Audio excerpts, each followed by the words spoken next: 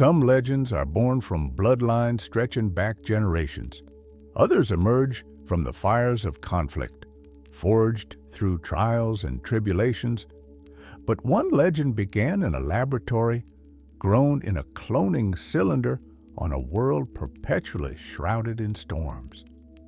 This is the story of Boba Fett, the most feared bounty hunter the galaxy has ever known, and his journey from a child of science to a man defined by loss, vengeance, and ultimately an unexpected path toward redemption.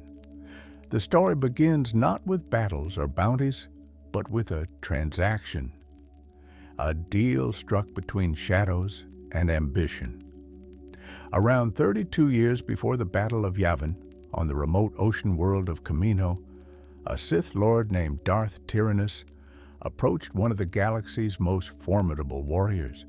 Jango Fett was a Mandalorian foundling who had carved out a reputation as the premier bounty hunter of his time. His skills were unmatched. His honor among those in his profession was unquestioned. His armor bore the scars of 1,000 conflicts, and his twin blaster pistols had ended countless lives across the Outer Rim and beyond. Tyrannus made an unusual proposition. The Kaminoans, master cloners who had perfected the science of genetic replication over centuries, required a template for a massive clone army. They needed someone exceptional, someone whose genetic material would produce soldiers of the highest caliber. The payment was substantial, 20 million credits, enough to ensure comfortable retirement on any world in the galaxy. But Jango Fett added one additional condition to seal the agreement. He wanted a single unaltered clone for himself, not a soldier programmed for obedience and accelerated growth, not a mindless warrior destined to follow orders without question. He wanted a son. The Kaminoans agreed. They labeled this special clone with a designation, Alpha. But to Jango Fett, the boy would have a real name, Boba. In the sterile laboratories of Tipoca City, amid the endless rain and crashing waves that defined Kamino's violent weather, Boba Fett came into existence. Unlike the millions of other clones being simultaneously grown in vast halls of transparent cylinders, Boba's development was unmodified. Where the clone troopers received genetic alterations to accelerate their growth and enhance their obedience, Boba remained pure, an exact genetic duplicate of Jango Fett, right down to his DNA sequences, his potential, and his capacity for independence. Life on Kamino was isolated and strange, a world where towering stilted cities rose above churning seas, where lightning split the perpetual gray skies, and where the clinical precision of Kaminoan science dominated every aspect of existence. For a child, it might have been lonely, but Boba was never truly alone. He had Jango, and Jango was everything. Father, teacher, protector, the foundation upon which Boba would build his entire identity. From his earliest memories, Boba watched his father with the intensity of a student studying a master. Jango moved through the world with a confidence born from decades of survival in the most dangerous profession the galaxy offered. Every gesture carried purpose. Every decision reflected calculated risk assessment. Jango Fett was a warrior poet who wrote his verses in blaster fire and close quarters combat, and young Boba absorbed every lesson with the devotion of an acolyte, learning sacred texts. The training began early, perhaps earlier than most would consider appropriate for a child. But Jango had been raised in the warrior culture of the Mandalorians, where children learned to fight alongside learning to walk. Jango himself had become a foundling after Death Watch murdered his parents, Taken in by the legendary Jaster Muriel and raised according to the old codes, he understood that competence was survival, that skill meant the difference between living to see another sunset or becoming another forgotten corpse on some nameless battlefield. He would not allow his son to be unprepared for the harsh realities of the galaxy. Boba learned to handle blaster pistols before most children mastered basic arithmetic. Jango showed him how to grip the weapon properly, how to account for recoil, how to squeeze the trigger rather than pull it. They practiced in the training facilities beneath Tipoca City, where Jango oversaw aspects of the clone trooper development. The sharp crack of blaster fire became as familiar to Boba as music might be to other children. Target practice evolved from stationary marks to moving holographic projections, from single targets to multiple threats, from ideal conditions to scenarios clouded with smoke or complicated by obstacles. Hand-to-hand combat training followed a similar progression. Jango taught Boba how to fall correctly, how to absorb impact and roll back to his feet. He showed him pressure points on dozens of different species, explaining how physiology varied across the galaxy's diverse populations. A strike that would incapacitate a human might merely annoy a Wookiee. A chokehold effective against a Twi'lek required adjustment for a Duros. Jango drilled these lessons into Boba through repetition and sparring sessions that left the boy bruised but educated. Yet combat skills represented only part of the education. Jango understood that a successful bounty hunter needed more than the ability to shoot straight and throw punches. He taught Boba about strategy, about reading situations and assessing threats before the first shot was fired. They studied star charts together, learning jump routes and hyperlane navigation. Jango explained how to track targets across planetary systems, how to anticipate behavior based on species-specific psychology, how to gather intelligence from informants without revealing your own objectives. The Slave Eye, Jango's battered but formidable Firespray 31 class patrol and attack craft, became Boba's second classroom. The ship had originally been a police vehicle before Jango acquired it through means he rarely discussed in detail. Its hull bore the marks of countless engagements, scorched by blaster fire and scarred by missile impacts. Inside that vessel, surrounded by the hum of engines and the glow of navigational displays, Boba learned to pilot. Jango was patient but demanding, accepting nothing less than excellence. Boba learned to execute hyperspace jumps, to calculate coordinates accounting for gravitational anomalies, to handle the ship's weapon systems and defensive screens.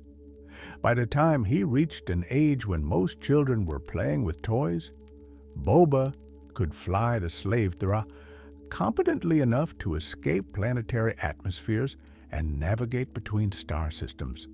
But perhaps the most important lessons were those that went unspoken, absorbed through observation rather than explicit instruction. Boba watched how Jango carried himself, that particular blend of quiet confidence and constant awareness. Jango never relaxed completely, even in the supposed safety of their Camino apartment. His eyes tracked movement in his peripheral vision. His hand never strayed far from his blaster. He spoke rarely, but when he did, his words carried weight.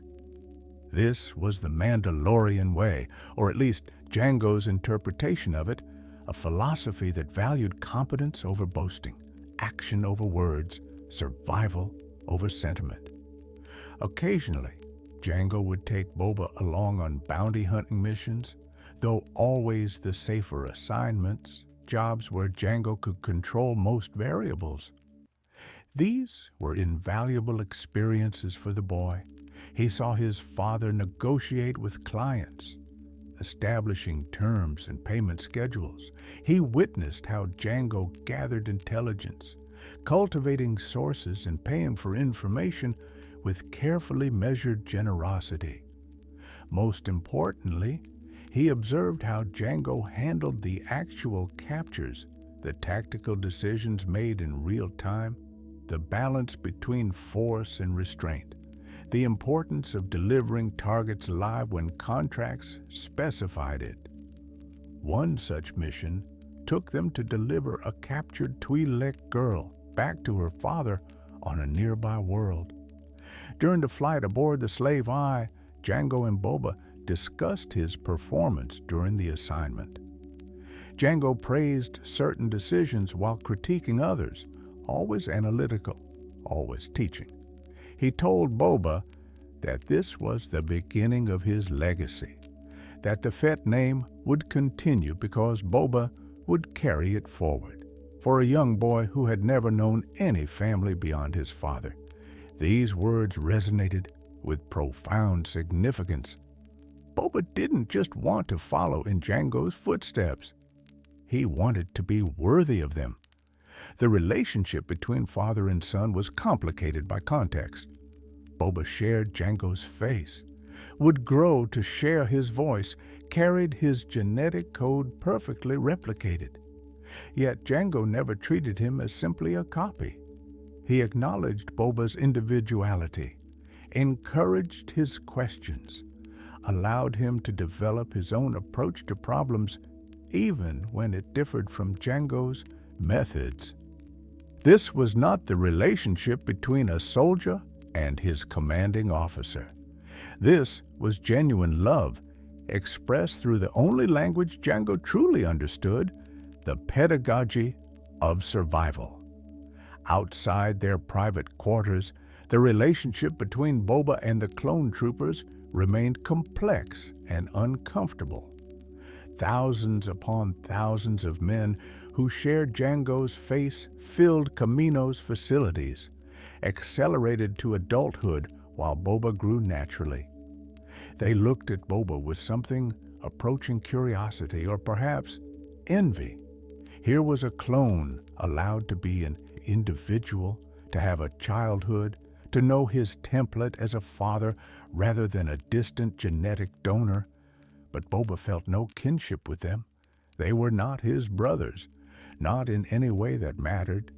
They were products, manufactured soldiers, while he was Jango Fett's son. The distinction mattered deeply to Boba, even if the genetic reality suggested otherwise. The Kaminoans treated Boba with clinical interest, studying how an unaltered clone developed compared to their modified versions. Prime Minister Lama Su and his assistant Taun We often observed Boba, taking measurements and recording data. To them, he represented a control subject, a baseline against which to measure the success of their alterations. Boba tolerated their attention, but never warmed to them. The Kaminoans were too cold, too analytical, viewing life as equations to be optimized. They lacked something essential that Boba couldn't quite name, but instinctively recognized as absent.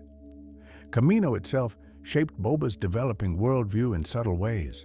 The planet's isolation from the larger galaxy, the constant storms that battered the stilt cities, the industrial precision of Kaminoan architecture, all of it contributed to a sense that the galaxy was a harsh, unforgiving place where only the prepared survived. There were no soft edges on Kamino, no comfortable illusions. Even the ocean seemed hostile, its waters churning with predators and its depths concealing dangers that occasionally breached the surface to assault the elevated cities. This was a world that demanded respect and constant vigilance, lessons Boba internalized without conscious effort. Despite the harsh environment and rigorous training, there were moments of something approaching normalcy. Jango would tell Boba stories about his own past, carefully edited accounts of missions and adventures. He spoke of distant worlds and exotic species, of space stations hidden in asteroid fields and cantinas where deals were struck in shadows. These stories painted the galaxy as vast and full of possibilities, dangerous but navigable for those with sufficient skill and caution. Boba drank in every word, imagining himself someday traveling to these places, carrying on the tradition his father had established. As Boba grew older, approaching his 10th standard year, subtle changes began manifesting in his relationship with Jango. The training intensified, became more demanding. Jango pushed harder, accepting fewer mistakes, demanding quicker responses, and more sophisticated problem-solving. It was as if Jango sensed something approaching, some deadline that required Boba to advance faster than originally planned. In retrospect, perhaps Jango's instincts warned him that their time together was limited, that the galaxy's chaos would soon intrude upon their isolated existence on Kamino. That intrusion came in the form of a Jedi Knight named Obi-Wan Kenobi. 22 years before the Battle of Yavin, as tensions between the Galactic Republic and the Separatist movement reached critical levels, Jango accepted a contract from his mysterious employer, Tyrannus. The target was Senator Padme Amidala of Naboo, an outspoken opponent of military escalation. Jango subcontracted the actual assassination attempt to Zam Wesell, a shape-shifting Claudite bounty hunter he occasionally partnered with.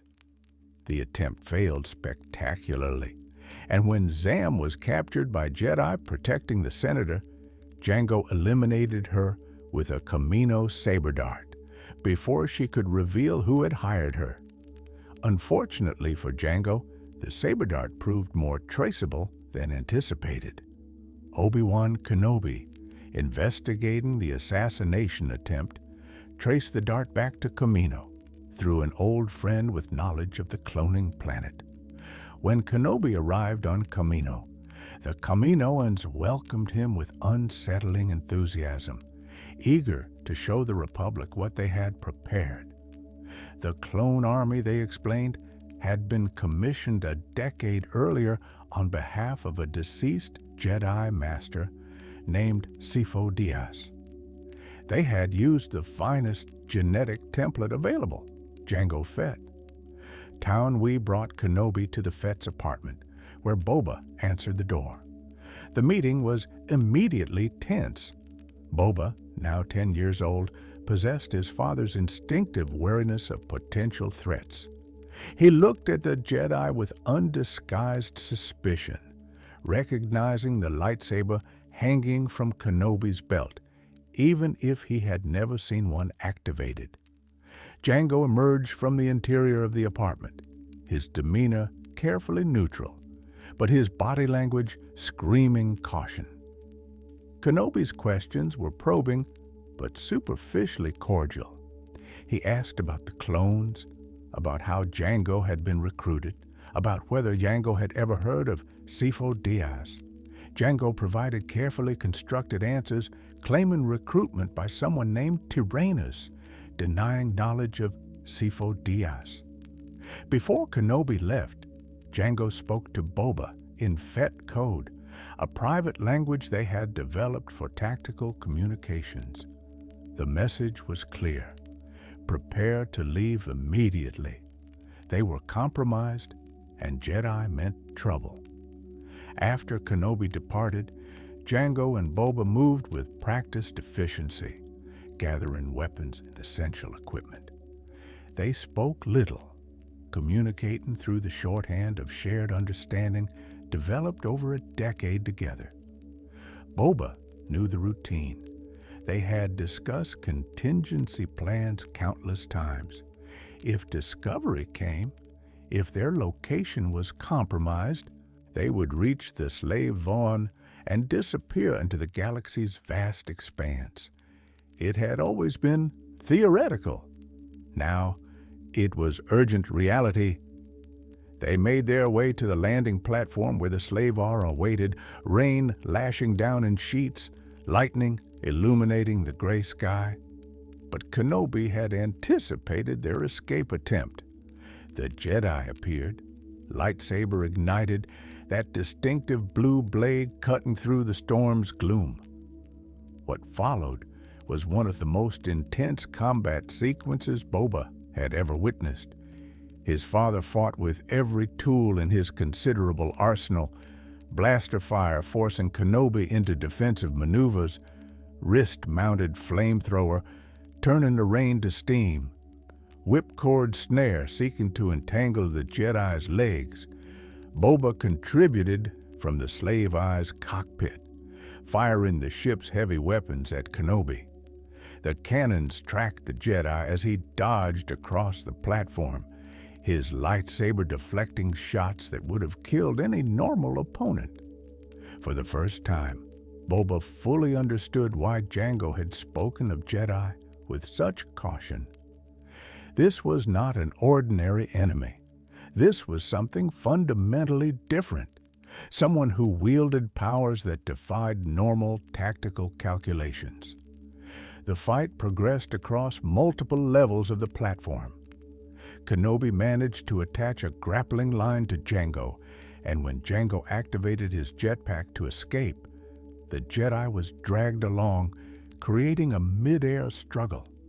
Jango cut the line, sending Kenobi plummeting toward the ocean far below, but the Jedi managed to catch himself on a lower platform. Through it all, Boba watched and learned, seeing his father adapt tactics moment by moment, never committing fully to any single approach, always maintaining options for retreat or escalation. Eventually, Jango reached the slave Wan, and they launched into Kamino's stormy skies. Kenobi managed to attach a tracking device to their hull, but in the chaos of the storm and the combat, neither Jango nor Boba detected it.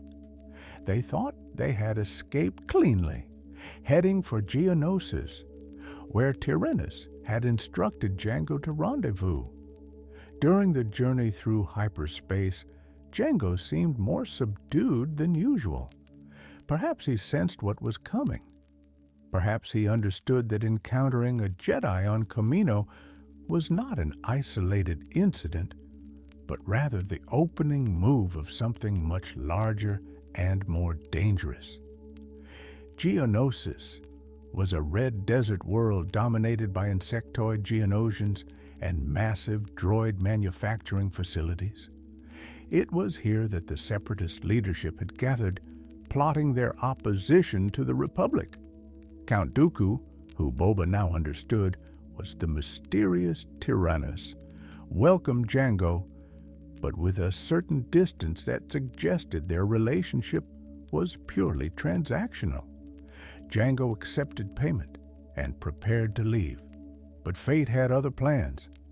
Kenobi had followed them to Geonosis, and through circumstances too complex to unravel quickly, his presence triggered a cascade of events. He was captured by Dooku's separatist forces. The Republic learned of the Separatist gathering. A Jedi rescue team arrived, and suddenly Geonosis transformed into a battlefield as clone troopers. The first deployment of the army Jango had helped create descended on the planet to fight against Separatist battle droids. What followed was chaos incarnate. The Petranaki Arena, a vast circular structure designed for gladiatorial combat, became the focal point of conflict. Jedi fought against battle droids and Geonosian warriors, Anakin Skywalker, Obi-Wan Kenobi, and Padme Amidala. The senator whose assassination had indirectly led to this moment fought for their lives. Jango, caught in the middle of the escalating battle, fought with the separatist forces, perhaps out of obligation to his contract, perhaps because leaving meant abandoning valuable payment, perhaps simply because retreat was no longer an option. Boba watched from the relative safety of the arena's higher levels, seeing his father enter the swirling melee below. Jango fought magnificently at first, his armor deflecting blaster fire, his weapons dispatching droids and Jedi alike. He killed several Jedi, including a Zabrak who never saw the killing shot coming, but in a reek, one of the arena's massive beasts charged into Jango during the chaos. The animal's bulk slammed into the Mandalorian, sending him sprawling. The impact damaged Jango's jetpack, the distinctive piece of equipment that had saved his life countless times, suddenly rendered inoperable. Jango recovered quickly, rolling to his feet, scanning for the next threat. That threat came in the form of Mace Windu, a senior Jedi Master whose purple lightsaber blade cut through the dust and confusion. Jango raised his blaster, firing point blank at Windu. The Jedi deflected the shot with contemptuous ease, his blade a blur of purple energy. What happened next occurred so quickly that Boba's mind almost failed to process it.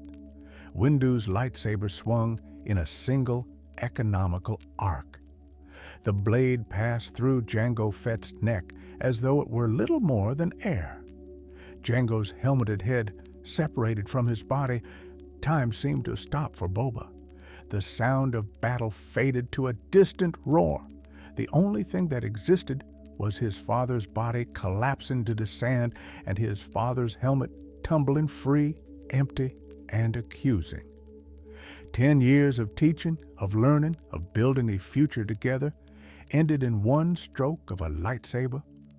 The boy who had never known anyone but his father suddenly found himself alone in a galaxy that had just revealed itself to be far more brutal than any training scenario could have prepared him for. Boba descended to the arena floor after the fighting moved elsewhere, clone troopers driving the separatist forces into retreat. He moved through the carnage in a daze, stepping over fallen droids and bodies. He reached his father's corpse and picked up the helmet, holding it against his chest. The metal was still warm. Inside, he could see the activation studs and the interior padding, all intimately familiar from the countless times he had watched Jango don and remove it. Now, it was just an artifact, a relic of someone who no longer existed. He didn't cry. Jango had taught him that tears accomplished nothing, that emotion was acceptable, but must never compromise efficiency. But something fundamental shattered inside Boba in that moment. The universe revealed itself as random and capricious, where skill and caution and preparation could all be rendered meaningless by a single moment of bad luck and a Jedi's lightsaber. The lesson burned itself into Boba's psyche more indelibly than any of Jango's formal teachings. In that moment, kneeling in the sand holding his father's helmet, Boba Fett's childhood ended and something harder, colder, and infinitely more dangerous began to take shape. The clone troopers, wearing armor that echoed Jango's own, moved past Boba without acknowledging him. To them, he was just another casualty of the battle, another orphan child in a galaxy full of them. But Boba was far from helpless. He made his way back to the slave Y, the ship now his by right of inheritance. He knew how to fly it. He knew where his father had cached credits and weapons across various worlds. He had the skills to survive. What he didn't have was purpose beyond a single burning objective that crystallized in the aftermath of his grief. Mace Windu had killed Jango Fett, and for that, Boba would make the Jedi pay. In the weeks following Geonosis, Boba existed in a fugue state, going through the motions of survival while his mind obsessed over a single question. How does a child kill a Jedi Master? He had seen how easily Windu had defeated his father. A direct confrontation was suicide. But Jango had taught him that strength came in many forms, that the greatest weapon was often misdirection, patience, and striking when your enemy thought themselves safe. Boba's wandering brought him into contact with others who had known Jango. The galaxy's criminal underworld maintained its own network, a sprawling web of contacts and obligations that transcended law and loyalty. One of those contacts was Aura Singh, a Paladuvan bounty hunter whose reputation for ruthlessness was matched only by her distinctive appearance, pale skin marked by Anzati influences, a long antenna protruding from her skull, and a collection of Jedi lightsabers taken as trophies from her kills. She had worked with Jango occasionally and recognized Boba immediately. Aura found Boba on Coruscant, the Republic capital, where the boy had been surviving through petty theft and careful observation of Mace Windu's movements. She approached Boba not out of sentimentality, but because she saw potential. Jango had been a professional, and his son might prove useful. More immediately, she recognized the hate burning in Boba's eyes and understood that such hate could be weaponized. She made Boba an offer. She would help him kill Mace Windu.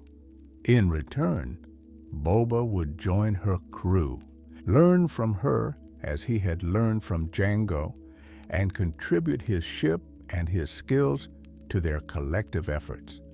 Boba, desperate for any advantage and sensing his own inadequacy to achieve revenge alone, accepted. The partnership was purely transactional, devoid of warmth or genuine care. But Aura was competent, and that was enough. Aura's crew included other bounty hunters who would shape Boba's adolescent years. Bosk, a Trandoshan hunter whose species viewed Wookiees as traditional enemies and hunting trophies, brought reptilian cunning and impressive physical strength. Castus, a Klatooinian, provided connections to the Hutt clans and their extensive criminal networks. Together, they represented a cross-section of the galaxy's underworld, united by profit and survival. The plan Aura devised to kill Windu was elegant in its simplicity. Boba would infiltrate a Republic cruiser, the Endurance, by disguising himself as a clone cadet. Given that Boba was genetically identical to all the clone troopers, the disguise required minimal effort.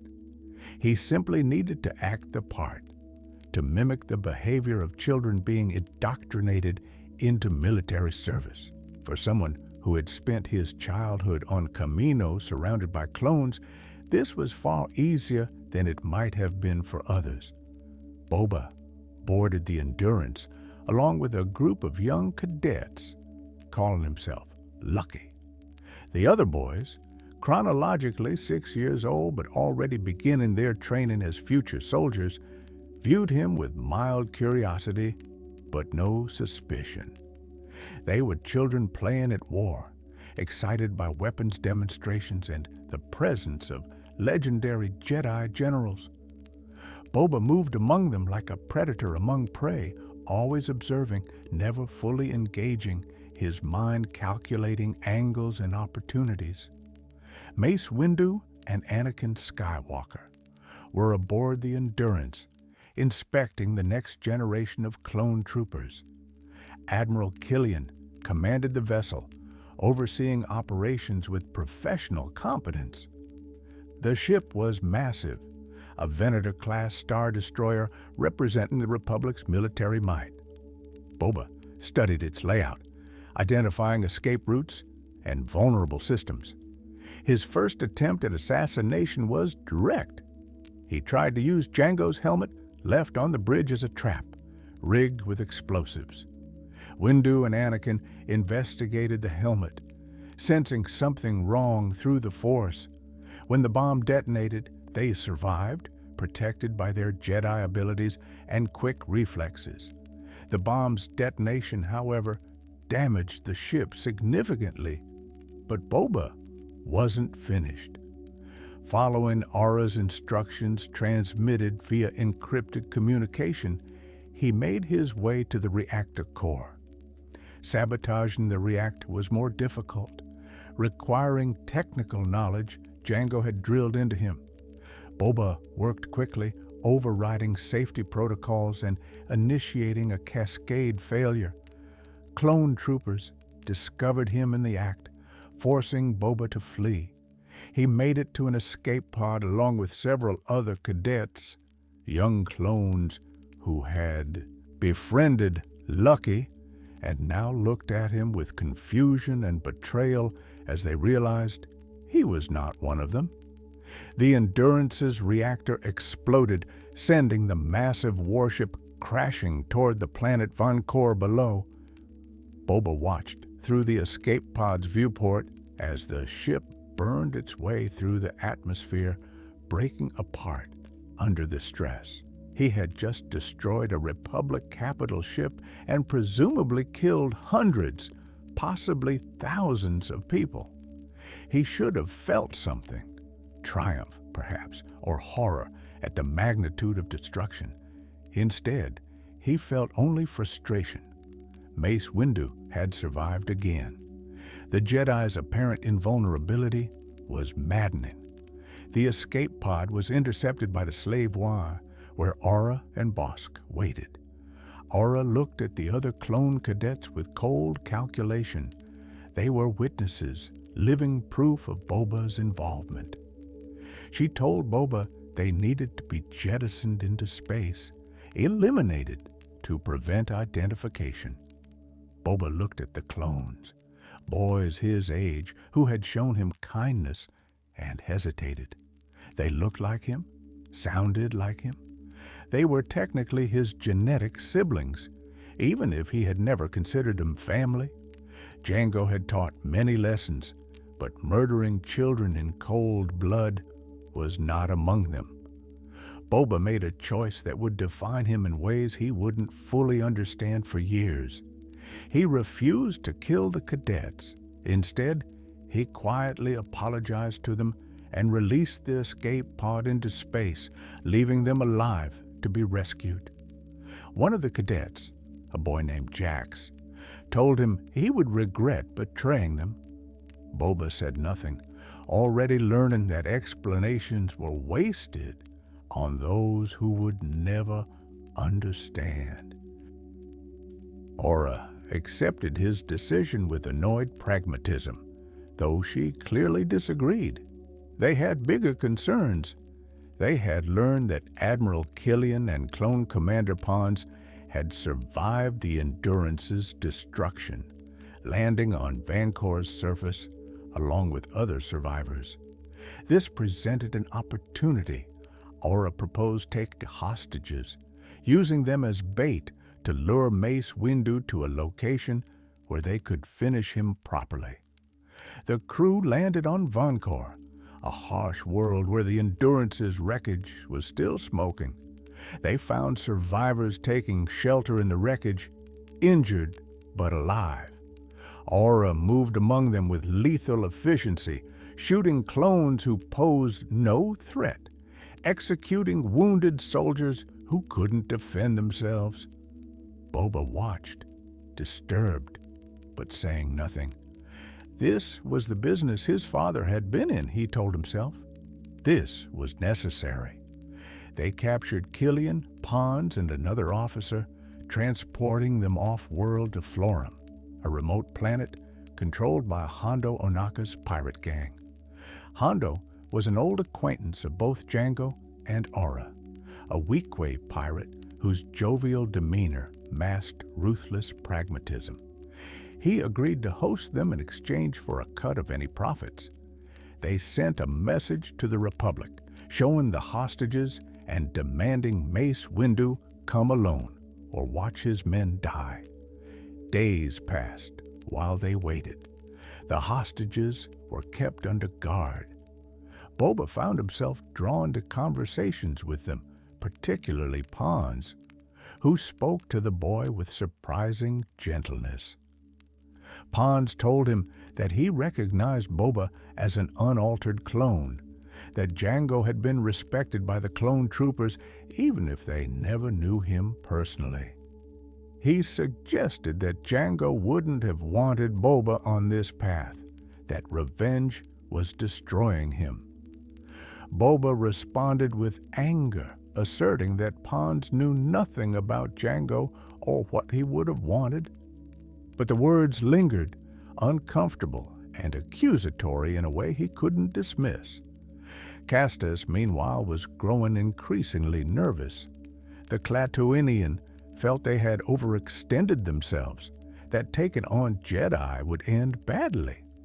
He tried to contact associates to arrange his own escape, planning to sell out Aura and the others.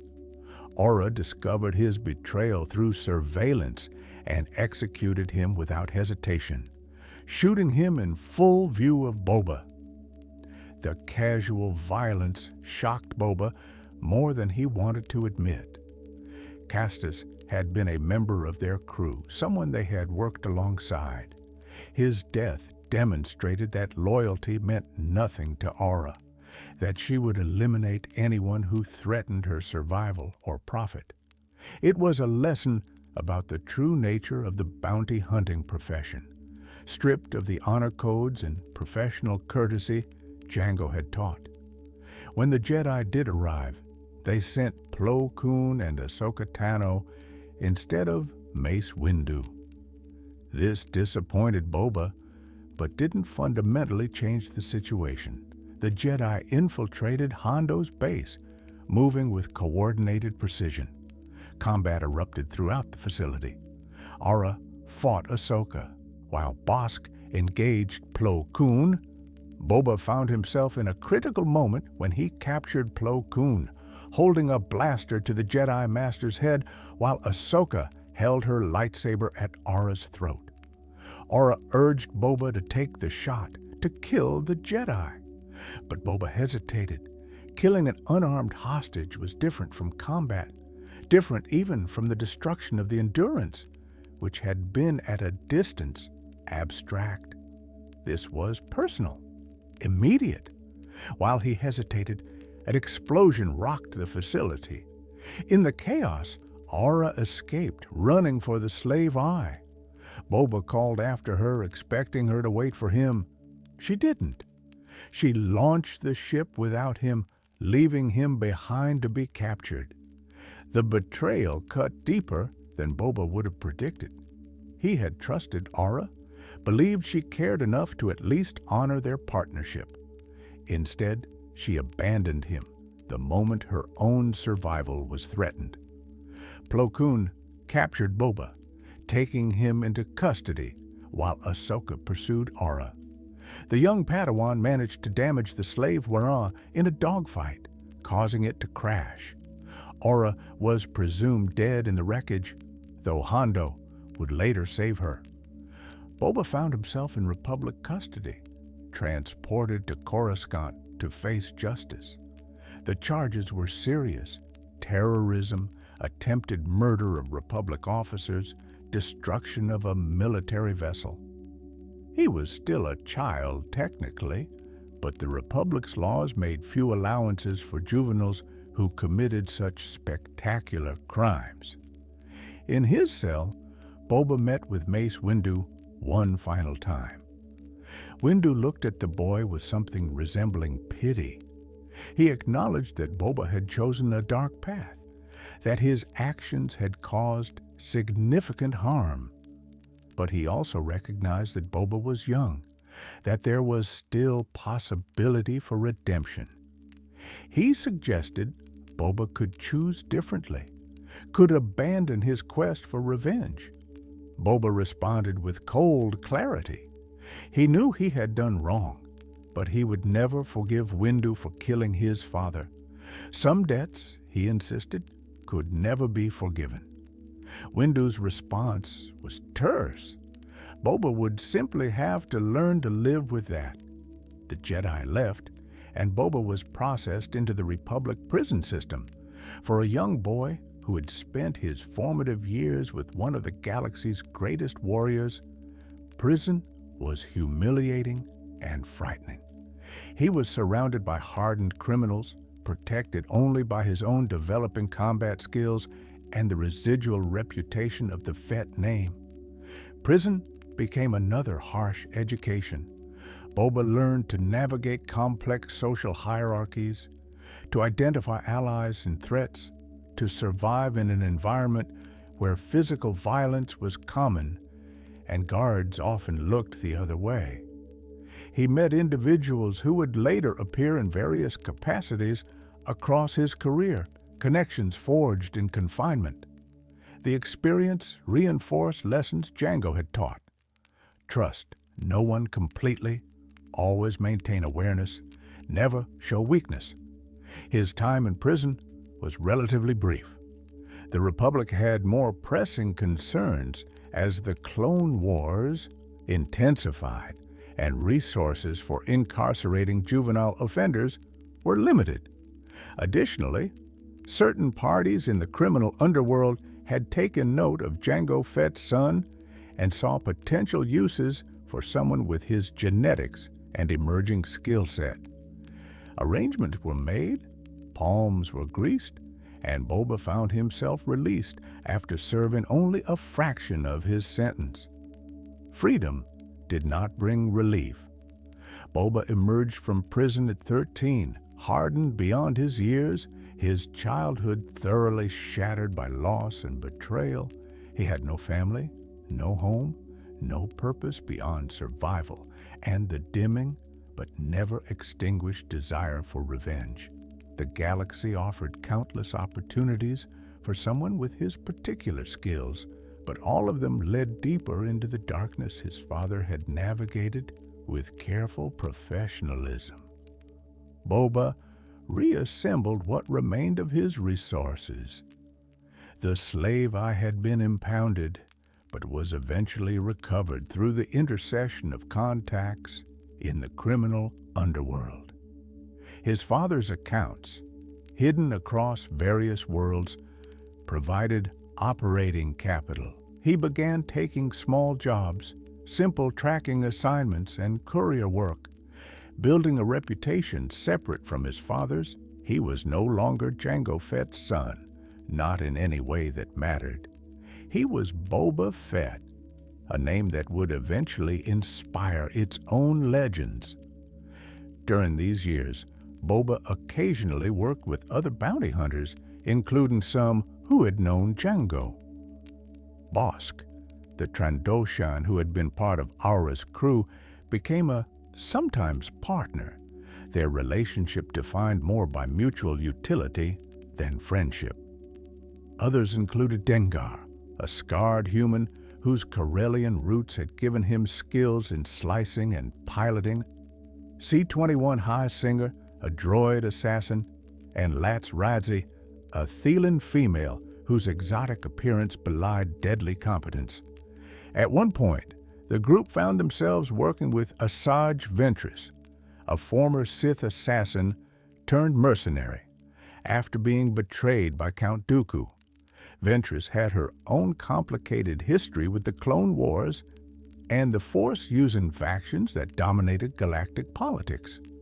Her presence in the crew created tension, as her motivations were never entirely clear, and her power in the Force made her dangerous in ways conventional weapons could not address.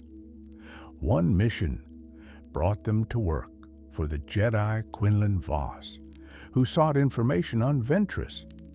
The irony of a Jedi hiring bounty hunters to investigate another bounty hunter was not lost on Boba, but credit spent regardless of their source. He provided Voss with intelligence on Ventress, purely transactional, devoid of the emotional weight his earlier encounters with Jedi had carried. Later, in a strange inversion, he would provide intelligence to Ventress about Voss when their positions reversed. The bounty-hunting underworld was a maze of shifting alliances and betrayals, where today's client might be tomorrow's target and yesterday's enemy could become a necessary ally. Boba navigated these complexities with growing skill, learning to compartmentalize personal feelings from professional obligations. The burning desire to kill Mace Windu never fully disappeared, but it receded into background noise, a long-term objective that could wait while more immediate concerns of survival and profit took precedence. As Boba entered his mid-teens, he began wearing armor more regularly. Initially, he used a customized set distinct from his father's, green and brown, with his own modifications. But eventually, he would claim Jango's actual armor, the battle-scarred Beskar his father had worn. The armor became more than protection. It became identity, a statement of lineage and capability. When people saw the Mandalorian armor, they didn't see a teenager. They saw a threat, a professional, someone to be taken seriously. His reputation grew steadily. Word spread through the underworld about a young hunter who never missed, who approached jobs with cold professionalism, who delivered targets as specified without unnecessary complications. The Fett name, which Jango had made legendary, was being rebuilt by his son through careful cultivation of similar principles. Boba was young, but youth was deceptive. He had been trained by the best, hardened by loss, educated by betrayal, and driven by a core of focused determination that made him dangerous beyond his years. Yet something remained missing, a void left by Jango's death that no amount of success could fill. Boba moved through the galaxy collecting bounties and credits, but purpose eluded him. Revenge seemed increasingly abstract, a goal that might never be achieved and wouldn't particularly satisfy even if it was. The man Mace Windu had killed was gone forever, and no amount of retribution would bring him back. This realization, when it came, was oddly liberating.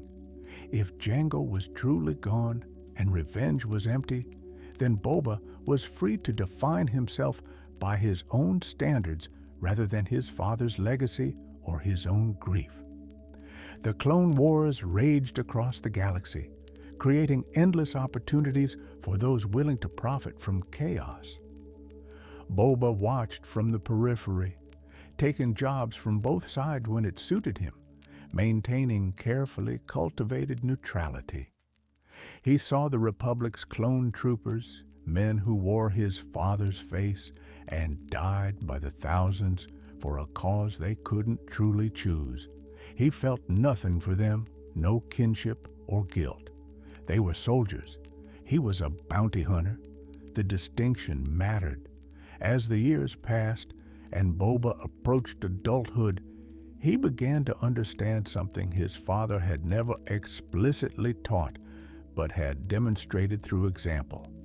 The most dangerous weapon was not the blaster on your hip or the skills you had mastered. It was reputation. When your enemies feared you before the fight began, half the battle was already won. When clients believed you would deliver, regardless of obstacles, they paid premium rates.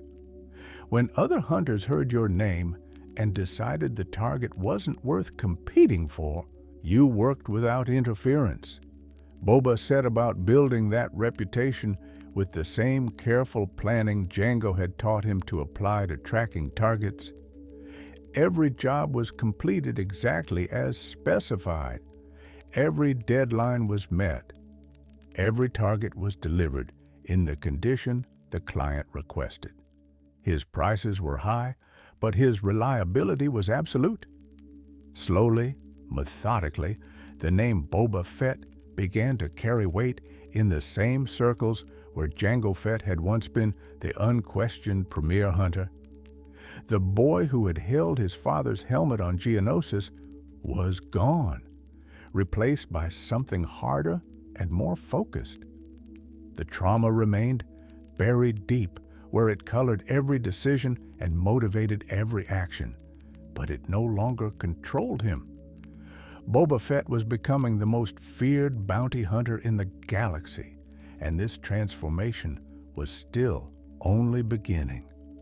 The galaxy had taken everything from him. Now he would take everything he wanted from the galaxy, one bounty at a time, building a legend that would eventually eclipse even his father's. The stage was set. The hunter was ready, and the galaxy's most dangerous individuals were about to learn what it meant to have Boba Fett on their trail. The years between adolescence and full maturity shaped Boba Fett into something the galaxy had rarely seen. A hunter whose competence bordered on the supernatural, whose name became synonymous with inevitable capture, whose very presence changed the calculus of escape and survival for anyone unfortunate enough to become his target. This period, spanning the final years of the Clone Wars through the rise and reign of the Galactic Empire, saw Boba transform from a skilled teenager trading on his father's legacy into a figure of genuine legend, spoken of in whispers in cantinas across the Outer Rim, and feared by criminals and fugitives who understood that his involvement meant their freedom's end. By his late teens, Boba had fully claimed his father's armor and ship. The iconic green and red Mandalorian armor, worn and battle-scarred from Jango's countless engagements, became Boba's second skin. He modified it according to his own preferences and needs, adding weapon systems and equipment that reflected lessons learned from his own experiences. The armor was more than protection. It was psychological warfare. When targets saw that distinctive silhouette approaching, they often surrendered without resistance, understanding that fighting was futile and flight impossible. The slave Pry, that ungainly but formidable fire spray-class ship, became as recognizable as the armor. Its distinctive vertical landing position, the rotating cockpit that allowed the pilot to maintain proper orientation, the hidden weapons arrays and sensor-resistant hull plating all marked it as a hunter's vessel. Boba maintained the ship meticulously, understanding that in his profession, mechanical failure could mean death. The slave the Din's Hold had transported hundreds of captured targets over the years, its cargo, compartments modified with carbonite freezing equipment and detention systems that made escape effectively impossible. Boba's hunting methodology evolved into something approaching an art form. Unlike some hunters who relied primarily on raw physical prowess or overwhelming firepower, Boba was a strategist. He researched targets exhaustively before engaging, studying their psychology, their known associates, their preferred routes and hideouts. He cultivated information networks across the galaxy, maintaining relationships with spies, informants, and bartenders who heard everything and remembered even more when properly compensated. By the time Boba physically pursued a target, he often knew them better than they knew themselves. This preparation paid consistent dividends. Boba's capture rate was extraordinary, approaching 95% across hundreds of contracts. The targets he didn't bring in were typically those killed by other circumstances before he could reach them, not ones who successfully evaded his pursuit. Clients recognized this reliability and paid accordingly. Boba's fees were among the highest in the profession, but few clients complained. They understood they were paying for certainty, for a guarantee that the job would be completed exactly as specified. The criminal underworld operated according to codes that outsiders rarely understood. Bounty hunters occupied a peculiar space in this ecosystem, simultaneously part of the underworld and opposed to it, taking contracts from both legitimate authorities and criminal organizations, depending on who paid better. Boba navigated these complex waters with careful neutrality, never aligning permanently with any faction while maintaining professional relationships with all of them. This independence was valuable, but required constant calibration. The moment a hunter was seen as reliably working for one side, the other side would take action to eliminate a perceived threat. One of Boba's most important relationships during this period was with Jabba the Hutt, the massive Hutt crime lord who controlled much of Tatooine's criminal operations and maintained extensive influence across the Outer Rim. Jabba appreciated reliability above all else, and Boba delivered consistently. When Jabba needed someone tracked down, whether a debtor who had fled or a smuggler who had betrayed him, Boba found them.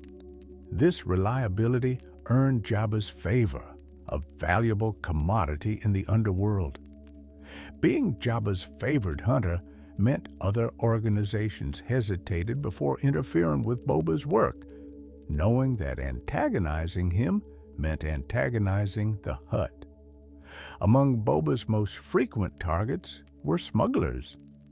These independent operators moving contraband across Imperial space while dodging authorities, bounty hunters, and rival criminal organizations represented a significant portion of the bounty market.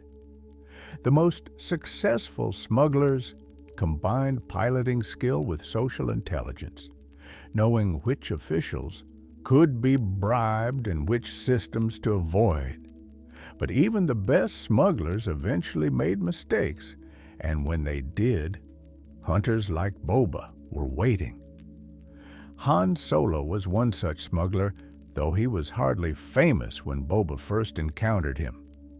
Solo flew the Millennium Falcon, a beat-up Corellian freighter that somehow stayed ahead of both Imperial patrols and bounty hunters through a combination of modifications, luck, and Solo's genuinely impressive piloting abilities. Solo had worked for Jabba, running spice for the Hutt, but a bad encounter with Imperial authorities had forced Solo to dump his cargo. Unable to pay Jabba back for the lost spice, Solo had become a marked man, with a substantial bounty on his head and the understanding that crossing Jabba the Hutt meant a short and unpleasant future. Boba tracked Solo occasionally during these years, but the smuggler always managed to stay one step ahead, disappearing into the chaos of the galaxy's endless conflicts. Solo had a talent for opportunistic navigation, jumping from one desperate situation into another, slightly less desperate situation, always moving, never staying put long enough for hunters to corner him. Boba recognized Solo's capabilities and filed them away mentally. This target would require more than straightforward pursuit. Solo would need to be maneuvered into a position where his usual escape routes were closed. The fall of the Galactic Republic and the rise of the Empire changed the galaxy's political landscape, but did remarkably little to alter the bounty hunting profession. The Empire needed hunters just as the Republic had, perhaps more so given the Emperor's obsession with control and order. Political dissidents, escaped criminals, rogue Force users who had survived Order 66 and the Jedi Purge all represented valuable targets with Imperial bounties attached. Boba took these contracts when they interested him, maintaining the same careful neutrality he had cultivated throughout his career. The Empire paid well and punctually, virtues Boba appreciated. One particular Imperial client would prove especially significant: Darth Vader. The Dark Lord of the Sith, formerly the Jedi Knight Anakin Skywalker, represented the Empire's most terrifying enforcer.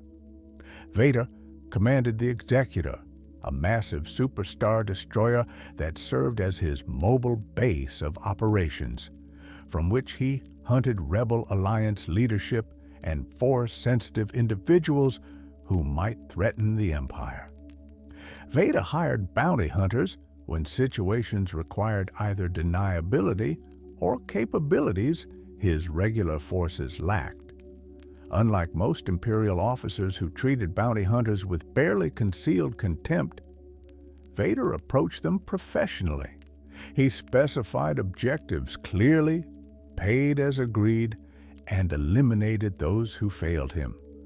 Boba first worked for Vader during the early years of the Empire, taking contracts that involved tracking Force-sensitive individuals. These jobs were more dangerous than typical bounty work because the targets possessed abilities that defied conventional tactics. Boba adapted, studying Force users and their limitations, learning to exploit the gaps between their powers and their ability to apply those powers in combat situations. Force users could sense danger and had impressive reflexes, but they could still be surprised, still be outnumbered, still be worn down through persistent pressure. Boba delivered these targets successfully, earning Vader's professional respect. The relationship between Boba and Vader was unusual for both men. Vader rarely displayed anything resembling respect toward individuals outside the Emperor's inner circle. Yet he acknowledged Boba's competence implicitly through continued employment and through small gestures, like singling Boba out in mission briefings or consulting him on matters of tracking and pursuit. For Boba, Vader represented something interesting: a client who understood lethality, who had killed Jedi just as Mace Windu had killed Jango.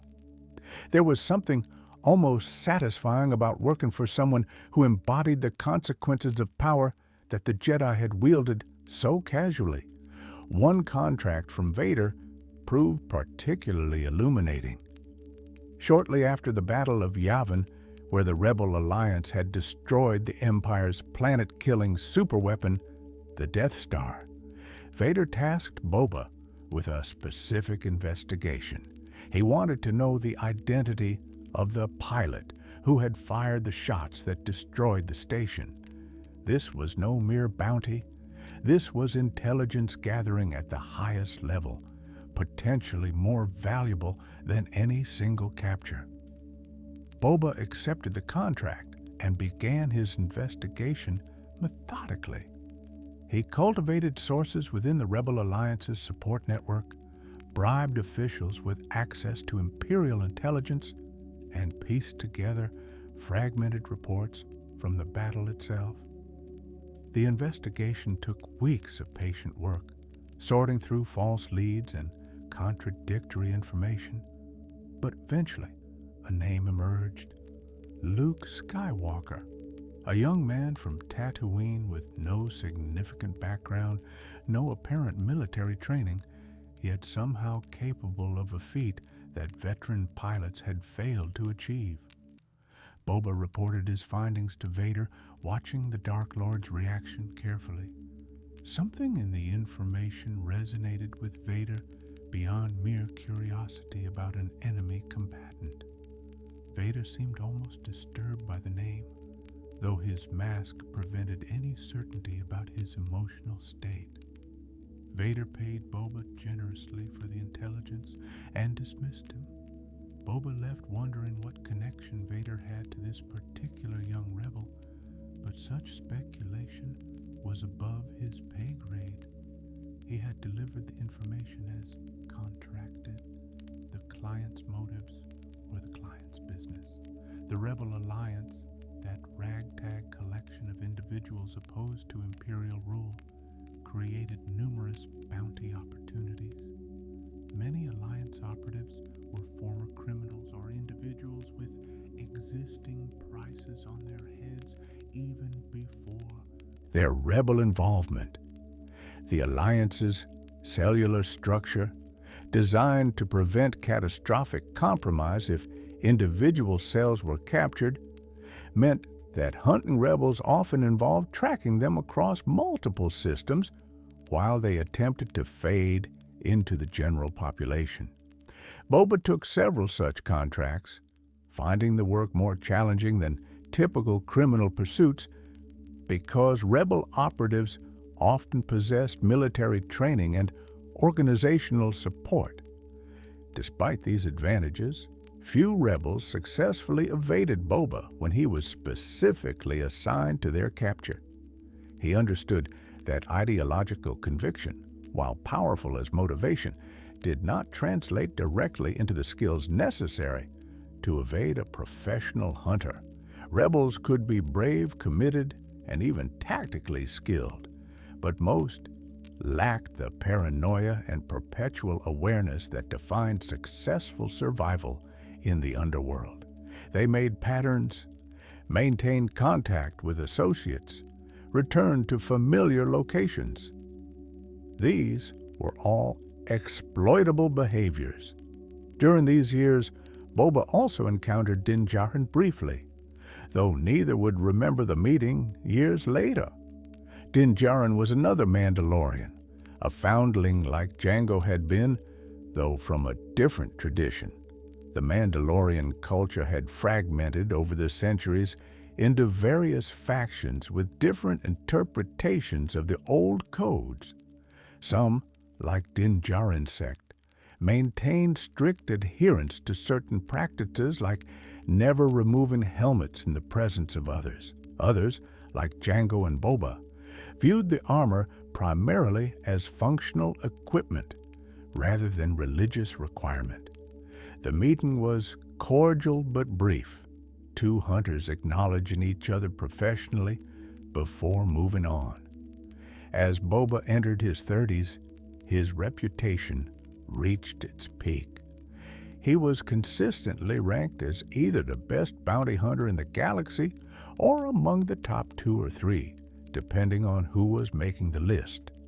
Other hunters spoke of him with mixture of respect and resentment, acknowledging his skills while resenting his monopolization of the highest-paying contracts. Some attempted to emulate his methods with varying degrees of success. None achieved his consistency. The galaxy was vast, containing countless worlds and trillions of sentient beings. Yet in certain circles, Boba Fett's name had weight. Crime lords knew it. Imperial officers knew it. Rebel leadership knew it. Even common criminals working minor schemes on backwater worlds had heard stories about the Mandalorian hunter who never stopped, never gave up, never failed. Some of these stories were exaggerated, embellished through repeated retelling until they bore little resemblance to reality. But the core truth remained. If Boba Fett was hunting you, your best option was surrender, because every alternative ended worse. 3 years after the Battle of Yavin, opportunity knocked in the form of Darth Vader's obsession with young Luke Skywalker. The Dark Lord had become fixated on capturing the rebel pilot, driving pursuit across multiple systems. The Millennium Falcon, now famously associated with the Rebel Alliance's leadership, had become a priority target. Its crew included not only Han Solo, but also Princess Leia Organa, one of the Alliance's founders and most prominent leaders, and Chewbacca, Solo's Wookiee co-pilot. Capturing any of them would be a significant victory for the Empire. Capturing all three would be a propaganda coup. Vader summoned 6 bounty hunters to the Executor, his flagship. Boba arrived along with familiar faces. Bosk, the Trandoshan, who had been part of Aura Singh's crew years earlier. Dengar, the Corellian, whose cybernetic enhancements had saved his life after severe injuries. Forlom, a protocol droid reprogrammed for assassination. Zuckuss, a Gan Finesman who used mystical traditions alongside technology, and IG-88B, a terrifyingly efficient assassin droid. This was an extraordinary gathering, representing some of the galaxy's most capable hunters assembled for a single objective. Vader's instructions were specific, but allowed for professional interpretation. Find the Millennium Falcon, capture its crew alive, use any means necessary short of killing the targets. Vader then turned specifically to Boba and added a pointed instruction: no disintegrations. This was not arbitrary. Boba had a reputation for bringing targets in via disintegration when circumstances prevented conventional capture, a practice that technically fulfilled contracts specifying dead or alive, but frustrated clients who preferred living captives for interrogation or display. Boba acknowledged the restriction with economical professionalism. Vader was offering 20,000 credits, which was less than Boba's usual fee but came with Imperial backing and the potential for additional opportunities. More importantly, the target list included Han Solo, which meant Boba could potentially fulfill both the Imperial contract and collect Jabba's standing bounty on the smuggler. Double payment for a single capture represented excellent efficiency. The hunt began across the Hoth asteroid field, where the Falcon had fled after escape in the rebel base on the ice planet. Imperial forces scoured the asteroid field methodically, searching for the freighter among thousands of tumbling rocks. Most hunters deployed conventionally, using sensors and search patterns to cover their assigned sectors. Boba took a different approach, one that demonstrated why his fees were justified. He understood Han Solo's psychology from their previous encounters and from extensive research into the smuggler's career. Solo was unconventional, prone to unexpected tactics that defied logical prediction. He rarely did the obvious thing. Moreover, Solo was capable of truly impressive piloting and possessed a ship modified far beyond factory specifications. These factors suggested Solo would attempt something audacious rather than simply hiding in the asteroids and hoping to evade detection. Boba positioned the Slava not in the asteroid field, but near the Imperial Star Destroyer's garbage dumps. Imperial doctrine called for ships to dump refuse before making hyperspace jumps, preventing accumulated waste from causing complications during transit. It was a mundane detail, the kind of background procedure most people never noticed. But Boba had noticed, and he had also noticed that the Star Destroyer commanders were growing impatient, preparing to abandon the search and jump to hyperspace to pursue other leads. His patience paid off spectacularly. When the Imperial ships dumped their garbage, one particular object didn't tumble away naturally. The Millennium Falcon, which had somehow attached itself to the Star Destroyer's hull and successfully avoided detection through sheer audacity, released and drifted away among the refuse. Most observers would have missed it entirely, but Boba was watching specifically for something unusual. He identified the Falcon instantly and allowed it to depart without alerting the Imperial forces. Solo thought he had escaped. In reality, he had merely postponed capture while unknowingly acquiring an invisible shadow. Boba followed the Falcon at distance, maintaining sensor lock while staying far enough back to avoid detection. Solo eventually made for Bespin, a gas mining colony in a remote system. Cloud City, Bespin's primary settlement, was governed by Lando Calrissian, a former associate of Solo's who had turned respectable as the colonial administrator. Solo apparently believed Calrissian would provide refuge and assistance, a gamble based on old friendship. Boba reached Bespin ahead of the Falcon and made arrangements with the Empire. Darth Vader arrived shortly thereafter with a garrison force, and together they set a trap. Calrissian, faced with the choice between protecting Solo or preserving his own position and the safety of Cloud City's population, made the pragmatic decision. He betrayed Solo, leading him directly into Imperial custody. What followed was a tense negotiation between various parties with competing interests. Vader wanted Solo alive as bait to lure Luke Skywalker into a trap. Boba wanted Solo frozen in carbonite for transport to Jabba, ensuring the smuggler couldn't escape during the journey across the galaxy. Vader initially expressed skepticism about carbonite freezing, concerned it might kill Solo and render the whole operation pointless. They decided to test the process on Solo to verify its viability. Boba watched the carbonite freezing process with professional interest. Solo was lowered into the freezing chamber, his last words to Princess Leia a cynical but affectionate acknowledgement of her declaration of love. The process was brutal to observe, Solo's face frozen in a rictus of shock and pain as the carbonite hardened around him.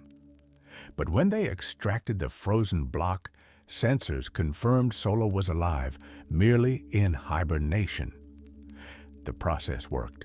Vader turned Solo over to Boba as agreed, though the Dark Lord warned that he still expected Solo to be delivered to Jabba alive and available for Imperial purposes should they need him. Boba accepted these terms, understanding that Vader was powerful enough to retrieve Solo by force if necessary, but trusting that Boba's professionalism made such action unnecessary. Chewbacca, Solo's lifelong companion, howled in despair as Boba loaded the carbonite block onto the slave hide.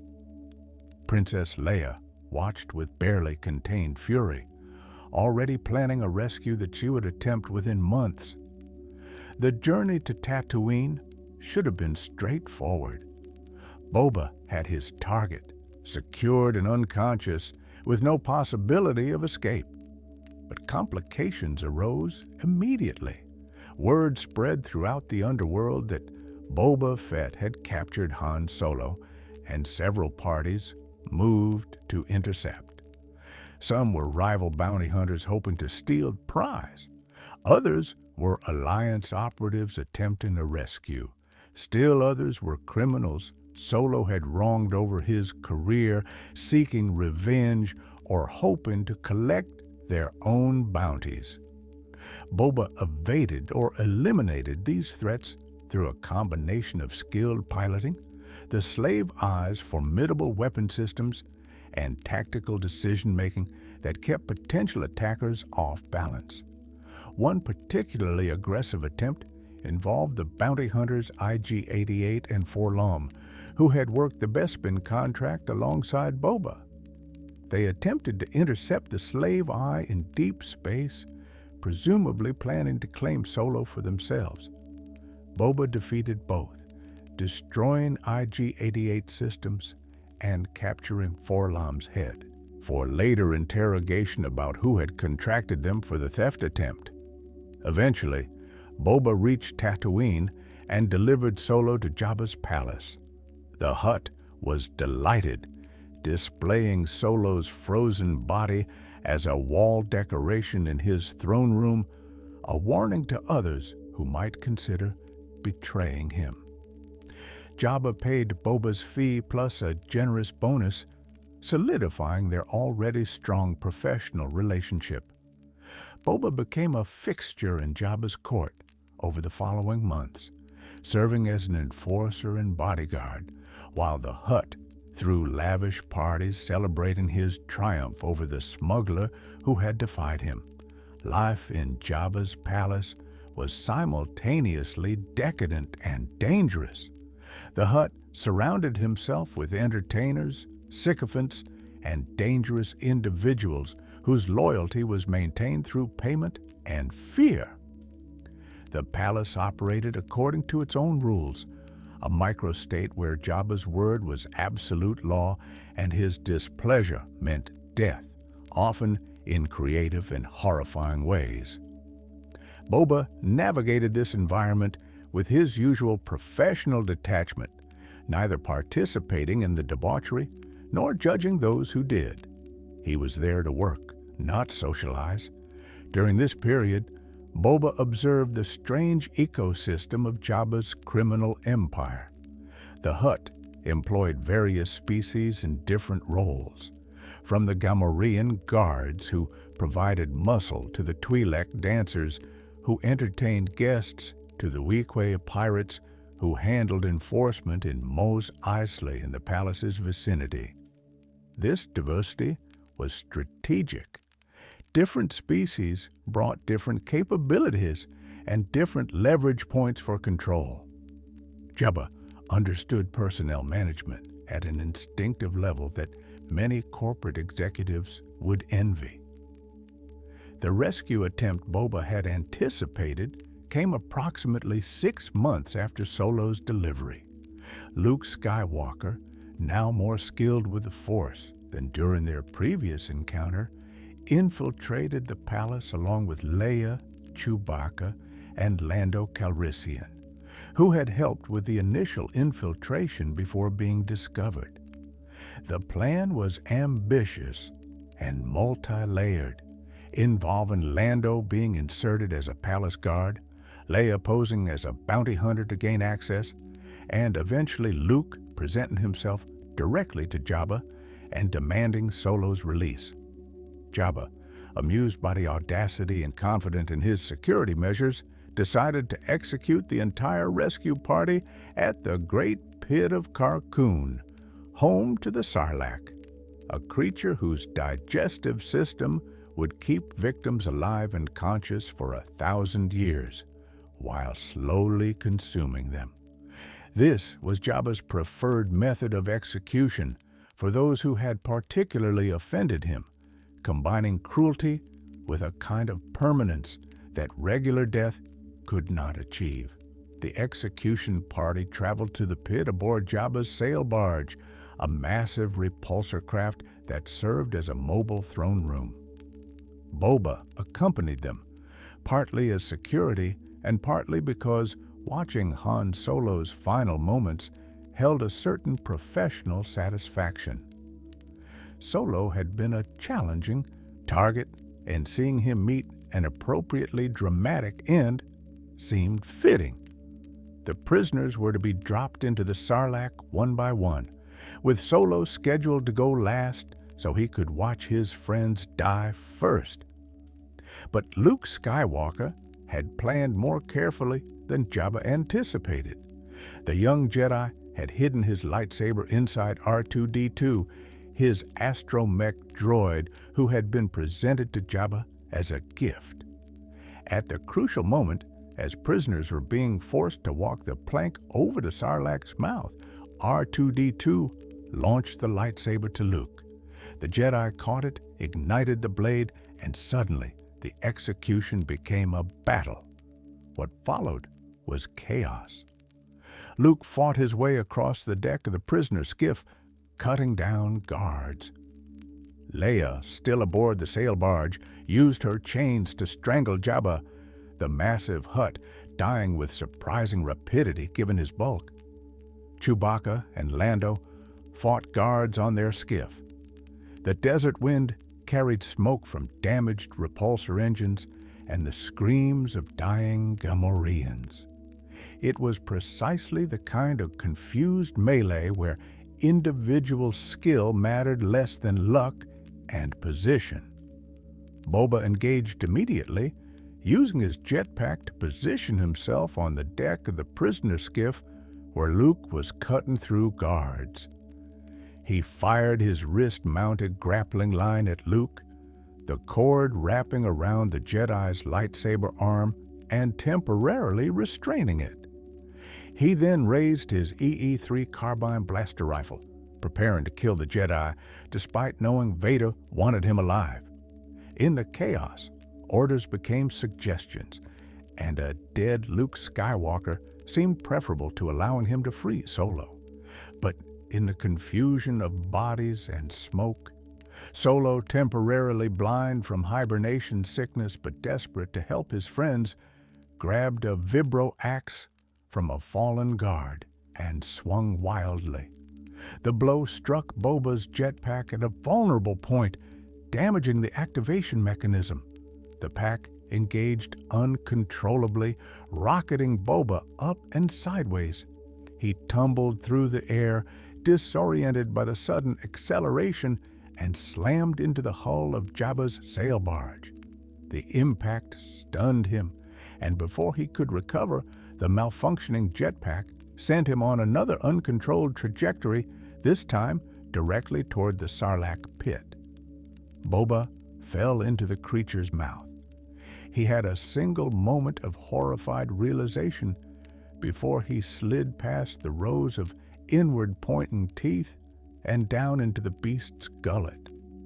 The teeth, designed to prevent prey from climbing back out, scraped against his armor, but failed to penetrate the Beskar plating.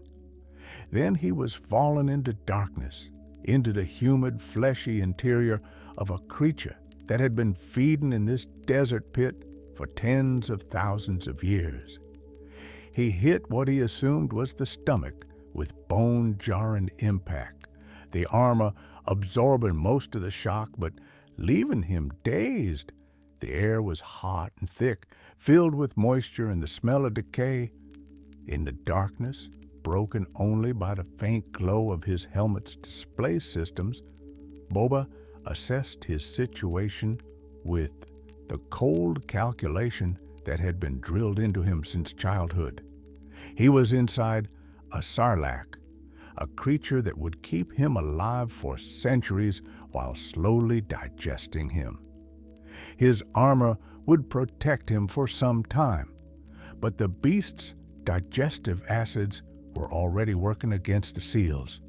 Eventually they would breach, and then the neurotoxins would begin their work, paralyzing him while keeping him conscious. This was not how Boba Fett's story was supposed to end. Not consumed by some mindless beast in a desert pit on Tatooine.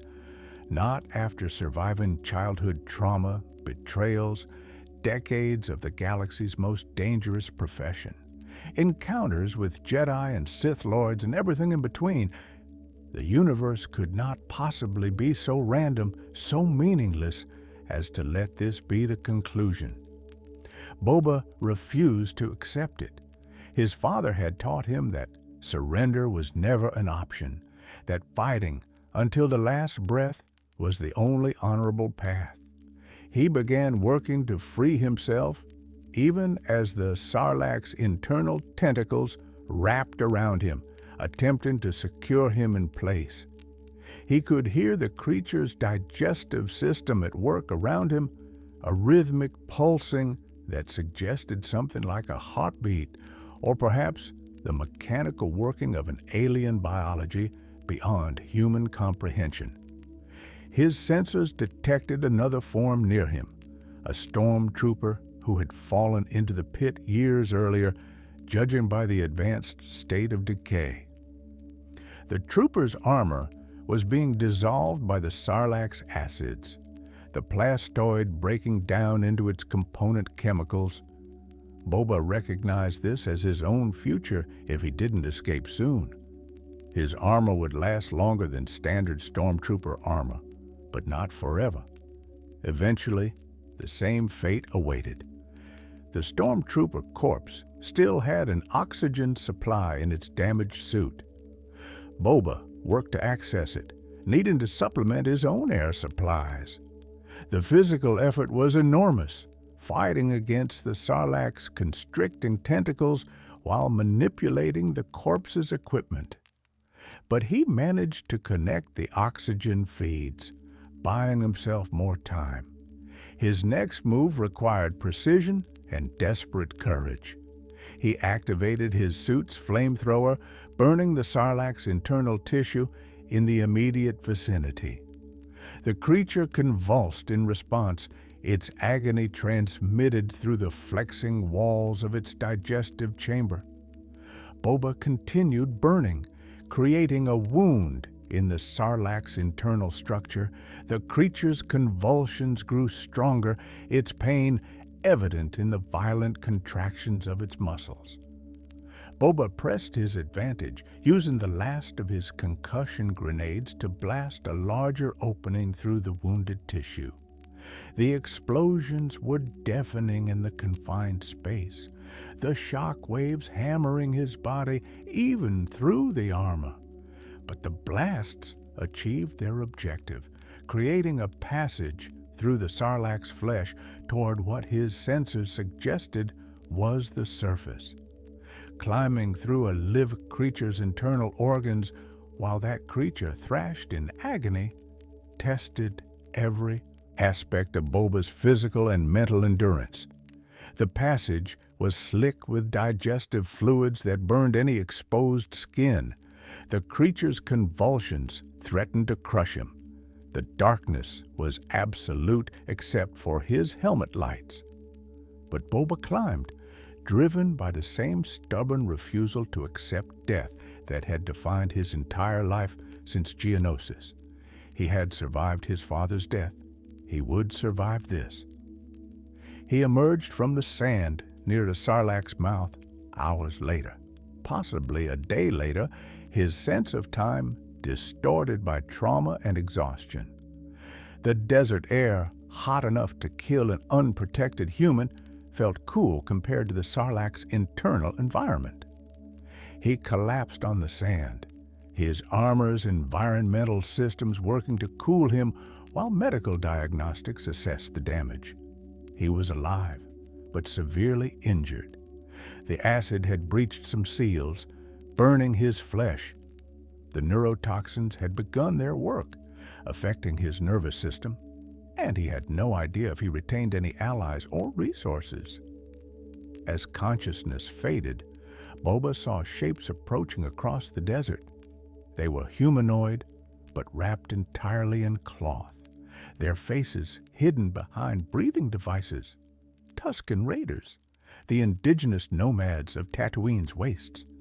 To most people, encountering Tusken Raiders while wounded and helpless meant death or worse. But Boba was too exhausted to care. If the Tuskens killed him, at least he would die on the surface rather than in a creature's digestive tract. That seemed marginally better. The Tusken Raiders looked down at the armored figure collapsed in the sand, deliberated among themselves in their signing language, and made a decision. Instead of killing Boba, they took him. One of them removed his armor piece by piece, stripping away the identity and protection that had defined him. Without his armor, Boba Fett was just another wounded man in the desert. The Tuskens bound him and began dragging him away from the Sarlacc pit, away from the burning wreckage of Jabba's sail barge visible in the distance, away from everything he had been. As they pulled him across the sand, Boba lost consciousness completely, his body surrendering to trauma and exhaustion. He had survived the Sarlacc, but the cost would prove significant, and the path ahead would transform him in ways he couldn't possibly anticipate. The bounty hunter who had fallen into the pit would not be the same man who eventually emerged from the desert. The galaxy would assume Boba Fett died on Tatooine. For a time, that assumption would be functionally true, even as the man himself remained technically alive, waiting in the darkness for a rebirth he had not chosen, but could not refuse. Death is not always an end. Sometimes it is a transformation, a shedding of one identity to embrace another. For Boba Fett, the Sarlacc pit marked a boundary between lives. Between the man he had been and the man he would become, the galaxy believed he had died in those desert sands. And in a sense, they were correct. The legendary bounty hunter, who had operated solely according to codes of profit and professional reputation, did not survive. What emerged instead was something more complex, someone shaped not only by loss and vengeance, but also by unlikely compassion and hard-won wisdom. The Tusken Raiders, who captured Boba, were members of a tribe dwelling in Tatooine's northern dune sea, near the territory where Jabba's palace stood. These sand people, as outsiders called them, followed ancient traditions that stretched back thousands of years, long before moisture farmers and spaceports had arrived to colonize the desert world. To understand what happened to Boba during his time with the Tuskens, one must first understand these people and their culture, so often dismissed or vilified by colonizers who viewed them as primitive obstacles rather than the indigenous survivors they actually were. Tusken Raiders were not mindless savages, despite what propaganda claimed. They were a complex society adapted perfectly to Tatooine's harsh environment, with sophisticated social structures, spiritual beliefs, and survival strategies that had sustained them through millennia. They communicated through a sign language that outsiders rarely learned, their voices reserved for sacred moments. They rode banthas, massive furry beasts with which they formed deep emotional bonds. And they divided labor according to skill and need, with warriors, hunters, craftspeople, and elders all contributing to the tribe's survival. When the Tuskens captured Boba, they did not recognize him as the famous bounty hunter. They saw a wounded man in strange armor, unconscious and helpless in territory they considered sacred.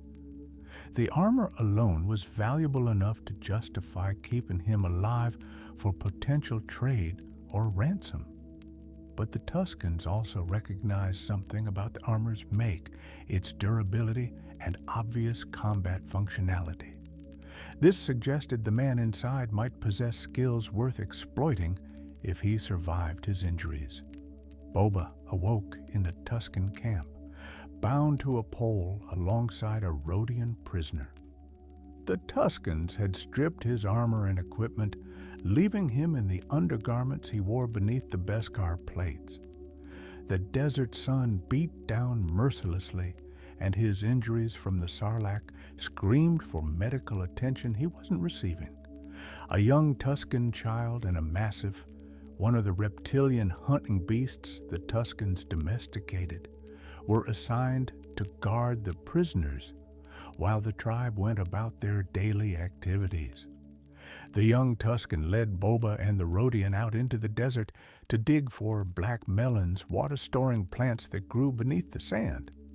This was slave labor, the Tuskens' way of extracting value from captives while determining their usefulness.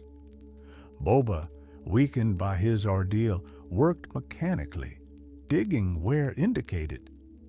The Rodian complained constantly, whining about the heat and the injustice of their situation. Boba said nothing, conserving his strength and observing everything, always looking for opportunities to escape or turn the situation to his advantage. That opportunity came suddenly and violently. A sand creature, massive and four-armed with segmented armor and crushing mandibles, erupted from beneath the dunes, attracted by the vibrations of their digging. The beast killed the Rhodian instantly, tearing the unfortunate prisoner apart with casual brutality. The young Tusken child stood frozen in terror as the creature advanced toward him. The Massif attempted to defend its ward but was batted aside by one of the creature's massive limbs. Boba acted without conscious thought. He still wore chains binding his wrists, but chains could be weapons if wielded correctly. He charged the sand creature, wrapping the chain around one of its arms, then used his body weight to redirect the creature's strike against itself. He dodged under another strike, wrapped the chain around the beast's thick neck, and began strangling it. The creature thrashed violently, trying to shake him off, but Boba held on with desperate strength born from decades of survival instinct. He squeezed until the creature's struggles weakened and finally stopped. Then he squeezed a while longer, making sure. When the creature finally lay dead, Boba collapsed beside it, exhausted beyond measure. The young Tusken approached cautiously, clearly shocked by what he had witnessed. The rest of the tribe arrived soon after, drawn by the combat sounds. They looked at Boba, at the dead sand creature, and at their unharmed child. The tribe's chieftain, an imposing figure who radiated authority through posture and gesture, even with his face hidden behind traditional wrappings, approached Boba. He made signs that Boba couldn't interpret, then handed him one of the black melons. This was acceptance. Boba had proven himself worthy of respect, or at least worthy of being kept alive for more than simple labor. Over the following weeks, Boba's status in the tribe evolved. He was no longer a simple slave, but rather something like a probationary member.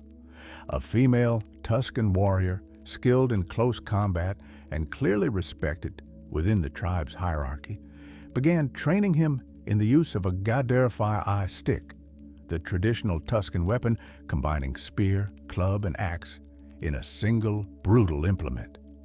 Training was brutal and unforgiving. The warrior would knock the stick from Boba's hands repeatedly, forcing him to retrieve it and try again. She offered no encouragement, only the practical education of muscle memory built through repetition and bruises. Boba absorbed these lessons with the same focus he had brought to Jango's training years before. The Gaderfi stick required different techniques than the weapons he was accustomed to, emphasizing leverage and precise strikes over raw force. But the underlying principles were familiar: balance, timing, awareness of distance, and angle. He practiced constantly, working through pain and exhaustion, because he understood that competence here meant survival and potentially freedom, while weakness meant death or perpetual captivity. The tribe faced a recurring problem that would ultimately determine Boba's fate among them. A Pike Syndicate hover train traveled through their territory regularly, carrying spice for distribution across the planet. The train was heavily armed, and its guards fired on any Tuskens they saw, killing indiscriminately. Several tribe members had died in these attacks, including warriors and even banthas. The tribe's traditional weapons, cycler rifles firing solid slugs, were no match for the train's armored hull and automated weapon systems. After another attack that killed more tribe members, Boba approached the chieftain and the female warrior with a proposal.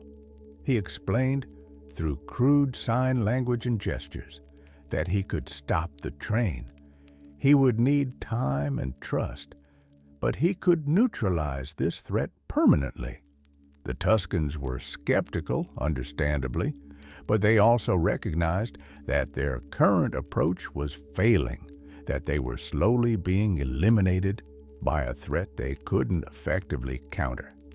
They agreed to give Boba his chance. Boba traveled to Tosha Station, a nearby settlement frequented by various desert dwellers, moisture farmers, and the Kintan Striders, a Nikto biker gang that terrorized local settlements.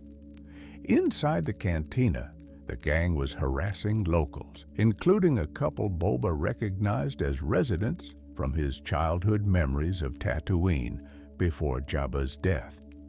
The Niktos were enjoying their intimidation, secure in their numbers and weapons. Boba walked in alone, assessed the situation with a practiced glance, and began systematically dismantling them. The fight was short and brutal. Boba, even without his armor and working with injuries from the Sarlacc, was still one of the most dangerous unarmed combatants in the galaxy.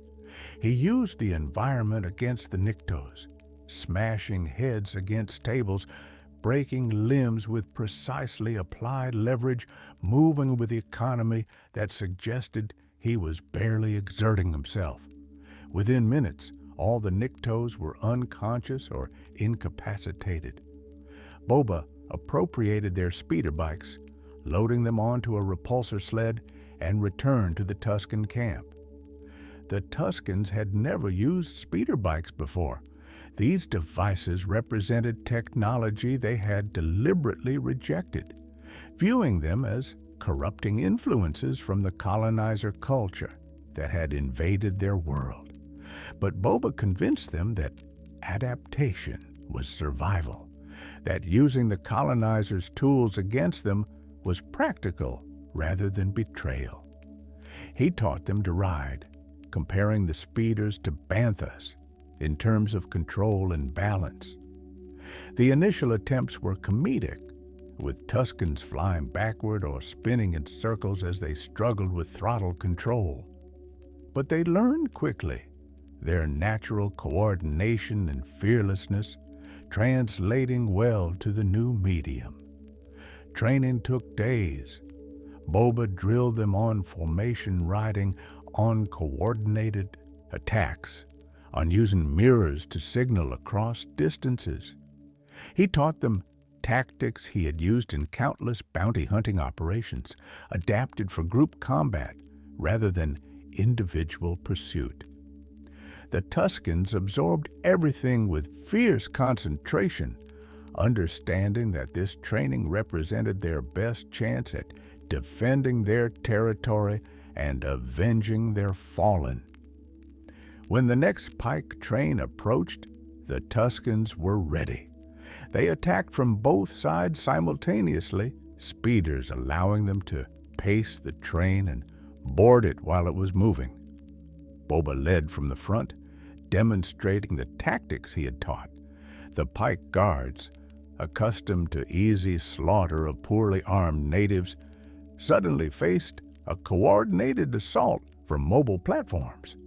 The battle was fierce but brief. The Tuskens overwhelmed the guards through numbers and ferocity, taking control of the train and forcing it to stop. The pike supervisor aboard the train attempted to negotiate, claiming they were simply business people traveling through the territory. Boba, now speaking for the Tuskens through the common language of Galactic Basic, explained that this was Tusken land, that the tribe was a sovereign civilization with territorial rights. The Pikes would either pay tribute for passage through Tusken territory, or they would find their trains destroyed and their personnel killed. This was not negotiable. The Pike reluctantly agreed, recognizing that the alternative was worse for business. The Tuscans released the train, keeping some of the spice as immediate payment. Boba had successfully transformed the tribe's greatest external threat into a revenue source and demonstrated that adaptation could preserve tradition rather than destroy it. His status among the Tuscans reached a new level following this victory. The tribe honored Boba through a sacred ritual. They sent him on a vision quest involving a psychedelic gecko that crawled into his body through his nose, inducing powerful hallucinations. Boba experienced visions of his past, present, and possible futures, all blending together in symbolic imagery that defied literal interpretation. When he emerged from the experience, the tribe considered him fully initiated. He was now truly one of them, a Tuscan raider in all but genetic heritage. To commemorate his initiation, Boba crafted its own Gaddafi stick. The female warrior led him to a hidden workshop where ancient Tuscan craftsmen worked, showing him the proper techniques for selecting wood from the rare trees that grew in Tatooine's deepest desert regions, treating it with oils and bindings that had been perfected over generations. Boba created his weapon according to tradition, but with personal modifications that reflected his own combat style. When he presented it to the tribe that evening, they celebrated with ritual dances around a great fire, welcoming him fully into their community. For perhaps the first time since Jango's death, Boba experienced something resembling belonging. The Tuscans accepted him without reservation, viewing him as one of their own. They shared their knowledge freely, teaching him desert survival skills that went far beyond anything he had previously known. He learned to navigate by stars that were visible only in the desert's dark nights, to find water in places that seemed lifeless, to read sand patterns that told stories of wind and weather and the passage of animals and people days earlier. This was education in a different form than Jango's tactical training or Aura's ruthless pragmatism. This was community knowledge, shared for collective survival rather than individual advantage. But the happiness was fragile, built on the shifting sands of a planet where violence was always close. Boba left the camp one day to collect the pike tribute from their next train. When he returned, he found the camp destroyed. Bodies lay scattered in the sand, Tuscans and Banthas alike, slaughtered with blaster fire. One of the tents bore the painted symbol of the Kintan Striders, the Nikto gang whose bikes Boba had stolen weeks earlier. The message was clear. This was retaliation for that theft and the humiliation it represented. Boba knelt in the sand, surrounded by death, experiencing a grief that eclipsed even what he had felt when Jango died. Jango's death had been a singular loss, terrible but focused. This was wholesale, destruction of an entire community that had accepted him, that had given him purpose and belonging. The female warrior who had trained him lay among the dead, her distinctive armor scorched by blaster fire. The chieftain who had accepted him lay beside her, the young Tuscan child who had witnessed his victory over the sand creature, dead. The Banthas, those gentle giants who had watched him practice with bemused patience, slaughtered for no reason beyond cruelty. Boba gathered what remained of the tribe's weapons and possessions, stacking them on a funeral pyre according to Tuscan tradition. He lit the fire and watched as flames consumed the physical remnants of people who had been his family, however briefly. As the smoke rose into the desert night, Boba made a decision. The galaxy had taken this from him, as it had taken Jango, as it had taken everything that had ever mattered. He would take something back. He would build something that couldn't be destroyed by random violence and careless cruelty. He would establish power in a form that could protect itself and those under its aegis. This resolution took him to wandering the desert again, but now with purpose.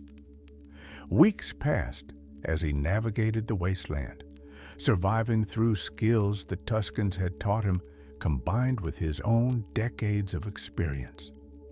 During one of these wanderings, near the ruins of a moisture farm, he found someone else the desert had nearly claimed. Fennec Shand lay dying in the sand, shot through the gut and left for dead by Toro Calican, a bounty hunter who had been pursuing her before being killed by Din Djarin's Mandalorian. Boba recognized Fennec's face immediately. She was one of the galaxy's premier assassins, a master marksman whose reputation rivaled his own. Her survival skills were legendary. That someone of her caliber had been left in the desert to die suggested she had been caught by surprise, a rare lapse that nearly proved fatal. Boba made a calculation. Fennec alive represented a potential ally far more valuable than anything he might loot from her corpse. He dragged her to the Slave Eye, which he had finally recovered from its impoundment, and sought medical attention. The medical attention came from a mod artist in a settlement near Mos Eisley, a surgeon who specialized in installing cybernetic enhancements in clients seeking to become part human, part machine. The mods were a subculture often dismissed as outcasts by conventional society, but they possessed technical skills that conventional medicine lacked. The mod artist examined Fennec's wound, which had destroyed a significant portion of her digestive system, and proposed a radical solution: replace the damaged organics with cybernetics that would provide superior functionality. The surgery took hours. Boba waited, uncertain whether Fennec would survive the procedure or whether she would blame him for saving her in a way that fundamentally altered her body without consent. But when Fennec finally woke, her first reaction was pragmatic. She assessed her cybernetic modifications, tested her mobility, and accepted the changes as necessary for survival. When Boba identified himself, she initially laughed, claiming Boba Fett was dead. Everyone knew it. Boba responded that they were both dead by reputation, both left for dead in Tatooine's sands. Perhaps that created a bond. Boba explained his proposition. He was planning to claim Jabba's former territory to become the new daimyo of Mos Espa. He needed someone with her skills, someone who understood the criminal underworld and possessed the combat capabilities to defend against inevitable challenges. In return, he would offer her protection, partnership, and a share of profits. Most importantly, he would watch her back the way she would watch his. In their profession, that kind of mutual trust was rarer than precious metals. Fennec considered the offer from practical angles. She had bounties on her head from various organizations. Her near death had eliminated some of those threats, but others would resurface once word spread that she was alive. Aligning with someone establishing a power base on a remote world offered protection and opportunity. Moreover, she respected Boba's competence, having tracked his career over the years. If anyone could successfully claim a crime lord's territory, Boba Fett could. She accepted. Their first joint operation was revenge against the Kintan Striders. Boba had done research during his desert wanderings, tracking the gang to various hangouts. Together, he and Fennec systematically eliminated the gang's leadership, hitting their bases with coordinated precision that demonstrated what two expert hunters could achieve working in concert. The attacks were brutal and uncompromising. Boba in particular showed no mercy, his actions driven by the lingering grief and rage over the Tuscans' massacre. By the time they finished, the Kintan Striders were effectively eliminated as an organized force. Their next objective required more subtlety. Boba's armor had been stolen by Jawas after his escape from the Sarlacc, eventually sold to Cobb Vanth, the marshal of a small settlement called Freetown. Din Djarin had recovered the armor during his own adventures and currently possessed it. Boba tracked Din Djarin to the ancient Jedi temple on Tython, where the Mandalorian was attempting to contact other Jedi about Grogu, the Force-sensitive child he had adopted. The meeting was tense initially. Din Djarin was skeptical of Boba's claim to the armor, viewing him as merely a clone rather than a true Mandalorian. But Boba revealed his chain code, a holographic record embedded in the armor itself that detailed his father Jango's history as a Mandalorian foundling who had fought in the Mandalorian Civil Wars. This established Boba's legitimate claim through Mandalorian tradition, which recognized foundlings as true Mandalorians regardless of blood heritage. Din Djarin, bound by his own strict adherence to Mandalorian codes, recognized Boba's right to his father's armor. What followed was an Imperial ambush as Moff Gideon's forces attacked to capture Grogu. Boba, now fully armored again, demonstrated why he was feared across the galaxy. He fought with devastating efficiency, using every weapon system in his arsenal, decimating Imperial forces with the same cold competence that had defined his bounty-hunting career. Stormtroopers fell in waves to his precise blaster fire. Those who tried to flank him were eliminated by rockets from his jetpack.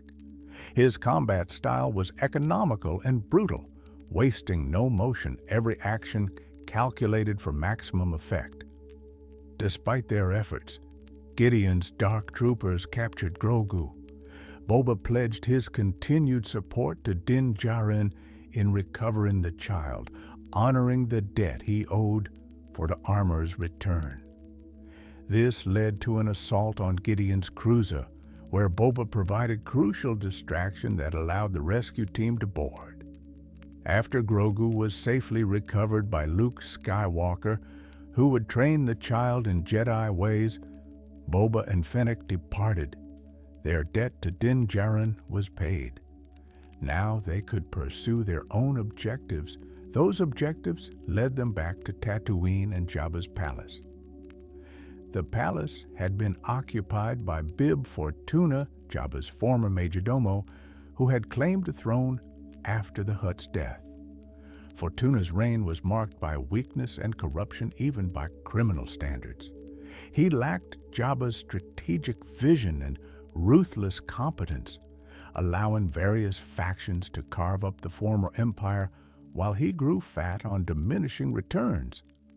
The palace, once a center of real power, had become a symbol of decline. Boba and Fennec entered the palace through stealth, moving through passages Boba remembered from his time as Jabba's enforcer.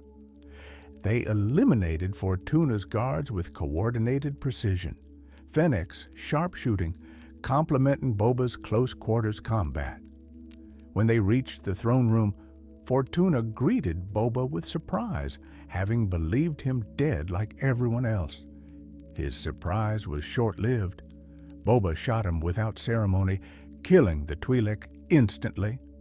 Then he sat on the throne, Fennec at his side, claiming the seat of power he had once protected for another. Boba Fett was now the daimyo of Tatooine. The transition from bounty hunter to crime lord required different skills than Boba had spent his life developing. Hunting targets involved tracking, combat, and capture. Ruling territory involved politics, economics, and the complex management of various competing interests. Jabba had made it look effortless, but Jabba had been raised in Hutt culture, educated from birth in the arts of manipulation and control that their species had perfected over millennia. Boba was learning as he went, making mistakes and adjusting strategies based on outcomes. His first challenge was establishing legitimacy. Various parties had claims on Jabba's former territory, from other Hutt clans to local gangs to the remaining captains from Jabba's organization. Boba invited them all to pay tribute and acknowledge his rule. Some came willingly, recognizing practical reality. Boba Fett was famous enough that his mere presence intimidated most potential rivals. Others tested him, sending assassins or attempting political manipulation to undermine his position. The Order of the Night Wind, a guild of assassins, attempted to kill him outside the sanctuary, a cantina in Mos Espa. Boba survived the attack with Fennec's help and his Gamorrean guards, who had pledged loyalty after Fortuna's death. The assassination attempt revealed that Mayor Mok Shaiz, Mos Espa's ostensible legitimate leader, was working against him, though the mayor denied this when confronted. This was the nature of criminal politics. Everyone maneuvered against everyone else while maintaining deniability. More significantly, Jabba's cousins, a pair of Hutts known as the Twins, arrived claiming inheritance rights to their cousin's territory. They brought with them Black Chrysanthemum, a Wookiee gladiator and bounty hunter whose reputation for violence was well established. The confrontation between Boba and the twins was tense, each side posturing while calculating whether conflict was worth the cost. The twins eventually withdrew, not out of fear of Boba, but because someone else had warned them away, a mystery that would eventually reveal itself as the machinations of the Pike Syndicate. The Pikes, that same spice cartel whose train Boba had raided with the Tuskens, were establishing operations on Tatooine. They wanted to use the planet as a major distribution hub for their spice trade, and they were willing to eliminate anyone who opposed them. This put them in direct conflict with Boba, who remembered the Tuskens and their massacre, which he now suspected was Pike work, rather than the Kintan Striders. The coming conflict was inevitable. Boba prepared for war by recruiting soldiers. He enlisted the Mod Gang, young outcasts whom he had initially pursued as thieves, but came to respect for their loyalty to each other and their willingness to fight. He recruited Black Chrysanthemum after the Wookiee impressed him in an attempted assassination that Boba survived through combat skill and the intervention of a rancor he had acquired. He met with the various crime families that controlled different sectors of Mos Espa, attempting to forge an alliance against the Pikes. The crime families agreed to remain neutral, which was better than open opposition, but still left Boba significantly outnumbered. He reached out to Din Djarin for reinforcement, and the Mandalorian agreed to help, honoring their developing friendship. Din Djarin also recruited reinforcements from Freetown, the settlement where Cobb Vanth served as marshal. These were citizens rather than professional fighters, but they understood that the Pike spice trade would destroy their communities, and they were willing to fight. The Battle of Mos Espa became the defining moment of Boba's reign as daimyo. Pike forces attacked throughout the city, while the crime families Boba had courted revealed their betrayal by attacking his forces from behind. Boba fought in the streets, leading from the front as he had always done, but now defending a community rather than hunting a target. The shift in perspective was subtle but significant. He wasn't fighting for profit or reputation. He was fighting for something larger, for the right to protect people who had placed their trust in him. During the battle, Boba encountered Cad Bane, the legendary Duros bounty hunter who had mentored Jango Fett and worked with him occasionally. Bane was working for the Pikes, having taken their contract despite his past connection to the Fett legacy. Their confrontation was personal for both. Bane taunted Boba about the Tuscans' massacre, revealing that the Pikes had orchestrated it specifically to hurt Boba and discourage his interference. This information, while devastating, also clarified things. Boba's grief now had a specific target, and the battle became personal in ways that transcended mere territorial control. Bane was faster on the draw than Boba, getting a shot off first that wounded him significantly. But in the exchange of fire, Boba managed a hit with his Gaddafi stick, the Tuscan weapon he had crafted during his initiation. The symbolism was potent, defeating a representative of his old life, using a tool from his new life, bridging the two identities into something unified. Bane fell mortally wounded, his legendary career ending in the dust of a backwater world at the hands of someone he had dismissed as merely Jango's clone. With Bane eliminated and Pike leadership killed by Fennec in a separate operation, the battle turned in Boba's favor. The remaining Pike forces withdrew, the crime families that had betrayed him sued for peace, and Mos Espa settled into uneasy stability under Boba's rule. The victory came at significant cost, with many of Freetown's volunteers killed and parts of Mos Espa damaged. But Boba had successfully defended his territory and established himself as daimyo, in more than name. In the aftermath, Boba began the complicated work of actual governance. He established different policies than Jabba had maintained, ruling through respect rather than pure fear, attempting to balance the needs of various communities with the practical requirements of maintaining control in a criminal ecosystem.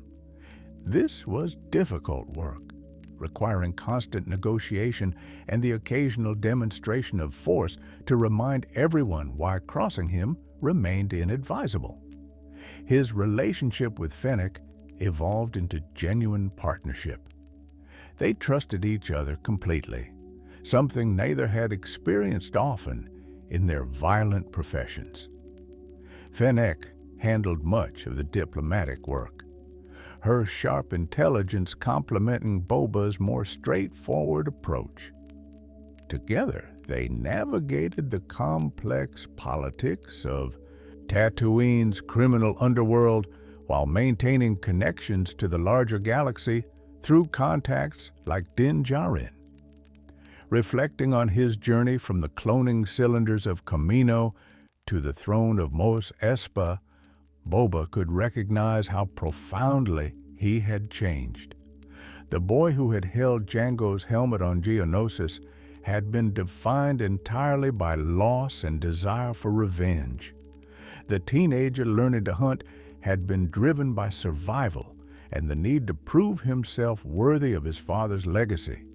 The adult bounty hunter had achieved mastery of his profession but remained emotionally isolated, trusting no one and connecting with nothing beyond contracts and credits. The man who now ruled Mos Espa carried all those previous versions within him, but had added something new: the capacity for genuine loyalty, and the understanding that power without purpose was ultimately empty.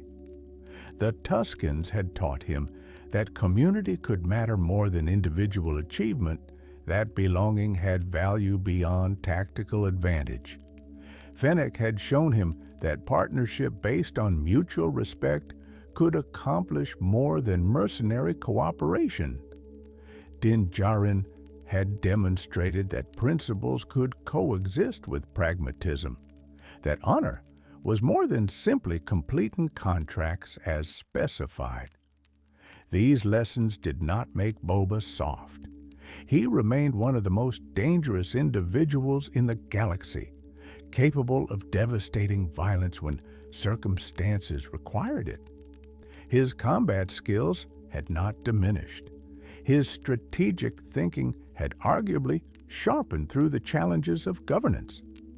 Anyone who mistook his attempt to rule through respect rather than pure fear for weakness learned their error quickly and painfully. But the violence now served larger purposes than simple profit or professional pride. Boba's legacy was complex and multifaceted. To many in the galaxy, he remained the legendary bounty hunter, feared and respected in equal measure. Stories circulated about his captures, his escapes, his victories against overwhelming odds. Younger hunters studied his techniques, trying to emulate his success. Criminals everywhere knew that if Boba Fett was hunting them, their best option was surrender, because all alternatives ended worse. But on Tatooine, he represented something different. To the citizens of Mos Espa, he was a leader attempting to bring order to chaos, someone trying to protect communities against exploitation by larger criminal organizations like the Pike Syndicate. To the mods and other outcasts he had recruited, he was a patron who offered them purpose and protection when conventional society had rejected them. To Fennec, he was a partner and friend, someone who had saved her life and earned her absolute loyalty. To Din Djarin, he was an ally bound by shared Mandalorian heritage and mutual respect, someone who could be called upon in times of need. The armor he wore carried decades of history. Each scar on the Beskar plating represented a battle fought, a contract fulfilled, a moment of survival against odds that should have been fatal. The green and red coloring, weathered and faded from years of exposure to hostile environments, had become iconic, instantly recognizable across the galaxy. When Boba walked through Mos Espa's streets, people gave him space not just from fear, but from respect. He had earned his position through demonstrated competence and by actually defending the territory he claimed to rule. His ship, the Slave the Thrall, remained his most trusted companion, the vessel that had carried him across the galaxy for decades. He renamed it at some point, a symbolic gesture reflecting his changed circumstances, though the ship's capabilities remained the same. It sat ready in the palace hangar, maintained perfectly, always prepared for whatever missions might arise. Boba was a crime lord now, but he was still a hunter at heart, still someone who preferred direct action to passive administration. The future held uncertainties. Ruling a territory brought challenges different from hunting bounties, but no less dangerous. Other criminal organizations would continue testing Boba's resolve. The Empire had fallen, but the remnants remained dangerous and unpredictable. The New Republic was attempting to establish itself, but lacked the infrastructure to maintain control across the galaxy's vast distances.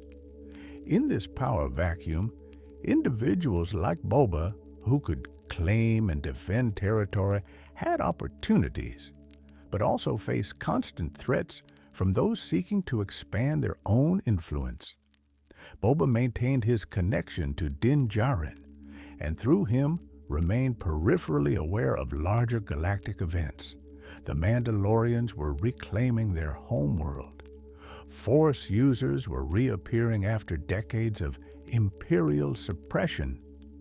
Various factions were maneuvering for position in the post-imperial landscape.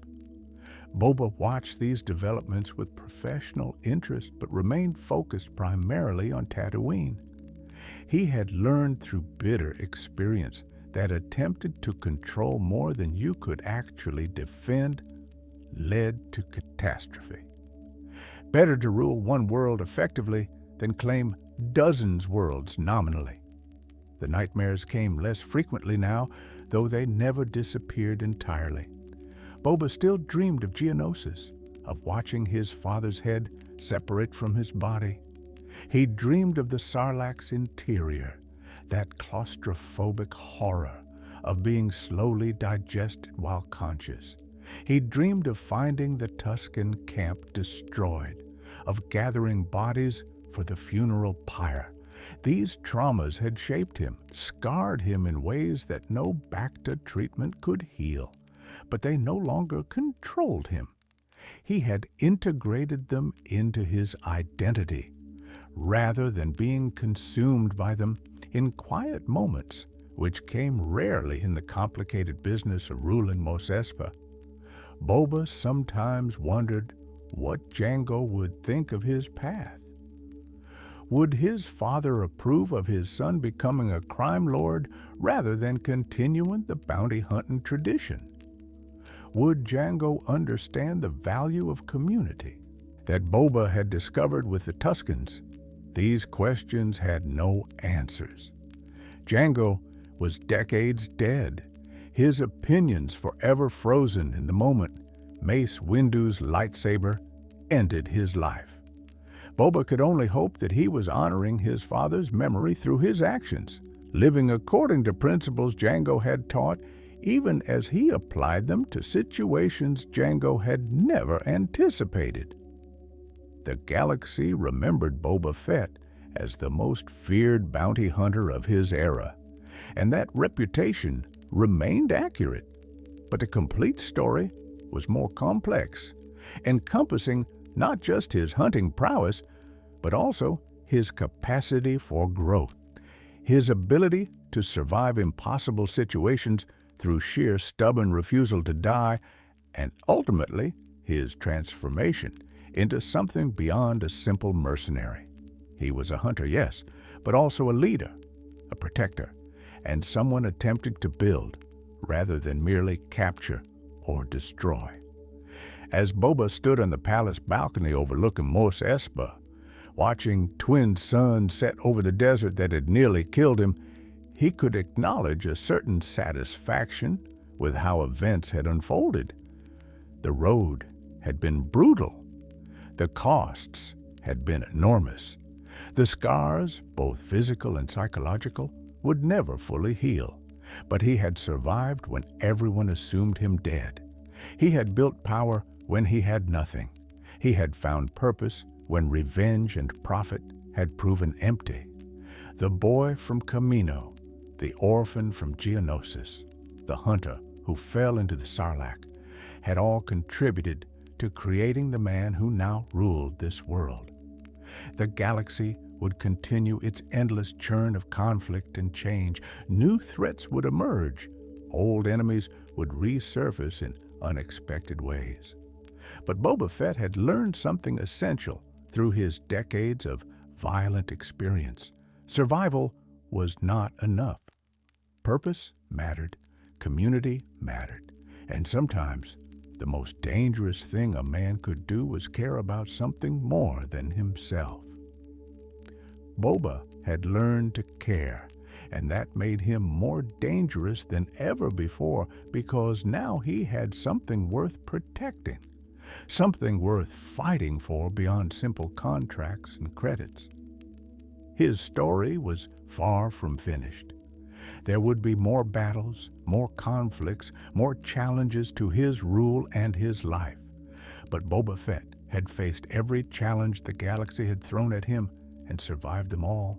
He had transformed from a child defined by loss into a legend defined by competence, and finally into a leader attempting to create something lasting in a galaxy that destroyed more than it built.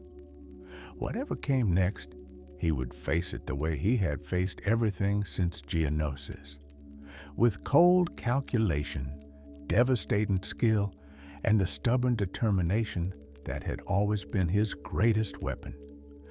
If you enjoyed this journey through the complete history of Boba Fett, please consider subscribing to the channel for more deep dives into Star Wars lore. Hit that like button if you found this exploration of the galaxy's greatest bounty hunter fascinating, and leave a comment letting us know what other characters or events from the Star Wars universe you'd like us to cover.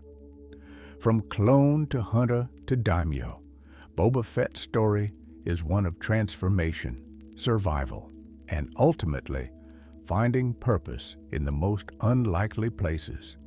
May the Force be with you, always.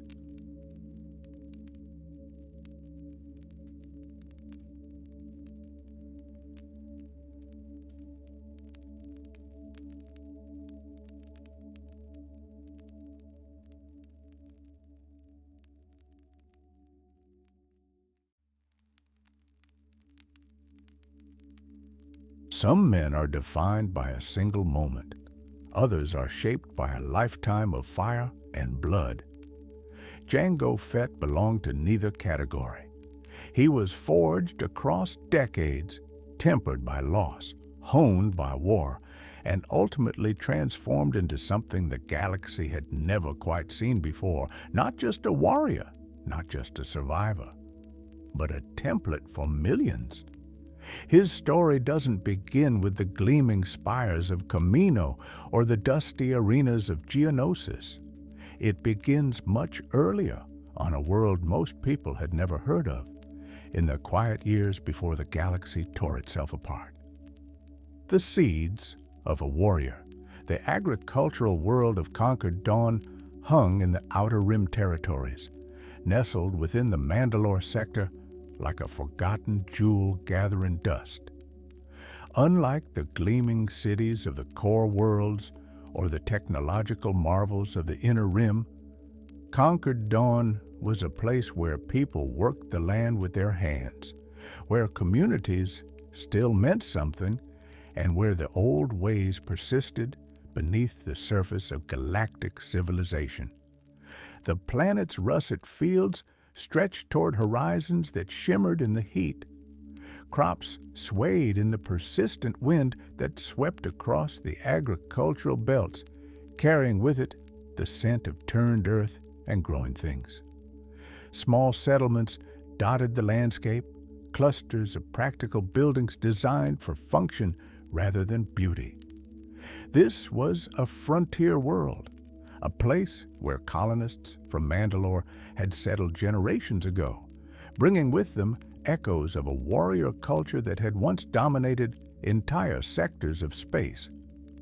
Born in 66 years before the Battle of Yavin, Jango Fett entered a world that existed in the shadow of Mandalorian legend.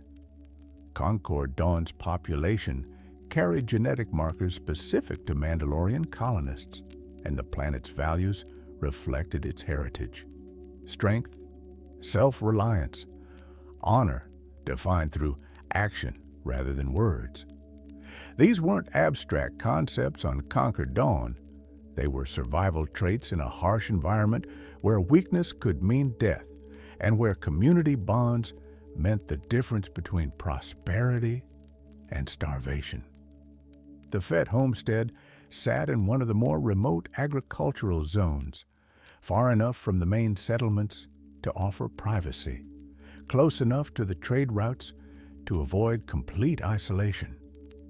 The family farmed the land, coaxing sustenance from soil that could be generous one season and cruel the next.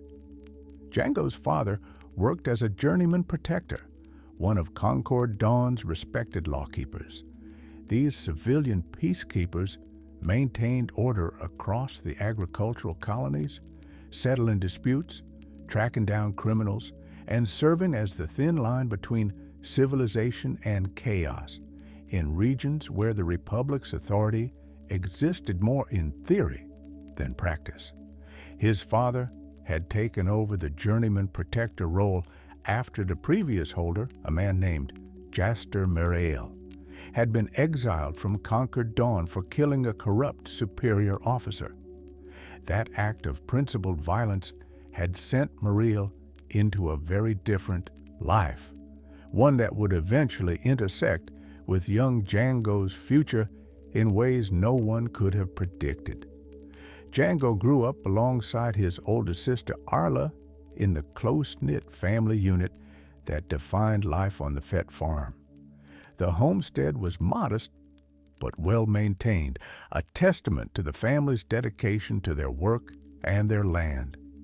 Days began before dawn and ended long after sunset, filled with the endless tasks that farming demanded: tending crops, maintaining equipment, repairing buildings damaged by Concord Dawn's occasional violent storms, protecting the farm from the indigenous creatures that saw cultivated fields as easy feeding grounds.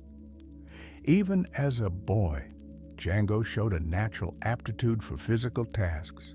He was quick, coordinated, possessed of the kind of instinctive body awareness that couldn't be taught.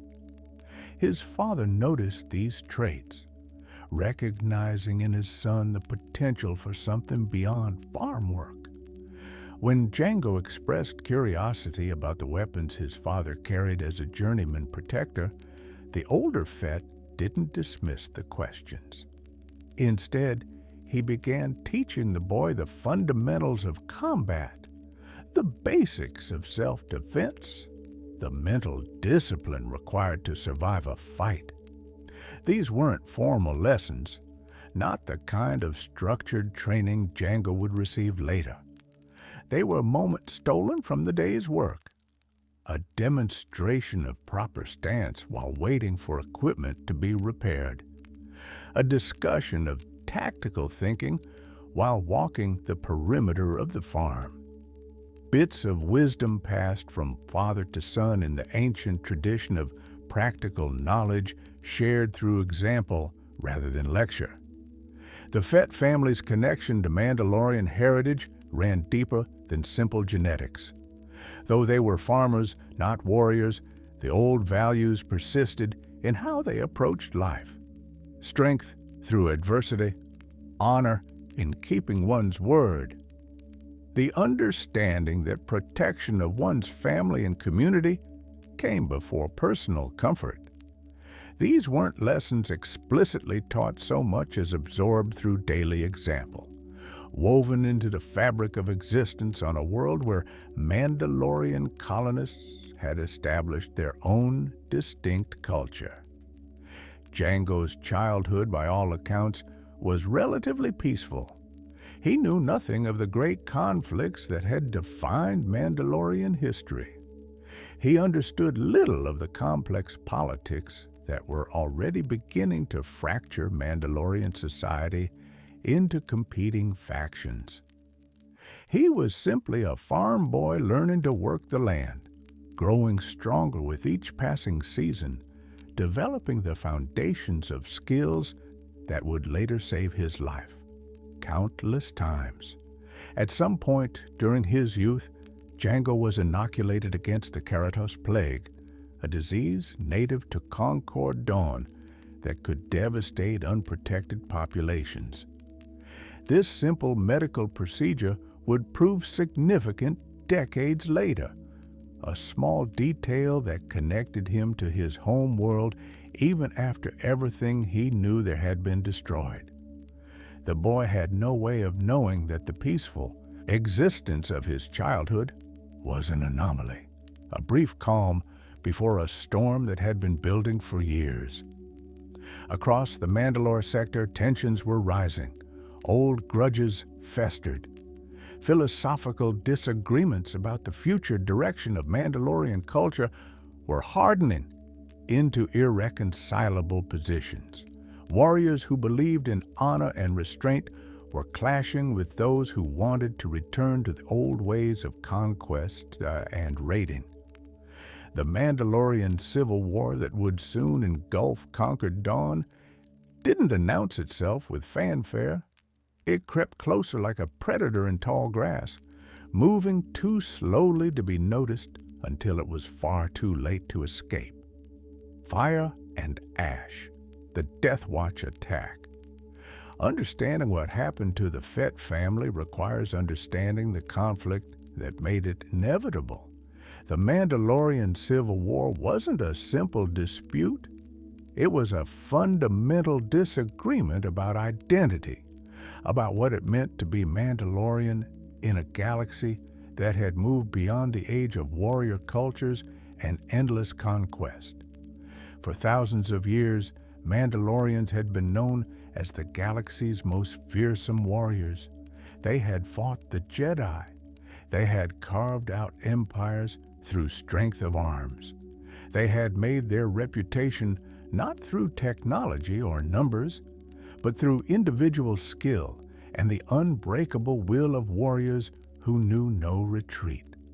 But centuries of defeat and decline had left Mandalorian culture fractured, with different groups arguing about the path forward. One faction, led by Duchess Satine Kryze, believed that Mandalorians should abandon their warrior past entirely. These new Mandalorians advocated for pacifism, for transformation into a peaceful society that could find prosperity through diplomacy and trade rather than warfare. They held political power on Mandalore itself and sought to reshape Mandalorian culture from the ground up. Another faction, led by a man named Jasta Marrael, took a different approach. Marrael didn't want to abandon Mandalorian warrior traditions, but he believed those traditions needed reform. His vision was of Mandalorians as honorable mercenaries, super commandos who fought not for conquest, but for credits, guided by a strict code of conduct that separated them from common thugs and raiders. Marrael had written down these principles in a text he called the Super Commando Codex, hundreds of guidelines intended to restore honor to Mandalorian clans. His true Mandalorians were professionals. They chose their contracts carefully. They refused jobs that involved harming innocents or betraying previous employers. They operated under a hierarchical structure with clear lines of authority and responsibility.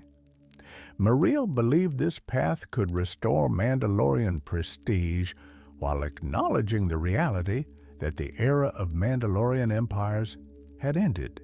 But not all Mandalorians agreed with either vision. Some believed that both the pacifists and Marrael's reformers were betraying everything that made Mandalorian special. These warriors, led by a man named Tor Vizsla, formed a splinter faction they called the Death Watch. They wanted to return to the old ways completely, to restore Mandalorian warrior culture through conquest and violence. They rejected all forms of restraint as weakness, seeing Marrael's codex as a pathetic attempt to water down Mandalorian strength. The Death Watch saw themselves as the true inheritors of Mandalorian legacy. They were willing to do whatever it took to restore what they believed was the proper order: raiding, terrorism, mass murder. All of it was justified in their minds as necessary steps toward reclaiming lost glory. The conflict between Marrael's true Mandalorians and Vizsla's Death Watch had been simmering for years when it finally reached Concord Dawn. Small skirmishes, ambushes, attacks on supply lines, a war fought across multiple star systems with no clear front lines and no mercy for those caught in between. In 58 years before the Battle of Yavin, when Jango was only 8 years old, that war came to his home. Jaster Morel, now the Mandalore, the traditional leader of all Mandalorian clans, arrived at Concord Dawn with his forces in retreat. The Death Watch had scored victories, scattering the true Mandalorians and hunting them relentlessly. Mariel needed sanctuary, a place to regroup and plan his next move. He turned to his home world, to the man who had replaced him as journeyman protector, hoping for aid in desperate times. Jango's father didn't hesitate. The Fett homestead became a safe house for Mariel and his warriors. Food was shared, injuries were treated, plans were made in the quiet hours of night while Death Watch patrols scoured nearby sectors looking for their prey. It was a dangerous gambit, one that put the entire Fett family at risk. But it was also the right thing to do, by the values that governed life on Concord Dawn. Mariel was a fellow Mandalorian in need. More than that, he was fighting for principles that aligned with the honorable traditions the elder Fett respected. Young Jango didn't fully understand the politics. He saw warriors in armor, heard hushed conversations about battles and strategies, felt the tension that permeated the homestead whenever Mariel's men stood watch at the farm's perimeter. He asked his father questions about the strangers, about why they were hiding, about the footprints he'd seen in the fields. His father's answers were vague, designed to protect the boy's innocence. Just men who needed help. Nothing to worry about. Focus on your chores. But Tor Vizsla was nothing if not thorough. The Death Watch tracked Mariel to Concord Dawn, followed the trail to the Fett farm, and moved with the ruthless efficiency of warriors who had abandoned all pretense of honor. They came at night. Death Watch warriors surrounded the homestead in darkness, cutting off all escape routes before announcing their presence. When Jango's father realized what was happening, he tried to negotiate, to buy time, to protect his family from the violence he knew was coming. The Death Watch had no interest in negotiation. They beat the elder Fett, demanding information about Mariel's whereabouts, about his plans, about the strength of his forces. When Jango's father refused to give them what they wanted, they intensified the interrogation. The boy watched helplessly as Death Watch warriors brutalized his father, unable to intervene, frozen by the kind of terror that paralyzes children when they first understand that their parents can't protect them from everything. Jango's mother tried to intervene, hoping to save her husband, hoped to draw the Death Watch's attention away from him. Her attempt gave young Jango an opening. He ran, sprinting into the darkness with Death Watch warriors in pursuit, his heart hammering, his mind unable to process the full horror of what was happening. He ran directly into Jaster Morel. The Mandalore had been hiding in the fields, waiting for the moment to spring his trap. The Death Watch thought they had cornered their prey. Instead, they had walked into an ambush of their own. Mariel had allowed them to come, had used the Fett homestead as bait, had prepared a counterattack that would teach Vizsla the cost of underestimating the true Mandalorians. But Mariel's tactical victory came too late for the Fett family. By the time the fighting ended, both of Jango's parents were dead. His sister Arla had been taken captive by the retreating Death Watch. The homestead that had been his entire world was burning, crops destroyed, buildings reduced to rubble. 8-year-old Jango Fett stood in the ashes of his life, surrounded by warriors in armor, watching smoke rise into the night sky. The Death Watch soldier who had killed his parents was dead as well, shot by Jango himself. In a moment of rage and desperation, the boy had grabbed a fallen blaster, aimed by instinct rather than training, and pulled the trigger. His first kill, his first step down a path that would define the rest of his life. Jaster Muriel looked at the orphan boy standing among the ruins and saw something that made him pause. Courage, resourcefulness, the kind of potential that couldn't be taught, only recognized and cultivated. The boy had helped spring the trap that saved Muriel's forces. He had killed a trained warrior despite being barely old enough to lift a blaster. He had survived the kind of trauma that broke grown men. More than that, Muriel felt responsibility. The Death Watch had come to Concord Dawn, hunting him. The Fett family had died because they gave him sanctuary. Their blood was on his hands as surely as if he'd pulled the trigger himself. Honor demanded he make it right, or at least try to do so. Muriel made a decision that would alter galactic history, though he couldn't have known it at the time.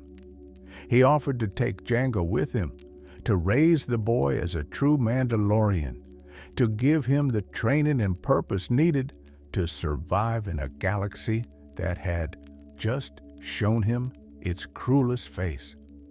The true Mandalorians pulled off Concord Dawn, leaving behind a burning homestead and taking with them an orphan boy who would never be the same. Jango Fett's childhood had ended in fire and blood. His education as a warrior was about to begin. Forged in battle, life with the true Mandalorians. The transition from farm boy to Mandalorian warrior doesn't happen overnight. It's a transformation measured in years, built through repetition and discipline, hardened by experiences that test every limit of endurance and will. For Jango Fett, that transformation occurred in the mobile war camps of the true Mandalorians, among warriors who treated battle as both profession and art form. Jaster Muriel didn't simply adopt Jango in the emotional sense. He formally brought the boy into Mandalorian culture through the ancient tradition of foundling adoption. In Mandalorian society, this was one of the highest honors, a recognition that blood mattered far less than the willingness to live by Mandalorian values. Jango would be raised as Muriel's son, taught everything the Mandalore knew, prepared for a life that few in the galaxy could survive. The true Mandalorians were nomadic by necessity. As a mercenary force hunted by the Death Watch, they couldn't maintain permanent bases or predictable patterns. They moved from system to system, taking contracts that aligned with their code, training constantly, and staying one step ahead of Visla's forces. This meant Jango's education occurred aboard troop transports and in temporary camps, in the brief calm between battles, in stolen moments when experienced warriors could pass knowledge to the next generation. Muriel himself served as Jango's primary mentor. The Mandalore was a complex figure, a man who had killed his corrupt superior officer on principle and been exiled for choosing honor over authority. He was deeply pious, devoted to Mandalorian traditions, even as he sought to reform them. He was an extraordinary soldier, skilled enough to rise to leadership among the galaxy's greatest warriors. But more than his combat abilities, Muriel possessed the leadership qualities needed to unite disparate clans under a single banner. He believed that Mandalorians could be both warriors and honorable beings. That strength didn't require cruelty. That victory through skill and discipline was more meaningful than victory through numbers or savagery. These principles were embedded in the Super Commando Codex, but Meriel taught them by example as much as through direct instruction. The Codex itself became Jango's guide to understanding what separated the true Mandalorians from other warrior cultures. It laid out hundreds of specific guidelines for conduct: never kill unless the contract demands it, never harm innocents, never betray an employer, always honor agreements, choose contracts based on the character of those hiring you, not just the credits offered, treat defeated enemies with respect, care for your warriors as brothers and sisters, maintain your equipment, train constantly, never allow arrogance to replace preparation. These weren't abstract philosophical principles.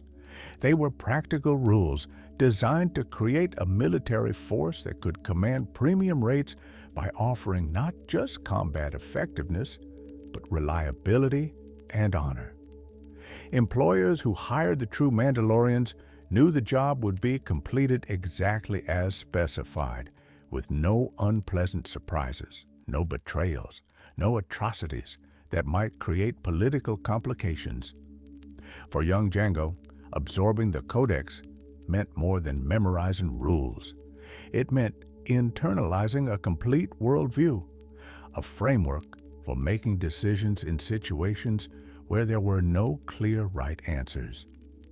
The Codex taught him to think tactically and ethically simultaneously, to consider not just whether he could accomplish something, but whether he should. The physical training was relentless. Even as a boy, Jango was pushed to his limits and beyond. Hand-to-hand combat, weapons proficiency with every weapon system the Mandalorians employed, tactical planning, survival skills, piloting, demolitions, communications, medical training, languages, every skill a warrior might need in the field. Jango learned through repetition until competence became instinct. But the true Mandalorians understood that individual skill meant little without discipline and coordination. Jango trained not just alone, but as part of squad units, learning to operate as one component of a larger tactical machine.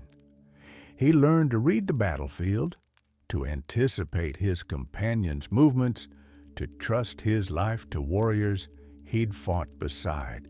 This wasn't the kind of trust that came from sentiment. It was the practical understanding that Mandalorian combat doctrine relied on each warrior fulfilling their role with absolute precision. The armor became part of who he was. Mandalorian armor wasn't just protection, it was identity, legacy, technology, and art combined. The Beskar plates could withstand blaster bolts and lightsaber strikes.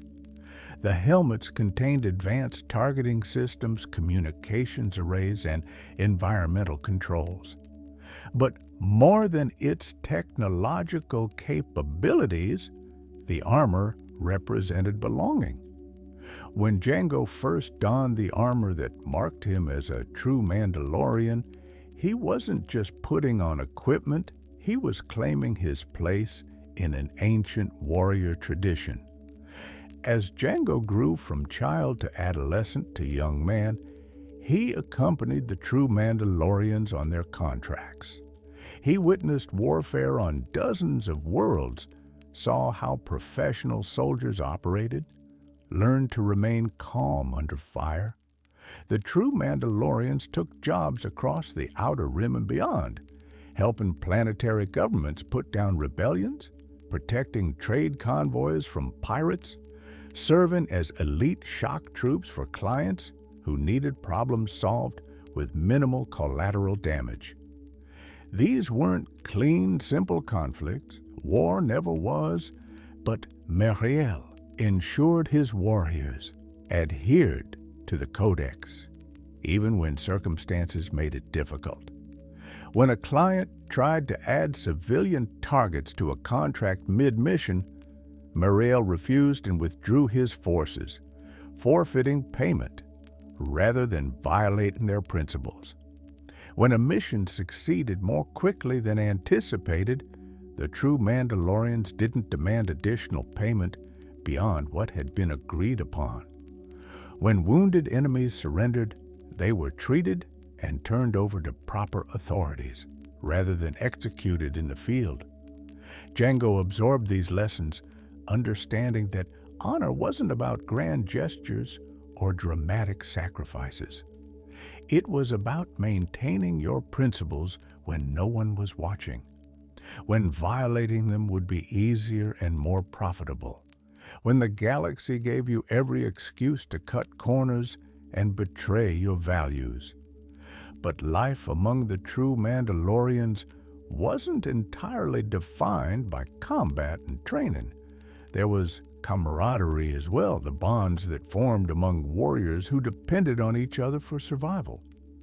Jango formed friendships with other young Mandalorians, warriors like Silas, who would stand with him through the darkest times ahead.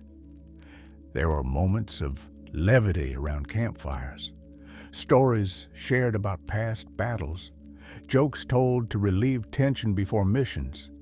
There was the satisfaction of a job well done, of returning to base after a successful contract, of knowing you'd proven yourself worthy of your armor.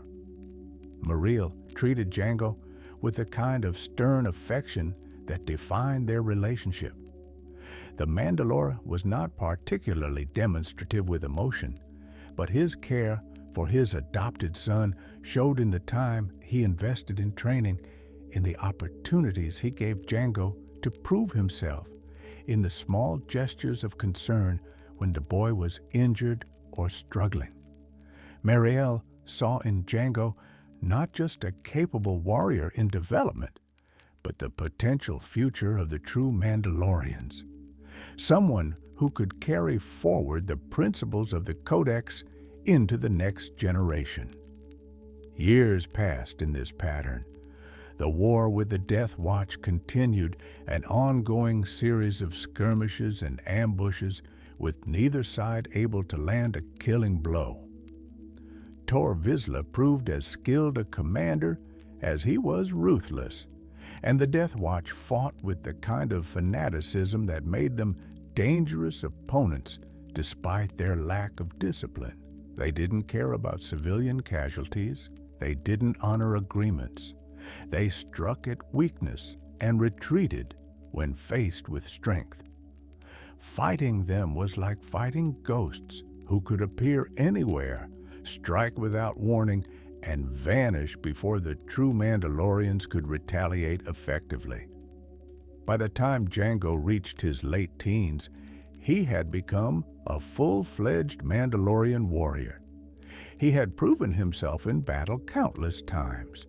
He had internalized the lessons of the Codex so thoroughly that ethical decision-making was automatic, not requiring conscious deliberation. He had earned the respect of warriors who had fought beside him, men and women who knew they could trust him with their lives. The scars of Concord Dawn hadn't faded. Jango still carried the trauma of watching his parents die, of losing his sister to the Death Watch, of seeing his childhood destroyed in a single night, but he had transformed that pain into purpose. He fought not for vengeance alone, but for the principles Mariel had taught him. He fought to protect others from suffering the same losses he had endured. He fought because it was what he had been trained to do, and he was very, very good at it. Jester Mariel had shaped Jango into exactly what the true Mandalorians needed, a warrior of extraordinary skill, a man who understood honor not as an abstract concept, but as a practical guide for action. Someone who could lead if called upon, but who was also content to follow when someone else was better suited to command. Neither Jango nor Muriel could have known how soon that leadership would be tested. The Death Watch had been planning something for years, biding their time, waiting for the perfect moment to strike at the heart of the true Mandalorians. That moment was approaching faster than anyone realized, and when it came, nothing would ever be the same again. By 52 years before the Battle of Yavin, 6 years after that terrible night on Concord Dawn, Jaster Muriel believed the Death Watch had been broken. Months had passed without significant contact with Vizsla's forces. Intelligence suggested the Death Watch was scattered, disorganized, reduced to isolated cells that posed nuisance raids rather than existential threats. It seemed, for the first time in years, that the true Mandalorians might finally be free to operate as the mercenary force Muriel had always envisioned, without constantly looking over their shoulders for the next Death Watch ambush. Confidence in warfare is often the prelude to catastrophe. The planet Corda 6 had contracted the true Mandalorians for a standard security operation. Local tensions had escalated into a conflict that threatened to destabilize the entire system. The planetary government needed professional soldiers to suppress the uprising quickly, with minimal civilian casualties and with enough force to deter future rebellions. It was exactly the kind of contract the true Mandalorian specialized in: difficult, requiring precision and discipline, commanding premium rates from clients who understood that quality came at a cost.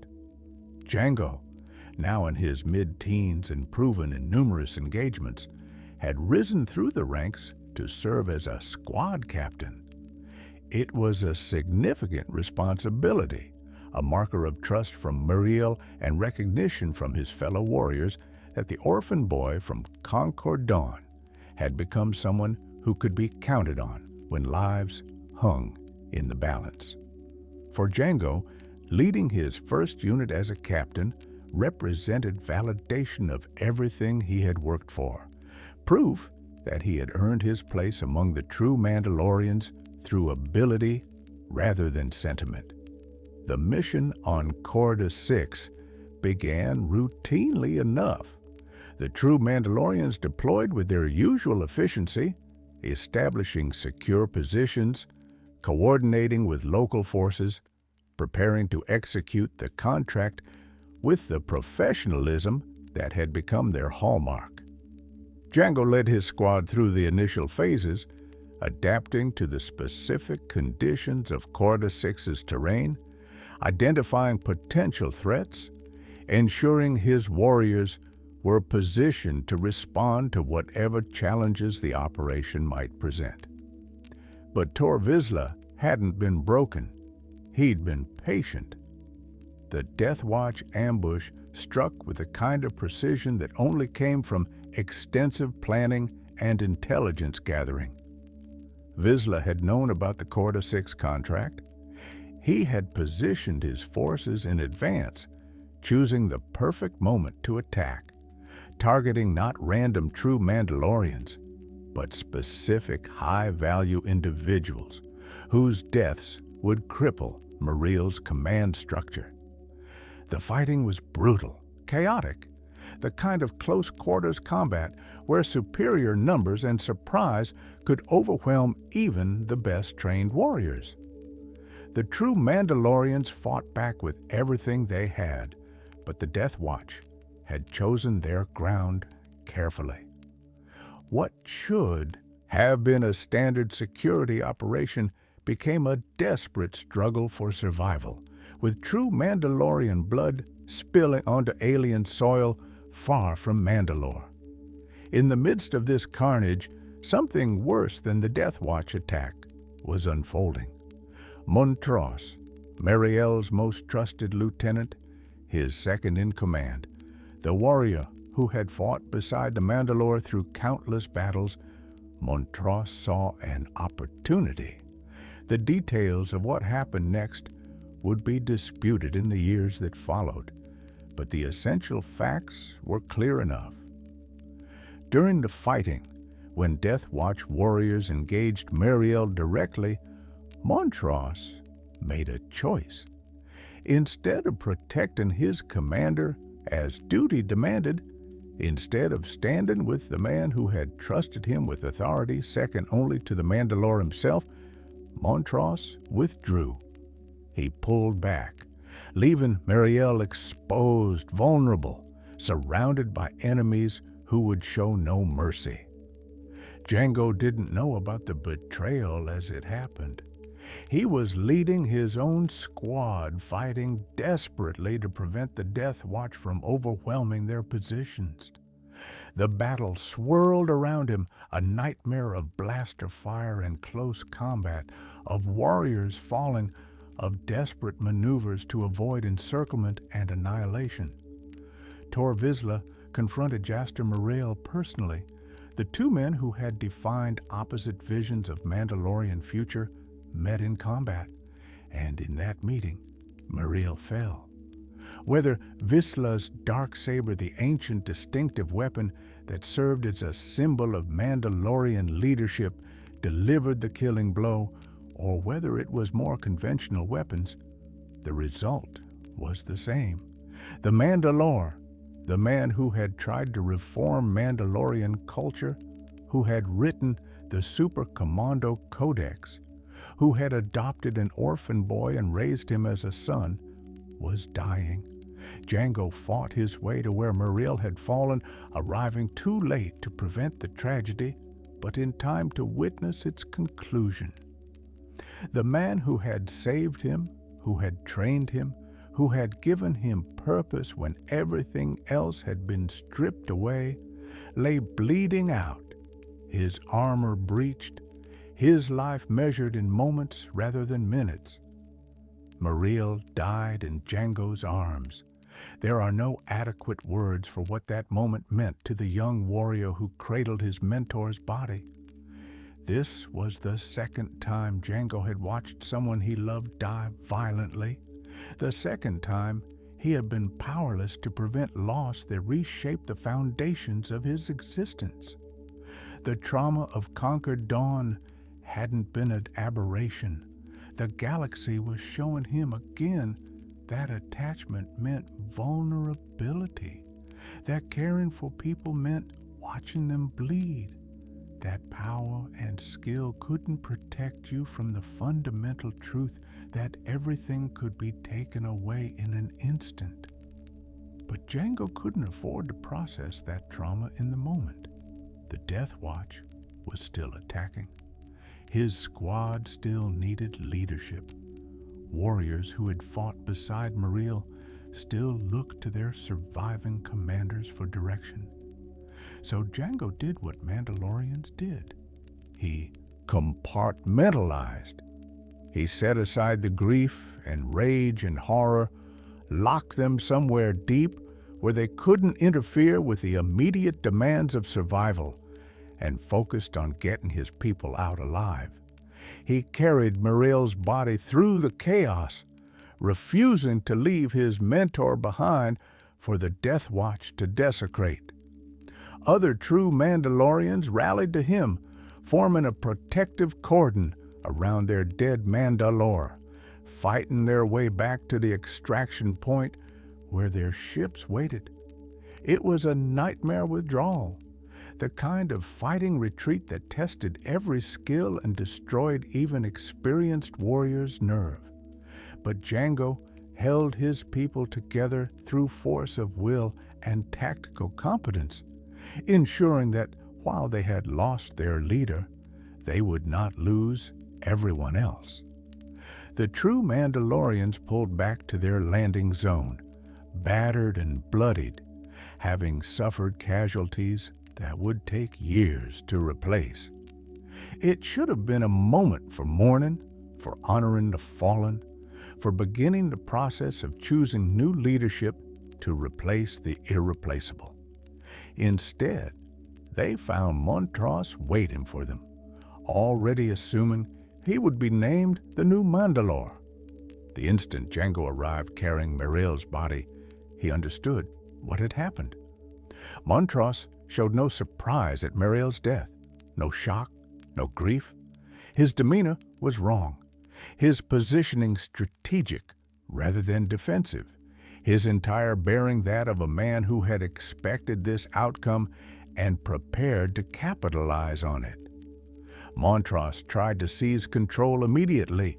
He announced that both Muriel and Jango had fallen in the fighting, that he was the rightful successor by virtue of seniority and combat experience, that the true Mandalorians needed strong leadership in this moment of crisis.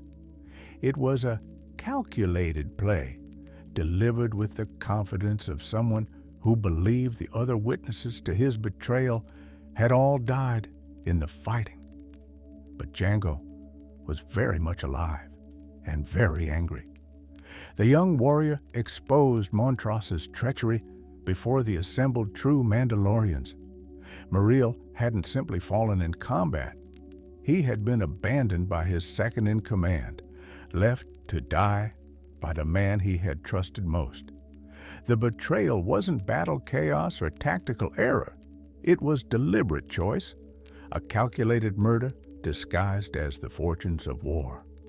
The true Mandalorian's response was immediate and unforgiving. Mandalorian culture had specific codes for dealing with traitors, with those who abandoned their own in battle, with warriors who placed personal ambition above honor and brotherhood. Montross had violated every principle the true Mandalorians held sacred. He had betrayed the Codex. More than that, he had betrayed Jaster Muriel, the man who had written that Codex and united them under its principles. They didn't execute Montross. Death would have been mercy, a clean ending. Instead, they stripped him of his armor and weapons, the worst punishment a Mandalorian could receive, a symbolic death that left the body alive but destroyed identity and belonging. They exiled him, casting him out from Mandalorian society, making him Darmanda, a warrior without clan or honor. For a man like Montross, who had defined himself through his position among the Mandalorians, this was a fate worse than any physical death. Montross left Corda 6 in disgrace, nursing hatred that would only grow more poisonous with time. He would become a bounty hunter, trading on the skills he had learned as a true Mandalorian while abandoning every principle that had made those warriors special. His path would cross Jango's again years later, in circumstances neither could have predicted. But in that moment, he was simply a broken man, cast out by people who had been his family, exiled for sins that couldn't be forgiven or forgotten. With Montross gone, the true Mandalorians faced the question of succession. The Mandalore was dead. His second-in-command had been revealed as a traitor. Who would lead now? The answer to those who had fought beside Jango was obvious. Despite his youth, despite having only recently become a squad captain, Jango had proven himself in ways that transcended rank or experience. He had led warriors through impossible situations and brought them home alive. He embodied the principles of the Super Commando Codex not through rhetoric, but through action. He was Jaster Muriel's adopted son, trained personally by the previous Mandalore, marked by that connection as someone who understood the vision Muriel had died defending. More than any of that, Jango had exposed Montross's betrayal and prevented a traitor from seizing leadership. He had carried Muriel's body from the battlefield when it would have been easier to leave it behind. He had honor, skill, and the kind of quiet competence that inspired confidence rather than demanded it. Warriors who had served under Mariel rallied to Jango. Silas, his friend and fellow soldier, pledged loyalty and encouraged others to do the same. One by one, the true Mandalorians acknowledged what was already obvious. Jango Fett, barely out of his teens, would become the new Mandalore. He would lead the true Mandalorians forward, carrying Mariel's legacy into an uncertain future. Jango accepted the position because refusing it would have meant abandoning the people who had become his family. But he understood the weight of what he was taking on. Leading the true Mandalorians meant more than tactical command. It meant being responsible for preserving Mandalorian honor in a galaxy that didn't value honor. It meant making decisions that would determine whether his warriors lived or died. It meant becoming the embodiment of principles that had gotten his mentor killed. He was young for such responsibility. Too young by any reasonable measure, but the galaxy rarely cared about what was reasonable. It cared about what was necessary. And in that moment, the true Mandalorians needed someone who could hold them together, who could continue the work Mariel had started, who could honor the fallen by refusing to let their deaths be meaningless. Jango became Mandalore, and the true Mandalorians followed him into the darkness that lay ahead. The trap of Galidran. For 8 years, Jango Fett led the true Mandalorians with the kind of competent professionalism that Mariel would have been proud of. The teenage warrior who had inherited leadership through tragedy and necessity grew into the role, developing the judgment and strategic thinking that separated adequate commanders from exceptional ones. Under his leadership, the true Mandalorians not only survived, but thrived, taking contracts across the Outer Rim, building their reputation as the galaxy's finest mercenary force. The Codex remained their guide.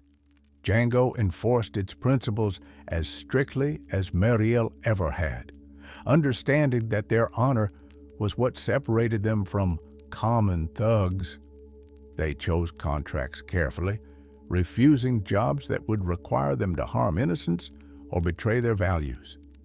They completed every mission exactly as specified, neither exceeding nor falling short of what had been agreed upon. They trained constantly, maintained their equipment to perfectionist standards, and operated with the kind of precision that made them worth every credit they charged. The war with the Death Watch continued, but with Vizsla forced into hiding after Quarter 6, the threat had diminished. The Death Watch still existed, still launched occasional raids, still represented an enemy that could never quite be defeated. But they no longer posed the existential threat they once had. For the first time in years, the true Mandalorians could operate without constantly looking over their shoulders. Jango's leadership style differed from Mariel's in subtle ways. Where Mariel had been the warrior philosopher who wrote the Codex and preached its principles, Jango led primarily through example.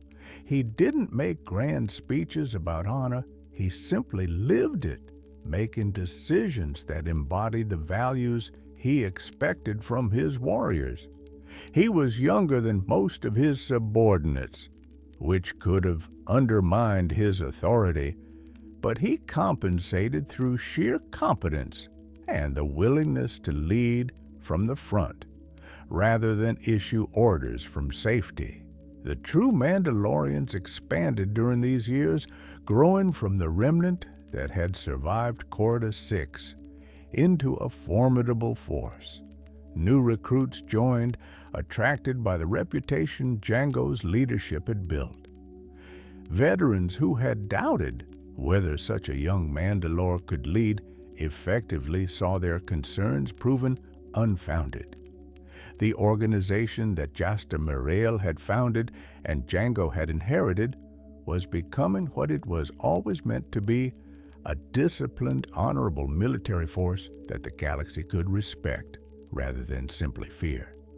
But success breeds complacency, and complacency creates vulnerabilities. In 34 years before the Battle of Yavin, 8 years after Jango had become Mandalore, the true Mandalorians received intelligence about Death Watch operations on the planet Galadran. The information suggested that Vizsla had been using the snow-covered world as a base, and that the local governor might be willing to provide support in finally eliminating the threat the Death Watch posed. For Jango, this represented the opportunity he had been waiting for since Concord Dawn. The chance to destroy the Death Watch, the chance to ensure no one else would suffer what he had suffered, what his family had endured, what countless others had lost to Vizsla's fanaticism. It was personal in ways that went beyond tactical considerations, but it also made strategic sense. Eliminating the Death Watch would allow the true Mandalorians to operate without constantly defending against attack from their own kind.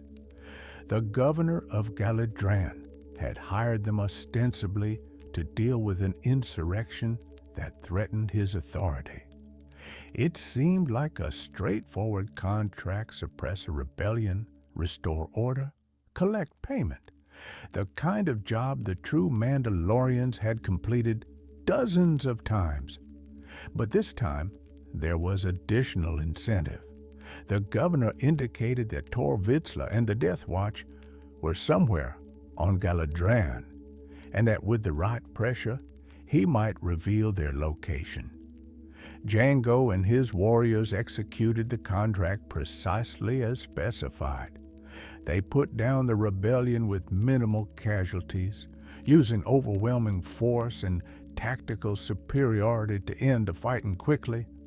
It wasn't pleasant work, but it was necessary, and they did it without committing the atrocities that made mercenary work a dirty word across civilized space.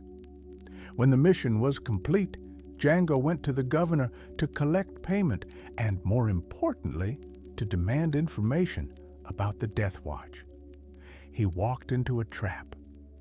Tor Vizsla was indeed on Galadran, but not as a fugitive hiding from the governor. He was working with the governor, had been from the beginning, had orchestrated the entire scenario as payback for years of defeats and the humiliation of being hunted across the galaxy. The insurrection the true Mandalorians had put down, those weren't rebels. They were civilians, peacefully protesting against the governor's tyrannical policies. The Death Watch had manufactured evidence making them look like armed insurgents, and the true Mandalorians, trusting the contract they had been given, had followed their orders. But the worst part of the trap wasn't the deception about the contract. It was who Vizsla had convinced to spring the trap with him: the Jedi Order. The governor had contacted the Jedi Council with reports that Mandalorian warriors were massacring peaceful civilians on Galadran. He provided fabricated evidence of atrocities, of war crimes, of exactly the kind of unprovoked violence that would demand Jedi intervention. The Council, hearing reports of Mandalorians killing innocents, dispatched a task force led by a Jedi Master named Dooku and his Padawan Komari Vosa. Count Dooku, at this point in his life, was still a Jedi, still serving the Republic, still years away from the fall to the dark side that would transform him into Darth Tyrannus. He was a formidable duelist, a respected member of the Jedi Council, someone who had dedicated his life to serving the light. He also had a complicated relationship with the concept of Mandalorians, having studied their history and understood them as worthy opponents rather than simple criminals. But even Dooku, with all his experience and wisdom, didn't question the intelligence he had been given. The governor had provided evidence. The reports were consistent, and Mandalorians historically were capable of exactly the kind of violence being described. The Jedi arrived on Galedran believing they were confronting war criminals who needed to be stopped. When Jango returned from meeting with the governor, when Vizsla sprang the trap and the Death Watch attacked, he found his forces engaged not by Vizsla's warriors, but by Jedi. The true Mandalorians, caught completely off guard, tried to defend themselves against opponents they had never expected to face. This wasn't a conflict they had trained for. Fighting the Death Watch was one thing. Fighting Jedi who believed they were bringing mass murderers to justice was something else entirely. The Battle of Galadron was a massacre, but not the one the Jedi had been told about.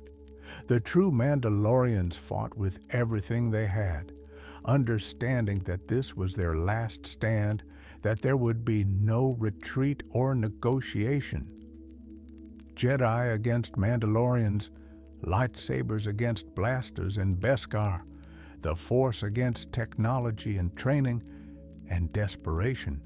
The snow of Galadron ran red with the blood of warriors who had done nothing wrong except trust a contract that had been designed to destroy them.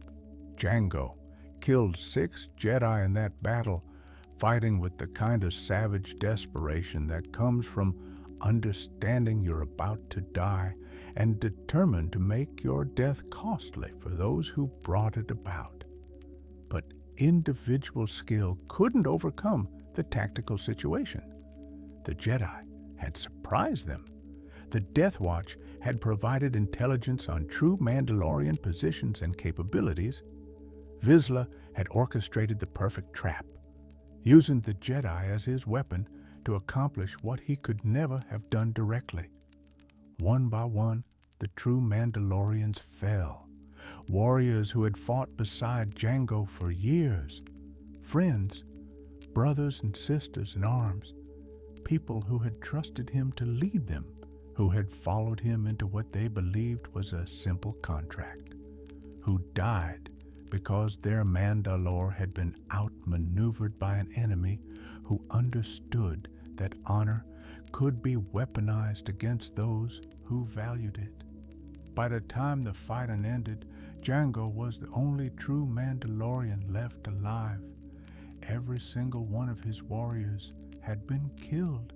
The organization that Jaster Muriel had founded, that Jango had led for 8 years, that had represented the hope for a reformed and honorable Mandalorian culture, it was gone, annihilated, destroyed not by the Death Watch directly, but by the Jedi Council acting on false information.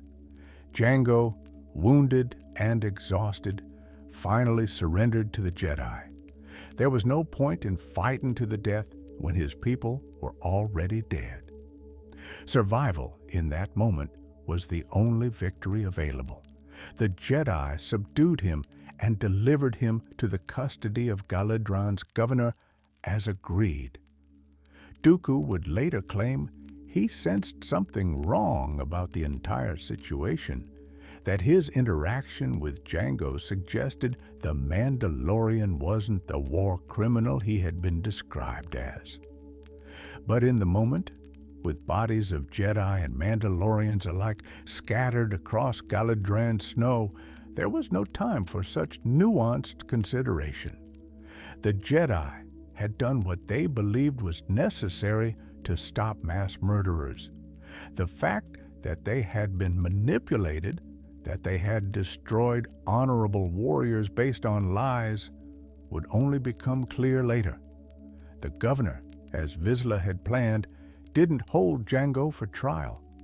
Instead, he sold the last of the true Mandalorians into slavery. Jango was stripped of his armor, bound in chains, and shipped off-world to work in spice mines that consumed slaves and asked no questions about where they came from. For approximately 2 years, Jango Fett labored as a slave, the orphan boy from Concord Dawn who had been adopted by Mandalorians, who had risen to become Mandalore, who had led the finest warriors in the galaxy, was reduced to the most powerless existence imaginable. He was property, a tool to be used and discarded, a nobody in the bowels of facilities where death came quickly to those who couldn't keep up with the brutal demands. These years broke something in Jango, some essential optimism or belief in justice that he had managed to preserve through all his previous trauma. Watching his parents die had taught him the galaxy was cruel. Watching Mariel die had taught him that betrayal could come from those you trusted most. But Galadran and the slavery that followed taught him a darker lesson, that honor could be used against you, that doing the right thing was no protection, that the galaxy's institutions, even the Jedi Order, could be manipulated into committing atrocities. But slavery also crystallized something in him, a cold, hard resolve that would define the rest of his life. He would survive, he would escape, he would reclaim what had been taken from him, and he would ensure that the Death Watch paid for what they had done, not through grand gestures or dramatic speeches, through methodical, patient, inevitable vengeance. Jango used his training to stay alive in the mines. The skills Mariel had taught him, the discipline that had kept him going through countless battles, became the tools he used to endure conditions that killed weaker prisoners. He learned the rhythms of the facility, identified the guards' routines, cataloged every weakness in their security. And when the opportunity finally came, he took it with the kind of ruthless efficiency that his enslavers never expected from a slave. The details of his escape would become legend among those who knew the story. Jango killed the guards who had been his captors.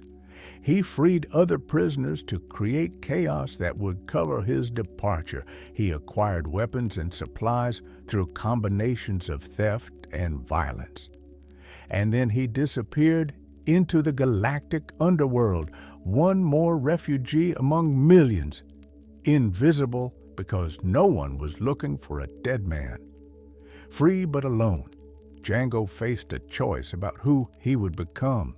The true Mandalorians were gone. The cause Mariel had dedicated his life to was finished. The dream of reformed, honorable Mandalorian warriors had died on Galadran. Jango could try to rebuild, to find other Mandalorians and resurrect what had been lost. Or he could acknowledge that chapter of his life had ended and forge something new. He chose the latter, but first, he had unfinished business with Tor Vizsla. Vengeance and rebirth, hunting the Death Watch leadership, required resources Jango didn't have and information that took time to gather. He spent months in the galactic underworld, taking odd jobs, building connections with information brokers and black market dealers, slowly piecing together the location of Vizsla's base of operations. This wasn't the kind of hunt he had conducted as a true Mandalorian with full squad support and military intelligence. This was solitary work, the patient accumulation of fragments that would eventually form a complete picture. During this time, Jango also focused on recovering what had been taken from him on Galadron. His armor, the Beskar plates that had protected him through countless battles, that represented his identity as a Mandalorian, that connected him to everything Muriel had taught him. Finding Beskar wasn't simple.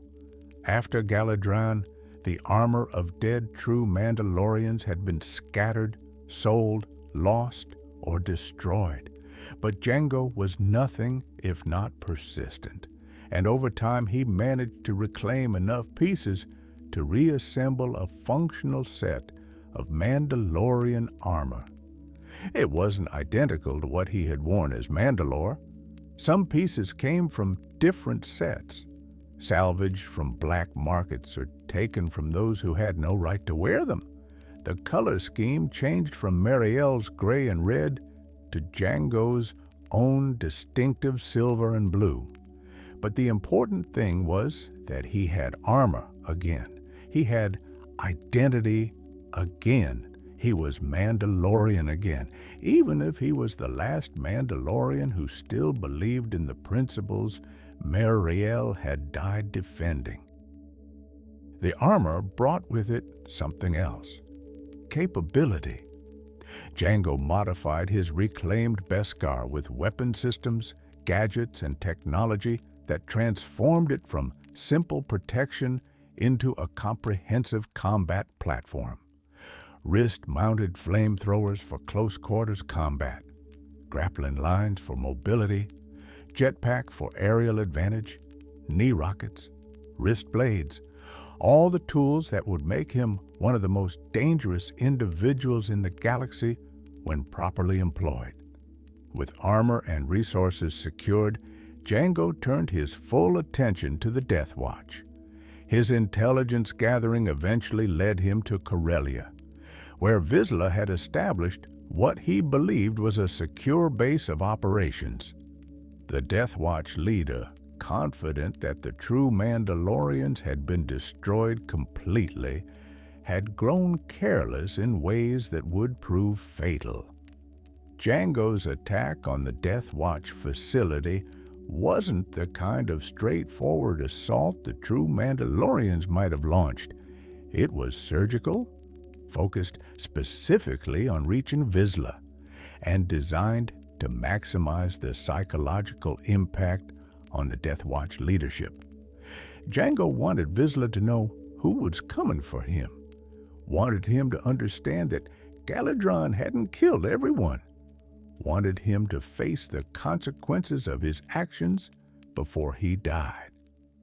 The confrontation between Jango Fett and Tor Vizsla played out across multiple environments. It began aboard the Death Watch's ship as Jango infiltrated the vessel, fighting his way through Vizsla's guards with a kind of methodical efficiency that left bodies in his wake. The Death Watch warriors, accustomed to fighting true Mandalorians who adhered to the Codex's restrictions, found themselves facing something different. Jango wasn't bound by rules anymore. He was bound by one objective: kill Vizsla. The fight moved from the ship to Corellia's surface when Vizsla tried to escape, using atmospheric craft to put distance between himself and his pursuer. But Jango had reclaimed his jetpack and wasn't about to let Vizsla run. The pursuit became a running firefight through Corellia's skies, two Mandalorians employing the full capabilities of their armor and weapons to destroy each other, with the city below serving as backdrop to their personal war. When they finally met face to face on Corellia's surface, both warriors were exhausted, both wounded, both operating on reserves of will and hatred that had sustained them through years of conflict. The duel itself wasn't the elegant choreography of Jedi combat or the precise tactics of military engagement. It was brutal, desperate, two men trying to kill each other with every weapon and technique at their disposal. Jango critically wounded Vizsla, damage severe enough that the Death Watch leader couldn't continue fighting, but not immediately fatal. In other circumstances, Jango might have finished him quickly.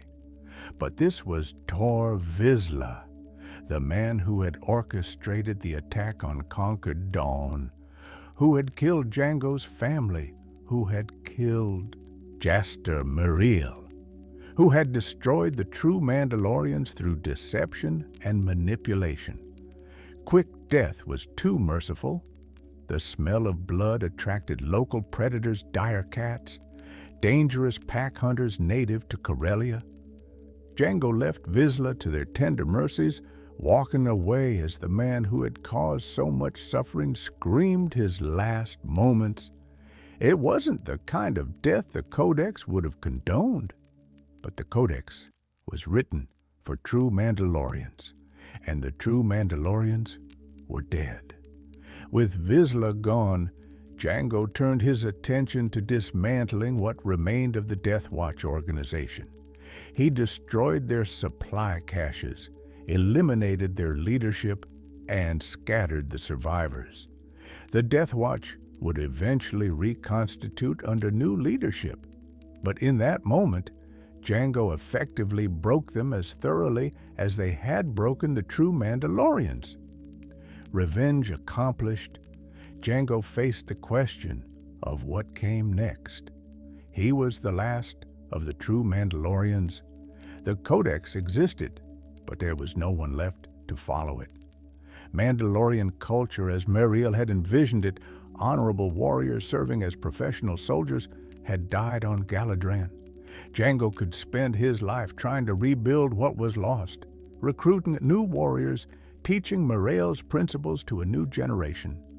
Or he could acknowledge that some things, once broken, couldn't be repaired. He chose to walk away from his role as Mandalore. The title meant nothing without warriors to lead. The responsibility was to people who no longer existed. Jango kept his armor, kept his skills, kept the lessons Muriel had taught him about tactic and honor and what it meant to be Mandalorian, but he couldn't keep the dream. Instead, he became a bounty hunter. The choice made practical sense. His skills translated directly to bounty hunting work, tracking targets, combat, survival, staying off the grid while still operating within the galaxy's legal and illegal structures. He could make a living, potentially a very good living, doing what he had been trained to do without the additional burden of trying to preserve a culture that the galaxy had decisively rejected. But it was also a kind of defeat, an acknowledgement that everything Muriel had fought for was finished. Bounty hunting was exactly the kind of profession the Super Commando Codex had been designed to elevate Mandalorians above. It was mercenary work stripped of the higher purpose, skill employed for credits rather than principles. Jango would be good at it the best, eventually, but it was a far cry from what he had been trained to be. He acquired his own ship to replace the transport he had once commanded as Mandalore. He called it Jaster's Legacy, a quiet acknowledgement of the debt he could never repay to the man who had saved him, trained him, and trusted him with leadership.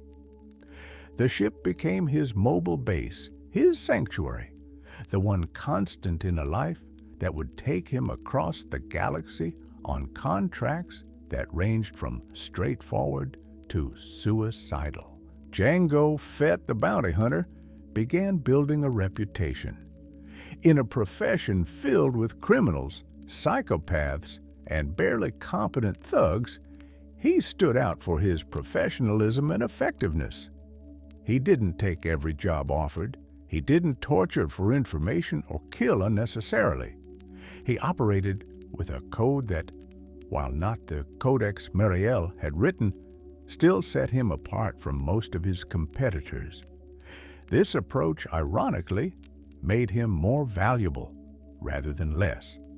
Clients who needed someone reliable, who wanted targets delivered alive when specified, who couldn't afford the complications that came with employing sadists or idiots, they sought out Jango Fett. His rates were high, but he delivered results. His word meant something in an industry where most deals were built on mutual distrust. The galaxy's criminal underworld took notice. Other bounty hunters recognized a superior operator in their midst. Jango worked with and against figures who would themselves become legendary. Cad Bane, the Duros, who would eventually be considered the best bounty hunter of the Clone Wars era, trained under Jango for a time, learning from a master before their paths diverged. Aura Singh, the deadly assassin with partial force sensitivity, became an occasional partner. Hondo Onaka, the pirate who would survive through sheer audacity and luck, had encounters with Jango that left him with healthy respect for the Mandalorian's capabilities. Jango also found someone he could trust, or at least trust as much as he trusted anyone. Rosada, a Toydarian who operated Outland Station and served as information broker, deal maker, and finder of contracts for bounty hunters willing to pay her percentage. She was competent, reliable, and genuinely seemed to care about Jango beyond his value as a source of credits. Their relationship was professional, with hints of friendship, the kind of connection that could exist in the underworld between people who had each other's backs without the burden of deeper emotional entanglement. Rosada was one of the few people who encouraged Jango to find something to live for beyond credits and the next contract. She saw in him potential that he had stopped seeing in himself. She recognized that beneath the professional bounty hunter was someone capable of more, deserving of more, than solitary existence hunting people for money. Jango never found what Rosada wanted for him during those years, but he built a life, if you could call it that. He became the best at what he did. He accumulated wealth and reputation. He proved that his training under Muriel hadn't been wasted, even if he was applying it to purposes Muriel would have found disappointing. And then, a decade after Galadrian, everything changed again. Because Count Dooku, the Jedi Master who had led the task force that destroyed the true Mandalorians, was no longer a Jedi. He had left the Order, fallen to the dark side, and become Darth Tyrannus, apprentice to the Sith Lord Darth Sidious. And the Sith had a plan that required exactly the kind of warrior Jango had become, a plan that would transform one man's DNA into millions of soldiers, a plan that would ultimately lead to the destruction of the Jedi Order and the rise of the Galactic Empire, a plan that began with a simple job offer to the galaxy's best bounty hunter. The year was 32 before the Battle of Yavin, shortly after the Trade Federation's failed blockade of Naboo. The galaxy was changing in ways few people understood, with political tensions rising and ancient enemies moving in shadows. For most beings, these were abstract concerns, distant political machinations that didn't affect daily life. For bounty hunters like Jango Fett, they represented potential opportunity. Chaos meant work. Instability created targets. And someone, somewhere, was always willing to pay to have problems solved with blasters rather than diplomacy. Jango was operating out of Outland Station, conducting routine business with Rosada, when he received a message that would alter the course of his life and, ultimately, the fate of the galaxy. The hologram that appeared before him showed a figure of refinement and obvious authority. The man introduced himself as Tyrannus, offering a contract unlike any Jango had encountered. Not a specific target with specified terms, but an invitation to a hunt. A competition among the galaxy's most lethal bounty hunters, with a prize of 5 million Republic credits and a contract that would, as Tyrannus carefully phrased it, secure Jango's financial future completely. The target, Komari Vosa, leader of a criminal organization called the Bando Gora. The terms, dead or alive, though alive, would be preferred for interrogation purposes. The catch, Jango wouldn't be the only one hunting. Tyrannus had extended this invitation to several elite bounty hunters, ensuring competition that would test not just combat skills, but strategy, resourcefulness, and the ability to function under pressure. Rosada was immediately concerned when Jango told her he was taking the contract. She had heard rumors about the Bando Gora, the cult that brainwashed people with modified death sticks, turning them into mindless fanatics. The organization whose reach extended across multiple sectors, whose members seemed to be everywhere and nowhere simultaneously. Every bounty hunter who had gone after them had vanished without trace, presumably killed or converted into the very thing they had been hunting. But Jango wasn't deterred by danger. If anything, the difficulty made the hunt more appealing. 5 million credits would provide security he had never known. More importantly, a contract from someone with Tyrannus's resources and connections could open doors in the bounty hunting world that were currently closed. This was the kind of opportunity that came once in a career, the job that separated the truly exceptional from those who were merely competent. What Jango didn't know, couldn't have known, was that Tyrannus was Count Dooku, the same Jedi Master who had led the task force on Galadran. And this hunt wasn't really about eliminating the Bando Gora, though that was certainly part of it. It was a test, an elaborate audition to find someone who possessed the perfect combination of skills, genetics, and character to serve as the template for an army that would change galactic history. The hunt began on Coruscant, in the planet-wide city's lower levels, where death sticks flowed through criminal networks and law enforcement's authority was more suggestion than reality. Jango tracked a dealer named Jervis Gloom through the Uskru Entertainment District, fighting through gang members protecting their product, navigating the kind of urban warfare that required different tactics than battlefield combat. Close quarters, civilians everywhere, limited sight lines. The kind of environment where overwhelming firepower could create more problems than it solved. Gloom, when finally cornered, gave up his supplier, Groff Haug, a mid-level criminal operating a death stick processing facility in Coruscant's industrial zones. Jango infiltrated Haug's operation, gathering intelligence on the Bando Gora distribution network while avoiding security systems and hired thugs. That's where he first encountered Montross, his old enemy from the true Mandalorians. The traitor who had abandoned Jaster Meriel to die was also hunting Vosa.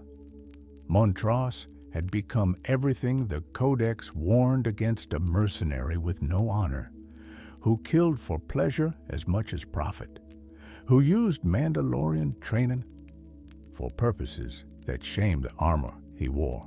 The two former comrades fought briefly, more a skirmish than full battle, before Montross withdrew. But both understood that before this hunt ended, they would face each other again. The investigation led Jango to Senator Connus Trell, a Twi'lek politician whose penthouse apartment overlooked Galactic City's most exclusive districts. Trell was involved in the Death Stick trafficking network, providing political protection in exchange for credits that funded his lavish lifestyle. Jango questioned the senator with persuasive techniques that left no physical evidence, but convinced Trell that cooperation was his healthiest option. The senator revealed another piece of the puzzle. A crime lord named Sebulto on Malastare was the next link in the chain leading to Vosa. But Sebulto wasn't easy to reach. The Doug crime lord had placed a bounty on one of his former employees, Bendix Fust, who was currently imprisoned at Uvo 4, a maximum security asteroid prison that didn't welcome uninvited visitors. Jango would need to break into Uvo 4, extract Fust, and use the prisoner as bait to get close to Sebulto. During the Uvo 4 prison infiltration, Jango encountered a shape-shifting Clawdite bounty hunter named Zam Wessel. She was also after Fust, working her own angle on contracts that intersected with Jango's. Their first meeting was adversarial, competition for the same target. But Wessel recognized that Jango was operating on a different level than most bounty hunters. Rather than fight to the death over a prisoner, they formed an uneasy partnership, agreeing to work together until their objectives diverged. The prison extraction was complicated by a riot that Jango's infiltration inadvertently triggered. Inmates used the chaos to attack guards, settle scores, and attempt escape. Jango and Zam fought their way through the mayhem with Fust in custody, reaching Jango's ship, not Jaster's Legacy anymore, but a new vessel he had acquired during a previous contract, a Firespray 31 patrol craft. The Firespray acquisition is worth noting. These ships were manufactured specifically for law enforcement and prison patrol work. Only 6 prototypes existed, all stationed at Uvo 4. During the riot, Jango had reached the prison's hangar and found all 6 Firesprays waiting. He chose one, modified its access codes, and flew it out of the hangar. Then, to ensure his new ship was truly unique, he destroyed the other 5 with the Firespray's weapon systems. The ship became Slave Y, named in reference to his years of slavery after Galadran. It was one of the most capable ships in the galaxy, fast, maneuverable, packed with weapon systems that made it as dangerous as any military craft. Jango immediately began modifying it, adding upgraded blaster cannons, seismic charges that could devastate anything in their blast radius, and sensor systems that would give him every tactical advantage in space combat. With Fust secured and Slave I acquired, Jango and Zam headed to Malastara to confront Sebulto. The Dug's compound was a fortress protected by guards, automated defenses, and the kind of security that deterred all but the most suicidal attackers. Jango used Fust as his entry ticket, presenting the prisoner while Zam created a distraction. Inside Sebulto's facility, Jango discovered the full scope of the Bando Gora operation. The Death Stick manufacturing wasn't just about drug trafficking. The modified substances contained chemicals that made users susceptible to mental conditioning, transforming them into fanatically loyal servants of Komari Vosa. The Bando Gora wasn't just a criminal organization, it was a cult using addiction and mind control to build an army of devotees who would die without question for their leader. The investigation also revealed that the Hutts were involved in the Bando Gora supply chain. Specifically, Jabba and Gardula, the 2 most powerful Hutts on Tatooine, were in competition for control of Death Stick distribution. This meant Tatooine was Jango's next destination. The Tatooine leg of the hunt tested Jango in different ways. Desert environments required different tactics than urban combat or facility infiltration. He impressed Jabba the Hutt by eliminating Longo Two Guns and his gang, criminal competitors who had been troubling Jabba's operations. This earned him information about Gardulla's involvement with the Bando Gora. Infiltrating Gardulla's palace, Jango found Zam Wesell already captured. He could have left her, they were competitors after all, and her capture removed one obstacle between him and the prize. But that wasn't how Jango operated. He extracted her from Gardulla's dungeon, confronted the Hutt crime lord, and fed Gardulla to her own pet crate dragon before killing the beast itself. It was the kind of dramatic statement that would become legendary in the underworld, the type of story that other criminals would whisper about for years. The trail finally led to Bogdan's moon, Kolma, where the Bando Gora had established their primary stronghold. Jango arrived to find Montross waiting outside Vosa's fortress, ready for their final confrontation. The two former true Mandalorians fought with everything they had, using armor systems, weapons, and tactics that Mariel had taught them. But Jango had evolved beyond what he'd been as Mandalore. He fought without the Codex's restraints, without concern for honorable victory, focused solely on ensuring Montross didn't get the bounty. Jango won the duel, critically wounding his old enemy. Montross, dying, asked for a better death, the mercy killing that warriors sometimes granted defeated opponents. Jango refused. Instead, he left Montross for the Bando Gora cultists, allowing them to tear apart the man who had betrayed Jaster Mariel. It was cold, brutal, and completely at odds with the principles Jango had once fought to preserve. But Montross had destroyed everything the true Mandalorians represented. He deserved no mercy. Entering Vosa's citadel, Jango was immediately overwhelmed by Bando Gora numbers. They captured him, subjected him to torture and interrogation, trying to break him and convert him into another mindless servant. Komari Vosa personally conducted the interrogation, using psychological techniques refined through years of twisting people's minds. Vosa was a fascinating and tragic figure. Once a Jedi Padawan trained by Count Dooku himself, she had been part of the Galidron task force. What she witnessed there, the slaughter of the true Mandalorians, the realization that the Jedi had been manipulated into committing mass murder, had broken something in her. She had fallen to the dark side, been expelled from the Jedi Order, and eventually taken control of the Bando Gora. During Jango's interrogation, Vosa mentioned Galadran, recognized him as one of the Mandalorians she had helped destroy. The psychological games she played were designed to break him by reminding him of that trauma, forcing him to confront the fact that she had been part of the force that killed his people. But before Vosa could complete Jango's conversion, Zam Wesell arrived.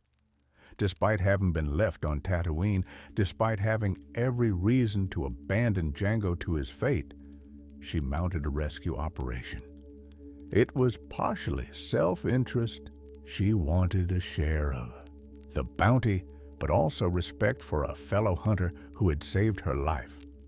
The final battle with Vosa tested every skill Jango possessed. She wielded dual lightsabers with expertise born from Jedi training, enhanced by dark side power. She used telekinesis to throw objects as weapons. She employed the same mind manipulation techniques that had created the Bando Gora. But Jango had spent his entire life fighting Force users, from the Jedi on Galadron to various contracts that had required him to face opponents with abilities beyond normal warriors. He won through tactics, endurance, and the willingness to take punishment that would have killed lesser fighters. When Vosa finally fell, critically wounded but still alive, Jango hesitated. Kill her and collect the bounty, or take her alive as Tyrannus had requested? The choice was taken from him when Tyrannus himself appeared. The man Jango had known only through hologram stood before him, and with casual force power, choked the life from Kumari Vosa.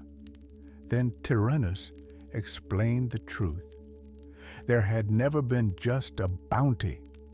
The entire hunt had been an elaborate test to find someone with the perfect combination of skills, genetics, and character to serve as the template for a clone army. Jango had passed every test.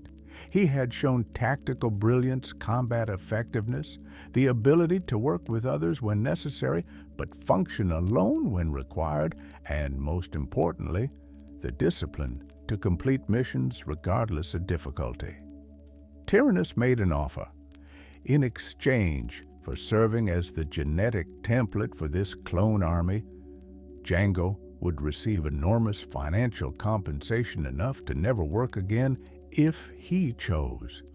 But more importantly, as part of the agreement, he could request one unaltered clone for himself, a son, a legacy, someone to carry forward what remained of Jango's life after everything else had been taken.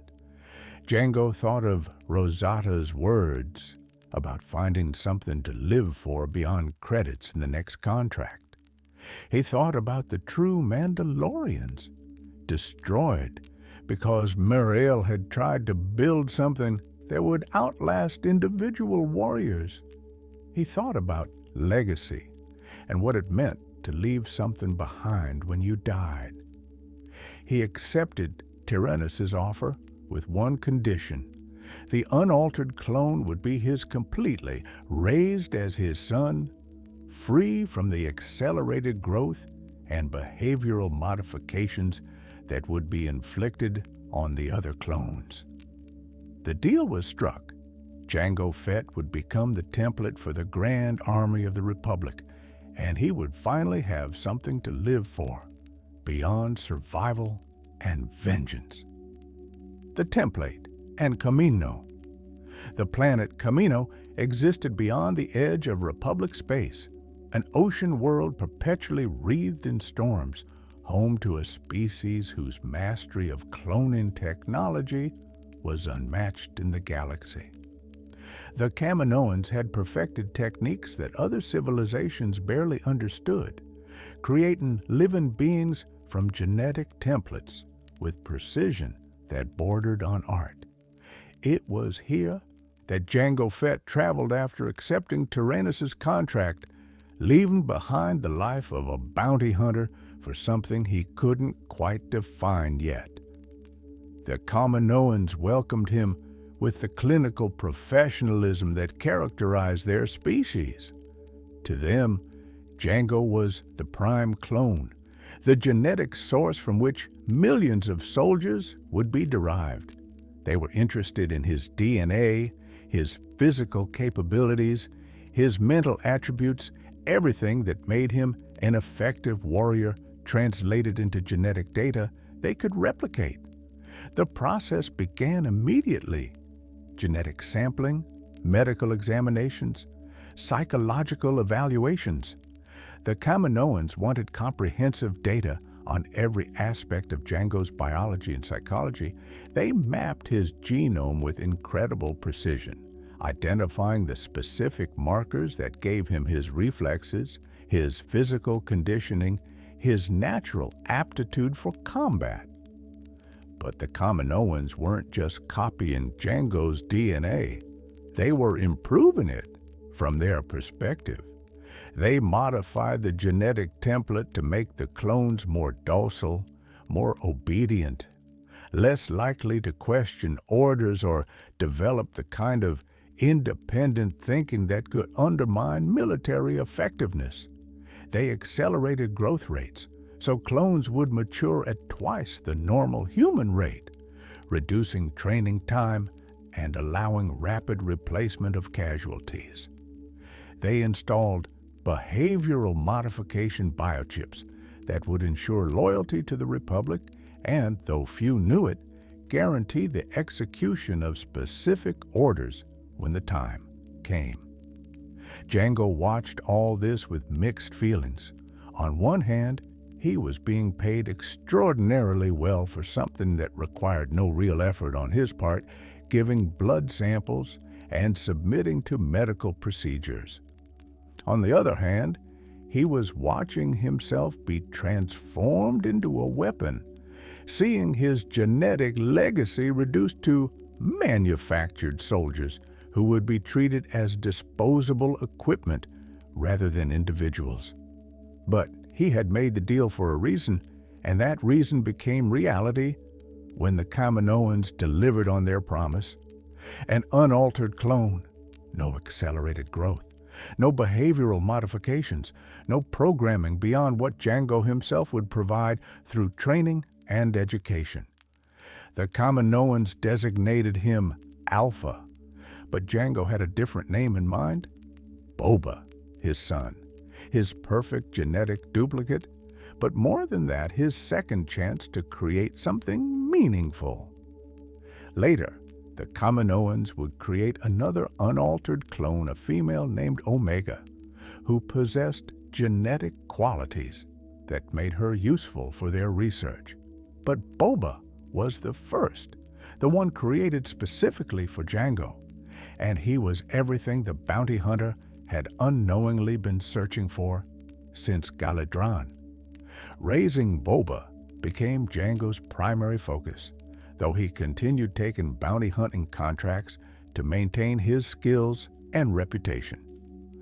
The contradiction between Jango, the father, and Jango the hunter created complexity in Boba's upbringing. Jango wanted his son to have a better life than he'd had, but his definition of better was shaped by his own experiences. He taught Boba to fight, to track, to survive, to operate in the galaxy's darkest corners. He prepared his son to be a hunter like himself, training the boy from early childhood in skills that most people never needed. The apartment the Kaminoans provided in Tipoca City became Jango's home, the first real home he'd had since Concord Dawn. It was sparse, functional, designed for temporary residence rather than long-term comfort. But it had everything Jango needed: privacy, access to the cloning facilities when required, and space for training Boba. Father and son would sit together in the quiet moments, and Jango would pass on everything he knew. Not through formal lessons necessarily, but through the kind of practical education that had defined his own training under Meriel. Stories about hunts that became tactical lessons, discussions about weapons that became engineering instruction, moments of connection that bonded them as Meriel's mentorship had bonded him. Jango also contributed to the clone army's development beyond just providing DNA. He assisted in training the early generations of clones, teaching them the combat techniques that had kept him alive through countless battles.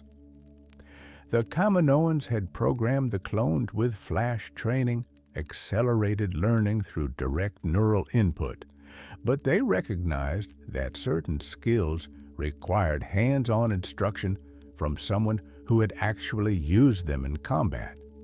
More significantly, Jango recruited what became known as the Kuival Dar, those who no longer exist.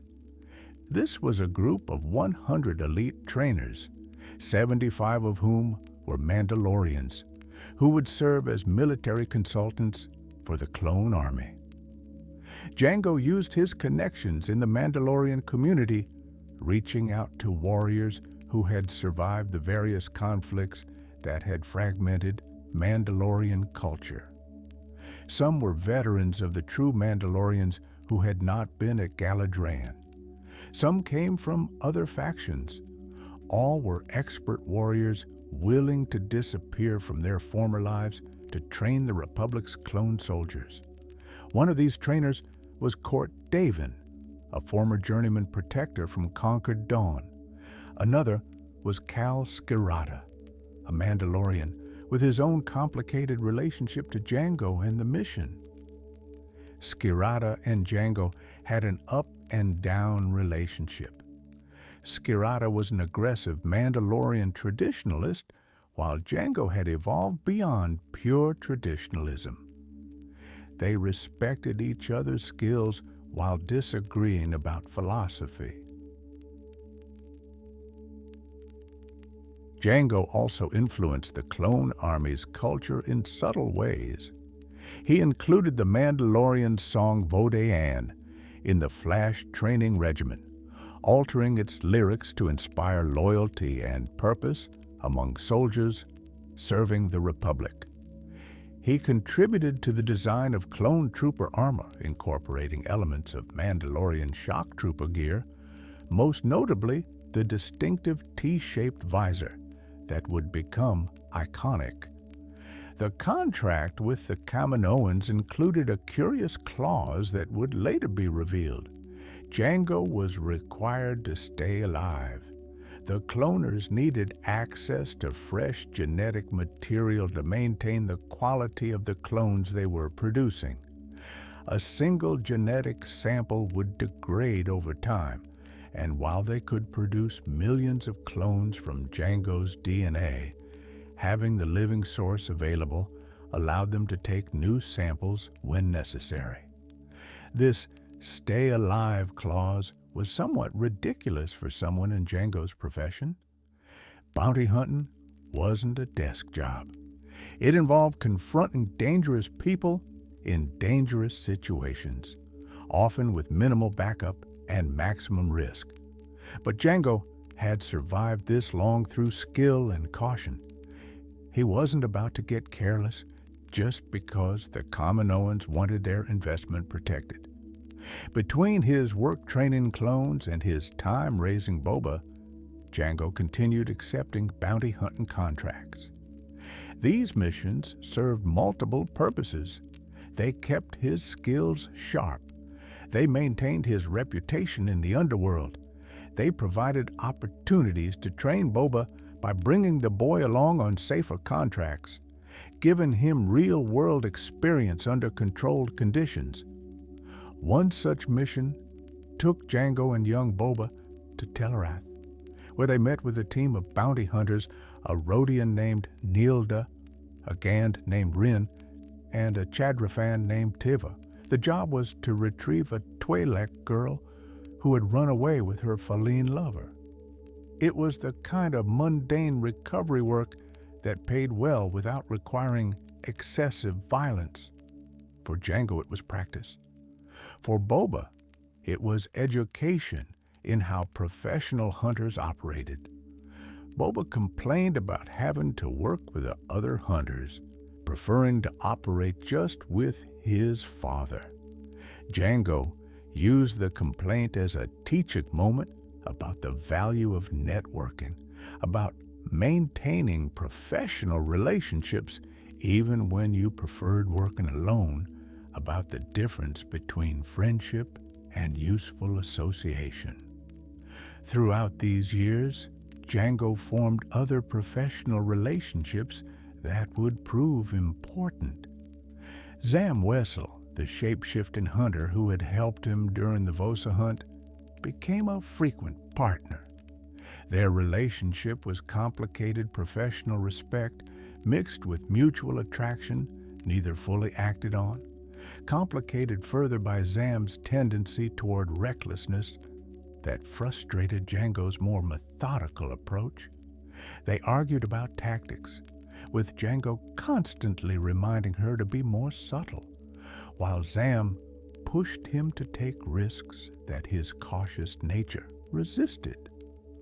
Hondo Ohnaka, the pirate whose operations occasionally intersected with Jango's bounty hunting, developed a healthy respect for the Mandalorian after a few encounters that left Hondo understanding Jango was not someone to trifle with.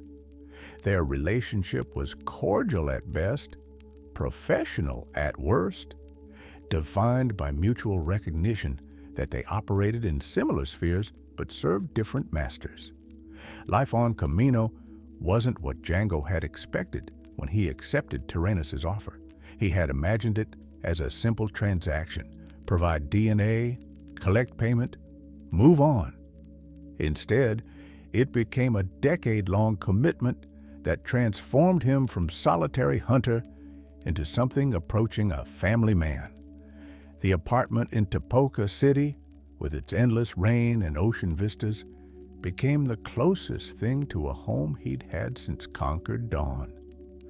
Boba became the purpose Rosada had encouraged him to find, the something to live for beyond credits and survival. But the galaxy was changing around them. Political tensions that had been simmering for years were approaching critical mass. The separatist movement, led publicly by Count Dooku and secretly orchestrated by Darth Sidious, was gaining momentum. Systems were seceding from the Republic. Military buildups were occurring on both sides. War was coming, and the clone army that Jango had helped create would be its primary catalyst. In 32 years before the Battle of Yavin, roughly 10 years after Jango had agreed to become the template, those tensions finally erupted. An attempt on the life of Senator Padme Amidala of Naboo set in motion events that would bring the Jedi, the Republic, and the Separatists into direct conflict. And Jango Fett would be right in the middle of it all. Geonosis, the final stand, the assassination attempt on Padme Amidala, wasn't Jango's contract. It was Newt Gunry's, the Trade Federation viceroy, seeking revenge for Amidala's role in the failed Naboo blockade.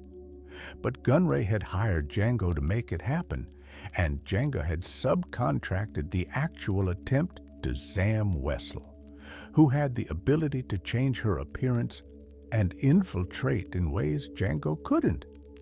2 attempts failed. First, an explosive on Amidala's landing platform, then poisonous Kohunts delivered while she slept. Both times, Jedi Guardians Obi-Wan Kenobi and Anakin Skywalker intervened. When the second attempt failed and Zam was captured by the Jedi, Jango was forced to make a difficult decision. Zam could identify him. Under interrogation, she would reveal who had hired her, leading the Jedi directly to Jango and, through him, potentially to Tyrannus and the larger conspiracy surrounding the clone army. This couldn't be allowed. So Jango, watching from a rooftop as the Jedi questioned his partner, fired a Kamino saber dart, a distinctive projectile that would kill her instantly, but also provide a clue about where to find him. It was a calculated sacrifice. Zam died before she could reveal anything. The saber dart would eventually lead the Jedi to Kamino, but that was acceptable. The clone army's existence would be revealed soon anyway. That was part of Sidious's plan. Better the Jedi discover it through investigation than through a captured bounty hunter's confession. Still, Jango regretted it. Zam had been more than a professional associate. They had fought together, saved each other's lives, developed the kind of bond that came from shared danger. Killing her felt like another loss in a life already defined by loss. But Jango had learned long ago that survival sometimes required sacrificing people you cared about. The galaxy was cruel that way. As expected, Obi-Wan Kenobi traced the saber dart to Kamino, The Jedi traveled to the ocean world, met with the Kaminoan administrators, and discovered the clone army's existence. When he came to Jango's apartment for answers, both men were cordial, professional, engaged in the kind of careful verbal sparring that preceded violence. Kenobi asked about Sifo Dyas, the Jedi Master who had supposedly ordered the clone army's creation. Jango claimed he'd never heard the name, which was true. He knew his contact as Tyrannus, not as Count Dooku, and certainly not as someone connected to a dead Jedi. He revealed that Tyrannus had recruited him on one of Bogdan's moons, giving enough truth to seem cooperative while revealing nothing useful. But Jango knew Kenobi's presence meant trouble.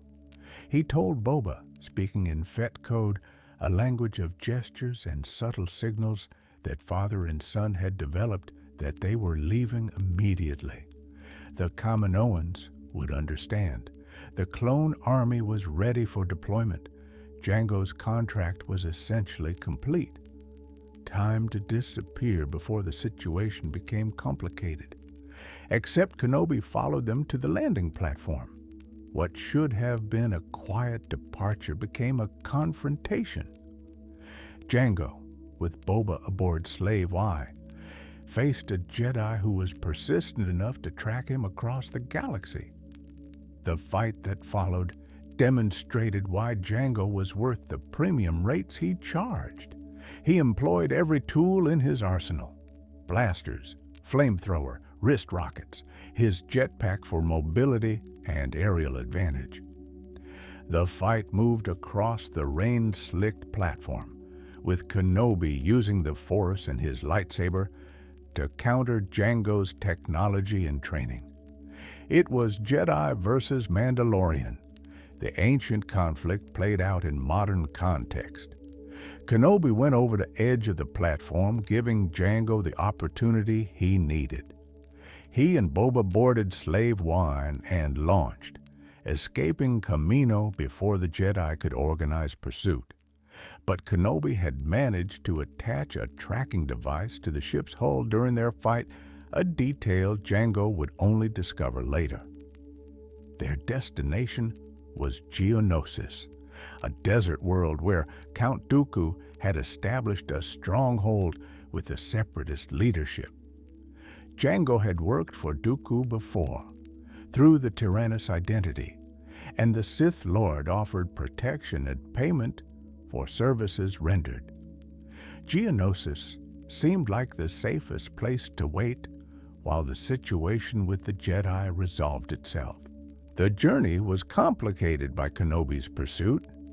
The Jedi, flying a Delta 7 Aether Sprite interceptor, tracked Slave Y through Geonosis's asteroid field. What followed was one of the most intense space battles Jango had ever engaged in. He used every capability Slave I possessed: the ship's superior maneuverability, its weapon systems, and most dramatically, the seismic charges. These weapons created devastating shockwaves that could obliterate anything caught in their radius. Jango dropped them among the asteroids, destroying massive chunks of rock and creating explosions that would have annihilated any normal pursuit craft. But Kenobi was an exceptional pilot, and his smaller, more agile ship allowed him to evade destruction through skill that Jango grudgingly respected. Eventually, Jango believed he had eliminated the Jedi threat. One particularly large explosion seemed to have caught Kenobi's ship.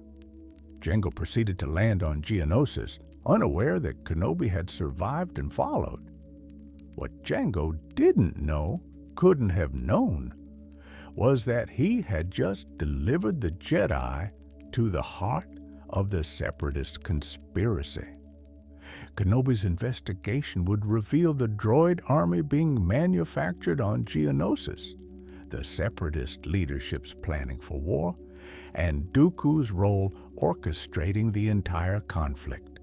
The Jedi Order would mobilize, The clone army Jango had helped create would be deployed, and the Clone Wars would begin.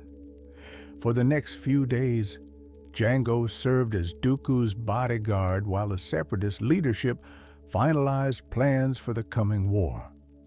He was present during high-level meetings, witnessed the machinations of figures like Newt Gunray and Wat Tambor, understood that he was observing the orchestration of galactic-scale conflict. It was all very far removed from the simple bounty hunting he had once done. When the Jedi launched their rescue operation for Kenobi, Anakin Skywalker and Padme Amidala sentenced to execution in the Petranaki arena, Jango found himself thrust into combat again.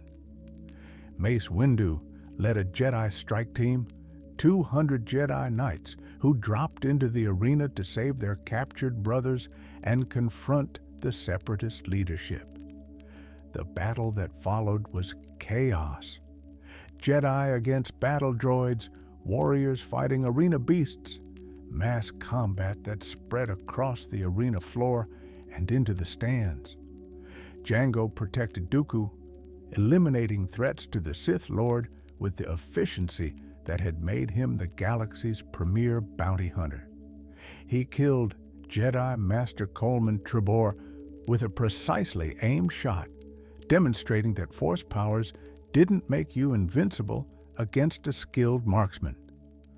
But then Jango encountered Mace Windu directly. The senior Jedi Master, wielding his distinctive purple-bladed lightsaber, represented everything Jango had fought against since Galadran. This was one of the Jedi who had led the assault that destroyed the true Mandalorians.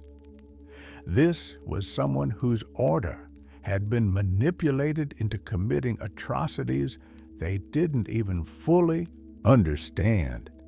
Jango attacked Windu with everything he had.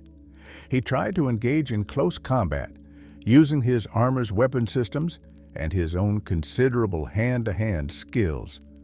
But during the fighting, Arik, one of the arena beasts, charged and trampled him. The damage was significant, most critically to his jetpack, which ceased functioning. The jetpack's loss changed everything. Jango's fighting style relied heavily on mobility, on using altitude and position to maintain advantage over ground-bound opponents. Without it, he was just another warrior with blasters, facing a Jedi Master who was among the Order's finest duelists. Jango fired at Windu, but the Jedi deflected his shots with contemptuous ease. He attempted to activate his jetpack to escape, but the damaged system failed to respond. And in that moment of vulnerability, with nowhere to run and no way to defend against a lightsaber-wielding Jedi operating at full capability, Mace Windu struck. One sweep of the purple blade, clean, precise, professional. Jango Fett's head separated from his shoulders, tumbling from his helmet as his body collapsed to the arena floor. The galaxy's best bounty hunter, the template for millions of clone troopers, the last of the true Mandalorians, the orphan from Concord Dawn who had survived slavery and war and lost dead in seconds, killed by the same Jedi Order that had destroyed everything he had tried to preserve decades earlier. Young Boba Fett, watching from the stands, witnessed his father's death. He ran on to the battlefield after the fighting quieted, finding Jango's helmet among the carnage. The boy cradled the empty helmet, all that remained of his father, and in that moment, his own path was set. He would become what Jango had trained him to be. He would become a hunter, and someday, somehow, he would make Mace Windu pay for what he had done. Jango's body was left on Geonosis, another casualty of the battle that marked the Clone Wars' beginning. But his legacy would far outlast his physical death. The clone army he had helped create became the backbone, of the Republic's military, fighting across the galaxy in a war that would last 3 years and reshape everything. Unknown to almost everyone, those clones carried behavioral modification biochips that would ensure their compliance with Order 66, the directive to eliminate all Jedi. When Supreme Chancellor Palpatine, revealed as the Sith Lord Darth Sidious, activated that order, clones of Jango Fett would execute the Jedi Order across the galaxy. The irony was profound. Jango, who had lost his people to Jedi intervention at Galidran, had inadvertently provided the weapon that would destroy the Jedi themselves. Boba Fett would carry forward his father's name and reputation, becoming one of the galaxy's most feared bounty hunters during the Imperial era. He would wear his father's armor, fly his father's ship, and operate according to principles his father had taught him. The relationship between the two Fetts would define Boba's life, with Jango's lessons and memory serving as both guide and burden for his son. But perhaps the most fitting tribute to Jango came from those who had known him in life. Rosetta, had she survived, might have said that he finally found something to live for, even if he didn't get to live long enough to fully appreciate it. The true Mandalorians, had any survived Galidran, might have acknowledged that he tried to honor Mariel's legacy even as circumstances forced him down paths the Codex would never have endorsed. The clone troopers, had they been capable of truly independent thought, might have recognized that their template was more complicated than a simple warrior, a man defined by loss and transformation and the struggle to find meaning in a galaxy that seemed designed to crush such efforts. Jango Fett's life was tragedy and triumph, honor and compromise, skill and survival. He was shaped by forces beyond his control, by conflicts that preceded his birth and would outlast his death. He tried to be what Jaster Mariel had trained him to be. He failed, as everyone fails when the galaxy demands impossible choices. But in failing, he succeeded in ways he never knew, creating a legacy that would affect galactic history for generations. The boy from Concord Dawn who watched his parents die became the warrior who tried to reform Mandalorian culture. That warrior became the survivor who endured slavery and loss. That survivor became the hunter who was the best at what he did. And that hunter became the father who tried to give his son a better future, even as the galaxy prepared to tear itself apart in wars that would consume billions. He was Jango Fett, template, warrior, father, dead on Geonosis at the hands of Mace Windu, but living on through millions of clones and one perfect son who would never forget the man who raised him. The legacy. The story of Jango Fett doesn't truly end on Geonosis. His genetic legacy shaped the galaxy in ways no single individual had done before. 3 million clone troopers, all carrying his DNA, fought in the Clone Wars. They served loyally, died bravely, and when Order 66 came, they executed their programming without hesitation because Jango's genetics had been modified to ensure obedience. Those same clones became the first stormtroopers of the Galactic Empire, though they would gradually be replaced by recruited humans as the Emperor transitioned away from dependence on Kaminoan cloning. But for the crucial early years of Imperial rule, Jango Fett's face was the face of oppression across the galaxy. His skills, used to enforce Sith dominion over civilizations that had no say in their fate. Boba Fett ensured his father was never forgotten. He became everything Jango had trained him to be and more, operating as a bounty hunter feared even by the Empire's most dangerous figures. He worked for Darth Vader himself, capturing Han Solo and delivering him to Jabba the Hutt. He survived the Sarlacc pit on Tatooine, returned to reclaim his armor and his ship, and continued hunting long after most would have retired or died. The armor Jango wore, silver and blue Beskar that had protected him through countless battles, eventually belonged to Boba, though its colors changed to the green and red that would become iconic. That armor would survive decades of warfare, would be buried in Tatooine sand and reclaimed, would mark its wearer as someone not to be trifled with. Slave Eye, the ship Jango had taken from Uvo IV and modified into one of the galaxy's most feared vessels, continued serving Boba for decades. The distinctive Fire Spray class craft with its rotating cockpit and devastating weapon systems became synonymous with bounty hunting excellence, a living monument to the man who first flew it into battle. But perhaps the most significant legacy was the one Jango never intended to create.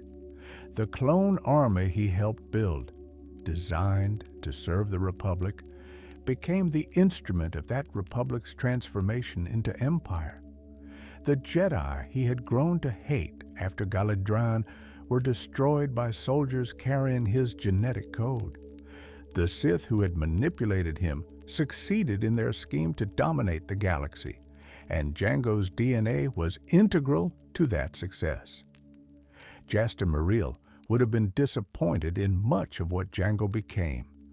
The idealistic reformer who wrote the Super Commando Codex, who tried to create honorable Mandalorian warriors, who raised Jango as his son, he would have seen the bounty hunter life as a waste of potential, a surrender to cynicism that betrayed everything the true Mandalorian stood for. But Muriel might also have understood, might have recognized that the galaxy had given Jango impossible choices, that expecting someone to maintain ideals after watching everyone who shared those ideals be slaughtered was asking too much, might have seen in Jango's relationship with Boba the same paternal love that Muriel himself had shown to the orphan from Concord Dawn. The truth is that Jango Fett was neither hero nor villain. He was a man shaped by trauma, defined by loss, seeking meaning in a galaxy that seemed determined to destroy everything he cared about. He tried to be honorable and failed. He tried to be a good father and succeeded, at least until Geonosis. He tried to survive and for decades managed it through skill and will and the training Muriel had provided. His story is worth remembering not because it's uplifting or inspiring, but because it's human, because it shows how even the most skilled, most dangerous, most capable people are ultimately just trying to survive in circumstances beyond their control. Because it demonstrates that legacy can be complicated, that the consequences of our choices ripple out in ways we can never predict.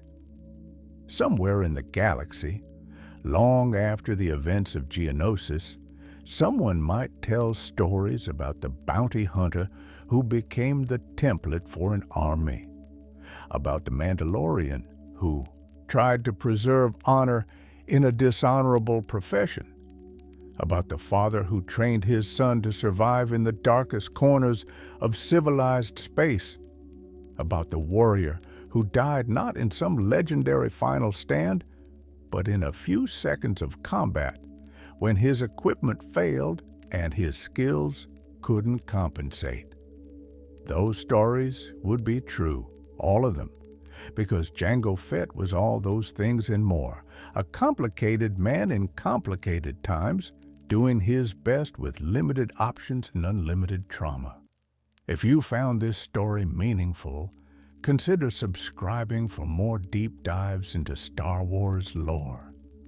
There are countless stories waiting to be told, hundreds of characters whose lives shaped galactic history, thousands of moments that deserve exploration.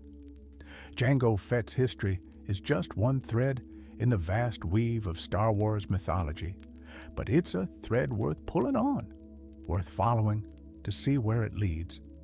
The boy from Concord Dawn, the student of Jaster Muriel, the Mandalore, the true Mandalorians, the slave who escaped, the hunter who became the best, the father who loved his son, the template who shaped millions, the warrior who died on Geonosis. Jango Fett. Remember the name, remember the man, remember the legacy.